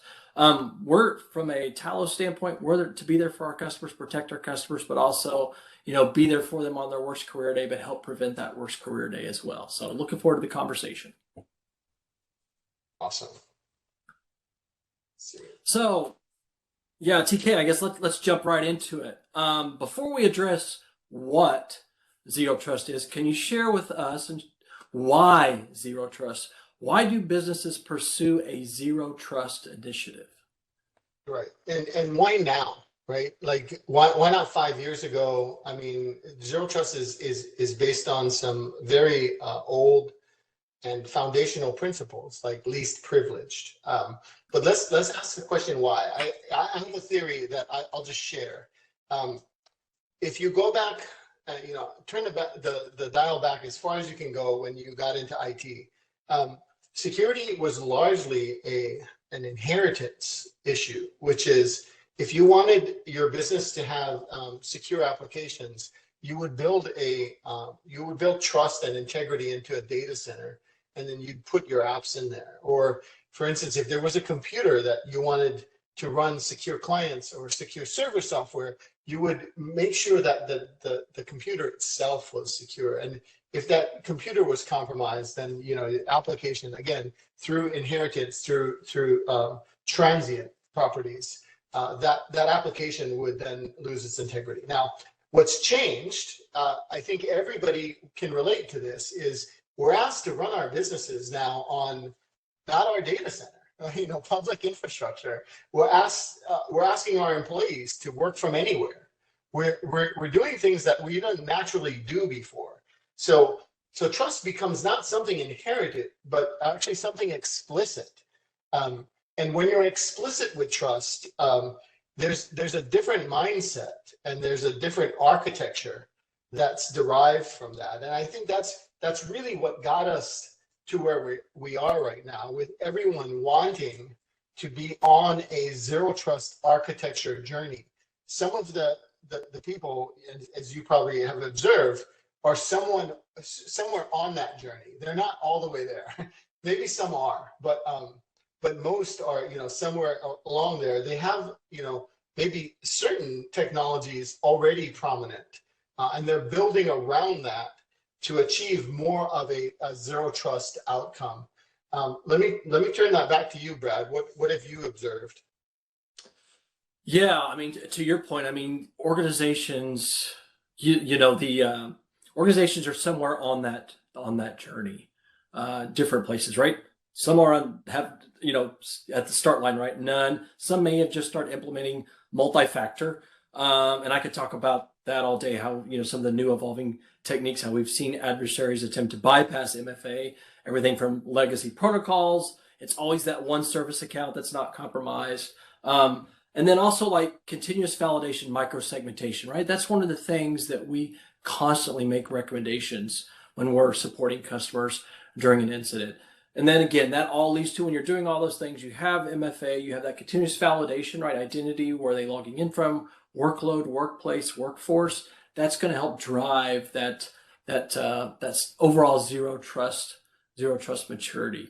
So, again, I think about those very specific three things. If I'm TK and I'm accessing this specific application, well, where's TK accessing it from? Is he on the VPN? Is he airborne somewhere? Is he at a coffee shop, right? So again, understanding what's normal looks like. Is that a device that TK normally connects from? So when you start looking at those very specific indicators, right, it's all zero trust boils down to validating and constantly validating trust, at the end of the day. And like I said, organizations are on that digital transformation journey.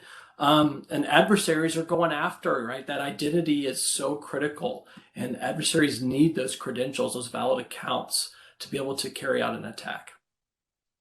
Let me ask you one more question in there before we get to the whole incident response thing. Like, let's just think outcomes.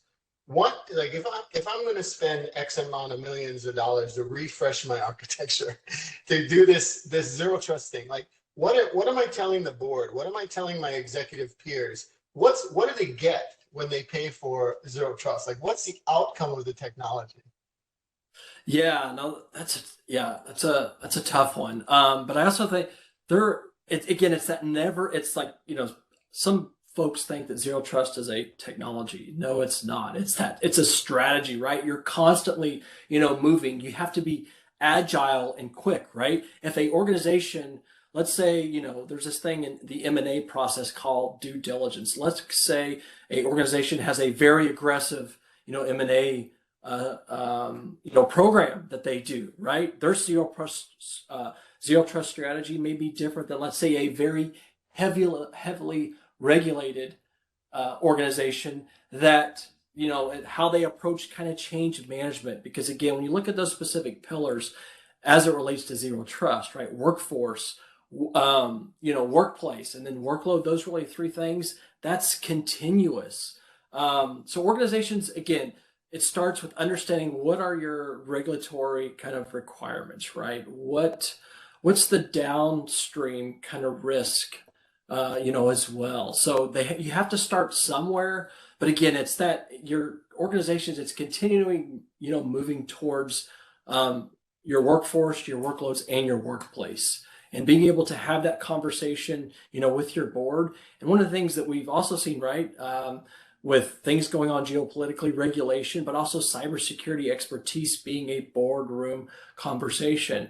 I know in the U.S., the FedRAMP process, right, as it relates to, specific technologies that are leveraged in that zero trust architecture. So there's a lot of things, and then bringing in, maybe a third party or, different, the organizations that, that the entity works with. That's so important because, again, zero trust, you want to create a defender, like what I like to say, a defender-friendly infrastructure, because if an incident happens, you want to have that visibility. You want to be able to tell that story to your shareholders, to stakeholders, to your customers. So again, it's that long-term strategy to get there, and it's not something that organizations could do, say, over a fiscal year or overnight. Yeah. I want to ask you about incident response and how it relates here. But before I do, I do want to let our listeners know that Cisco has a case study. We kind of eat our own dog food here, right? And we actually rolled out our zero trust architecture for 100,000 users in 5 months. Okay, so that's very fast for an organization our size. And what we got out of it in terms of real business metric is you would think that security is all about putting the brakes on, but we actually measured a $3.4 million a year savings just in straight productivity because our employees could work from wherever, less reliant on, let's say, VPN when having to access apps to be productive. And it also, here's another metric, is 86,000 device compromises were avoided purely on the amount of sort of real-time hygiene we have of that connected device.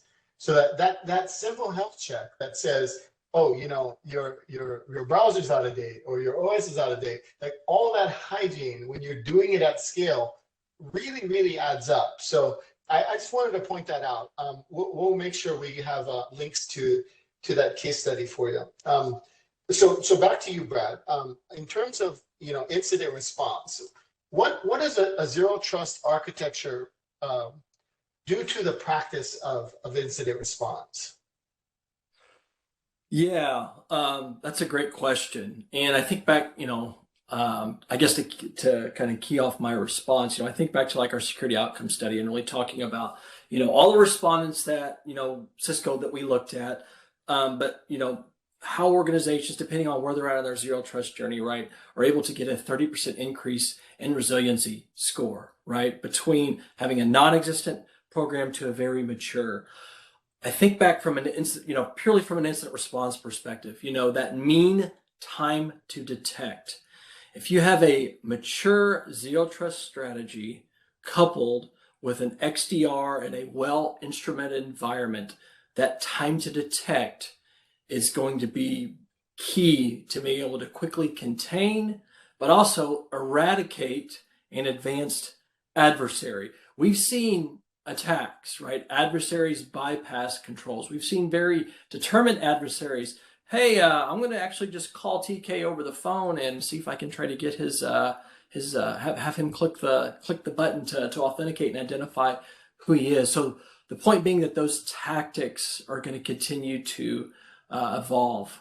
So again, having a security first mindset, understanding your users when you're on a zero trust architecture strategy, that's key. I think back to, again, going back to the 3 Ws, I think about, that workload. I go back to applications, and I think how much of our investigations that we do on a Talos side involve, everyone is a cloud consumer and a cloud provider, right? To some extent, but I think back to how critical, when we're performing like a cloud IR investigation. And again, I've said this before, corporate valid accounts are the lifeblood of an attack.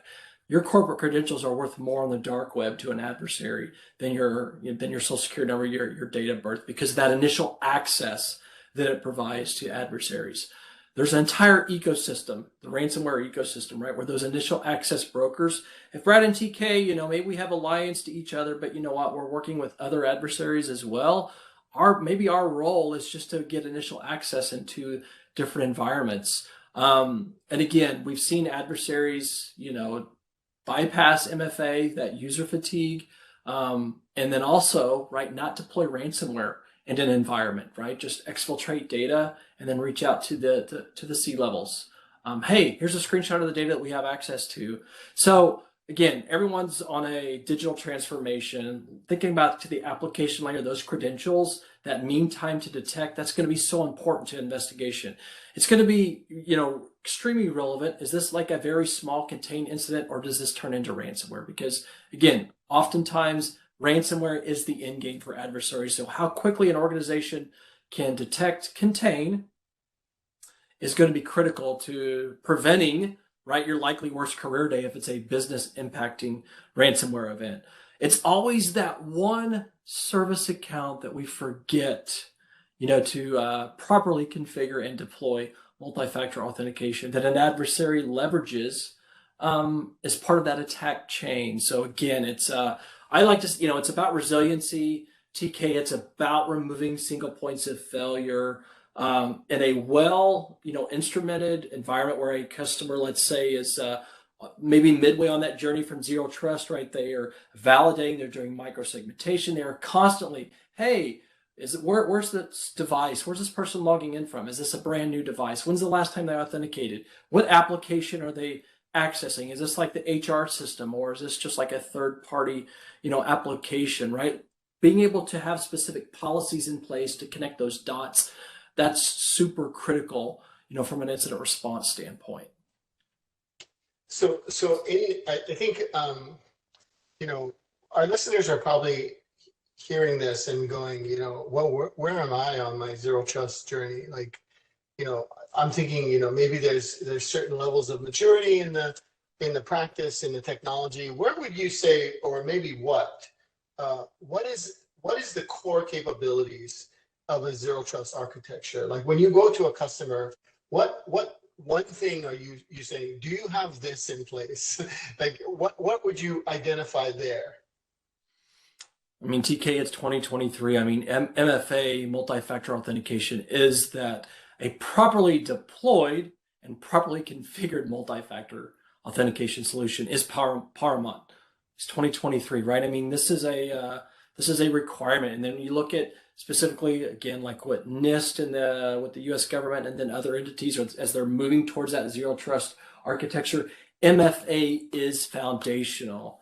like I said, we've seen attacks where it was that one account that did not have multi-factor authentication, either from a legacy business practice or maybe it was inadvertently that hadn't been deployed. MFA is foundational, and it is critical. So that's really the key number one. But then also too, as I mentioned, right, that continuous validation, micro segmentation, depending on where customers are at, right, on their where folks are at on their zero trust journey. Thinking about network access control, right? In a zero, it's not a single technology, it's not a single piece of architecture, right? It's those, that's key. So thinking about having a network access control in place to identify, those specific services, that's key. So yeah, absolutely, multi-factor authentication is key. And then also, I think back, again, from that defender mindset, telemetry is key at the end of the day. So an organization that, let's say I'm a major airline. How my users are authenticating into a zero trust architecture is going to be different than, let's say, someone in financial services sector, right? So understanding what your user behaviors look like is super critical. I think back to, I could list several different examples here, but when I think back to specifically when we've seen adversaries, again, the social engineering component, when we've seen adversaries try to bypass multi-factor authentication, again, maybe they're catching the user off guard. Sometimes our users are so conditioned when we see things, hey, let's just click here. And again, that can be when our users are conditioned to do a simple, to authenticate a certain way. We've seen adversaries leverage that from a social engineering standpoint. So, I like to say zero trust but verify. Understanding where your users are logging in from. Am I someone that travels a lot and on occasion I'll have a few failed login attempts? Hey, if that's normal for my account, hey, that's okay. But again, understanding, providing that visibility, those insights, the intelligence that organizations really understanding what their users are doing and how they're authenticating is key. And like I said, properly deployed and configured multi-factor authentication is key. It's always that one account or that one service that's not protected. And that's the one that adversaries are going to get initial access to at the end of the day. Yeah, let me take a shot at that, Brad. In looking at the technology evolve, you can make the argument that zero trust is evolutionary because what started with network admission control has essentially evolved to what's continuous trusted access. And let me kind of take you through that. There's essentially four things that affect a user's journey. Let's say I'm a remote worker or I'm working in a call center or whatever it is. But my experience is largely dictated by four stages. One is the zero trust architecture must in fact establish trust with me. Okay, like I am TK beyond a reasonable doubt. I am TK at this point. Okay, and then the second thing it has to know is what am I entitled to do my work? Not everything. If the answer is everything, that's the wrong answer. So, as CTO, I may need to get to unique things. I may need to get to code repositories. I may need to get to even accounting systems. I have to actually, be on the business side. But again, your role largely dictates what you need access to, and that can be predetermined. So that scopes the least privilege aspect. The other thing that I have to do is really, really important, which is over time, which is at minute 3, minute 5, minute 7, minute 10, I need, as a system, as a zero trust architecture, I need to make sure that TK is still TK, that a client that TK is using still has integrity, and that the computer that I'm actually using in this particular session still has integrity. Now, if any one of those things drop in terms of trust, I, as a system, need to raise friction, right? I may quarantine, I may do something. So here's the thing, that last pillar is to adapt to changes of trust. And I mean that in two ways, which is, again, points back to this productivity saving, which is when I have very strong trust and everything's working on a continuous basis, I can, as a as a user experience, remove friction. Meaning, if now I flip from this particular system to that particular system, I may use a technology like WebAuthn and say, oh, you know what? We've already have strong biometric authentication. I'm just going to actually log them into this thing. Get to work, right?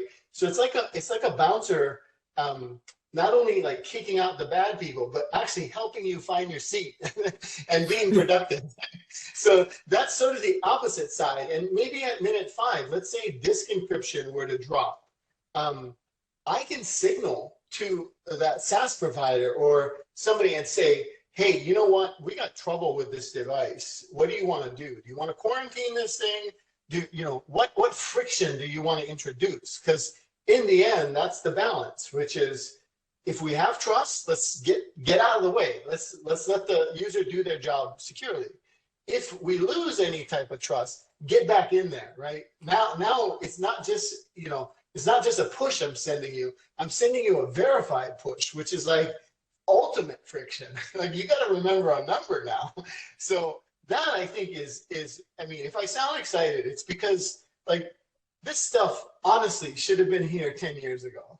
It's finally starting to happen now because the standards have caught up, the technology is caught up.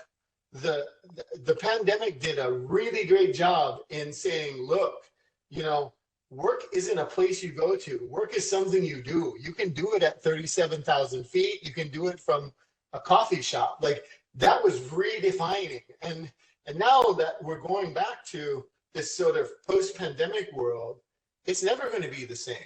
We're never going to go back to where it was. So that's, again, I think why everybody's been rethinking their security architecture, particularly with the mindset of, not only do we have to get in the way, but we have to remember we got to get out of the way when, we have a lot of trust. Do you see that dynamic, Brad?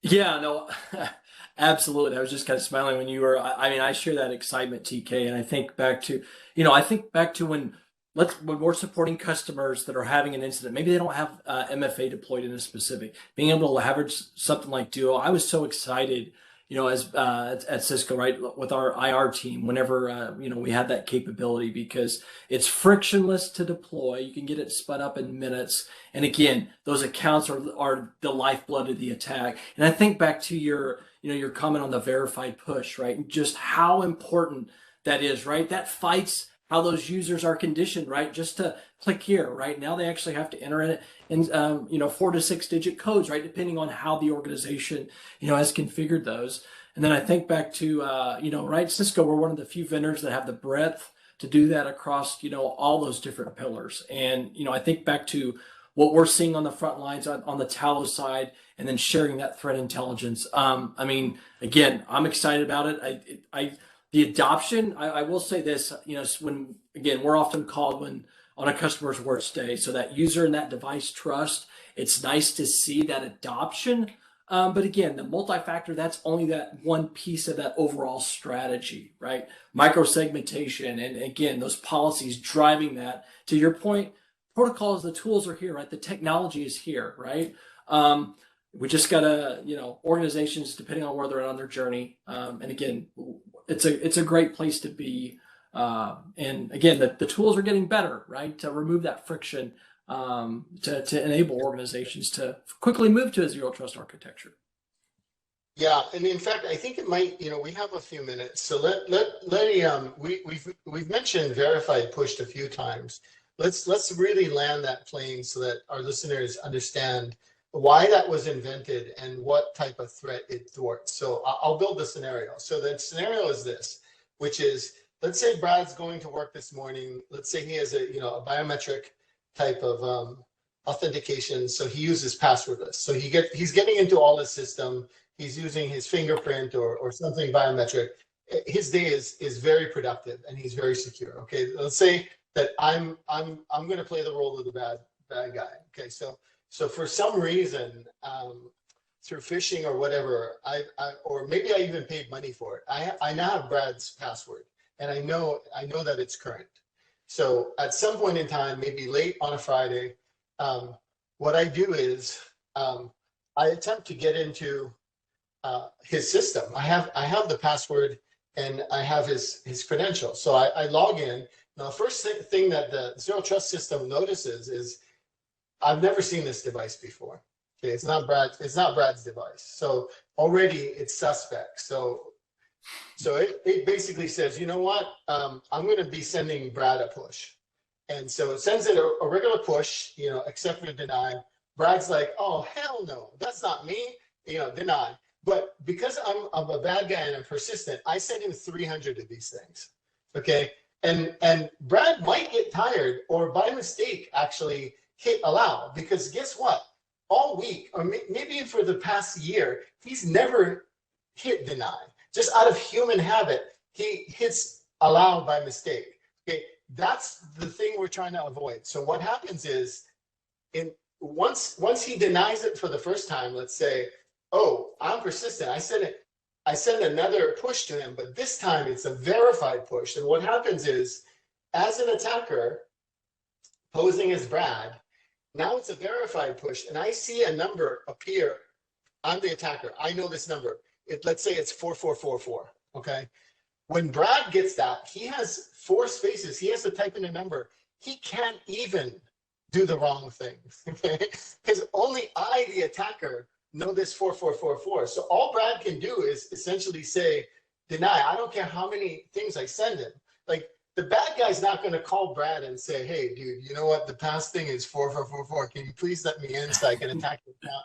That's never going to happen, right? So that's what I'm trying to say. I just wanted to make sure the listeners understood that there's a way in which we can escalate friction to raise the cost of that attack for the adversary, and also to make sure that Brad does the right thing, even if human nature or fatigue isn't playing in his favor. So I think any closing thoughts on that, Brad, before we No, TK, you nailed it. I just thought too, like conditioning your users so in that exact scenario, so instead of I have to hit I am not logging in, so that generates an alert and a ticket for the help desk, your security team, to say, all right, something's not wrong here. Now that mean time to detect, right? Because now we've conditioned our workforce, our user, to not. So yeah, no, you did an awesome job. Yeah, that verified push feature is huge to combating the user fatigue, because again, most organizations have conditioned their workforce just to hit accept, and we know, an adversary can send out 200 pushes, right? But they only have to be successful one time to get access. So right. Yeah, I know I could count on you, Brad, for the incident response side of things. So I guess the last thing to message there is that the system sends the admin something very actionable, which is saying Brad's account's under attack. We did the verified push. That thing failed. Here's what to do. Here's an action. You might even with that fidelity, you might even choose to automate the response there. Okay. Well, absolutely. With that, I think we're out of time. Any closing comments, Brad? Yeah, no. Just that, if you want to learn more about what we do on Talos, right, check out our talosintelligence.com, right? We share all the latest threat reports, things that we're seeing on the front lines, and as well access to our 24/7 incident response team. Great. Thanks.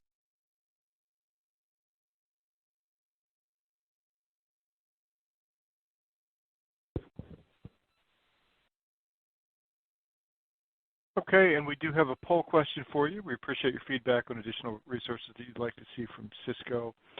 And it looks like we have a lot of questions that we can't get to right here, but we will pass those along to TK and Brad. And thanks to everybody who's responded to the poll. We do appreciate your feedback, and I'll just leave it up here for another few moments.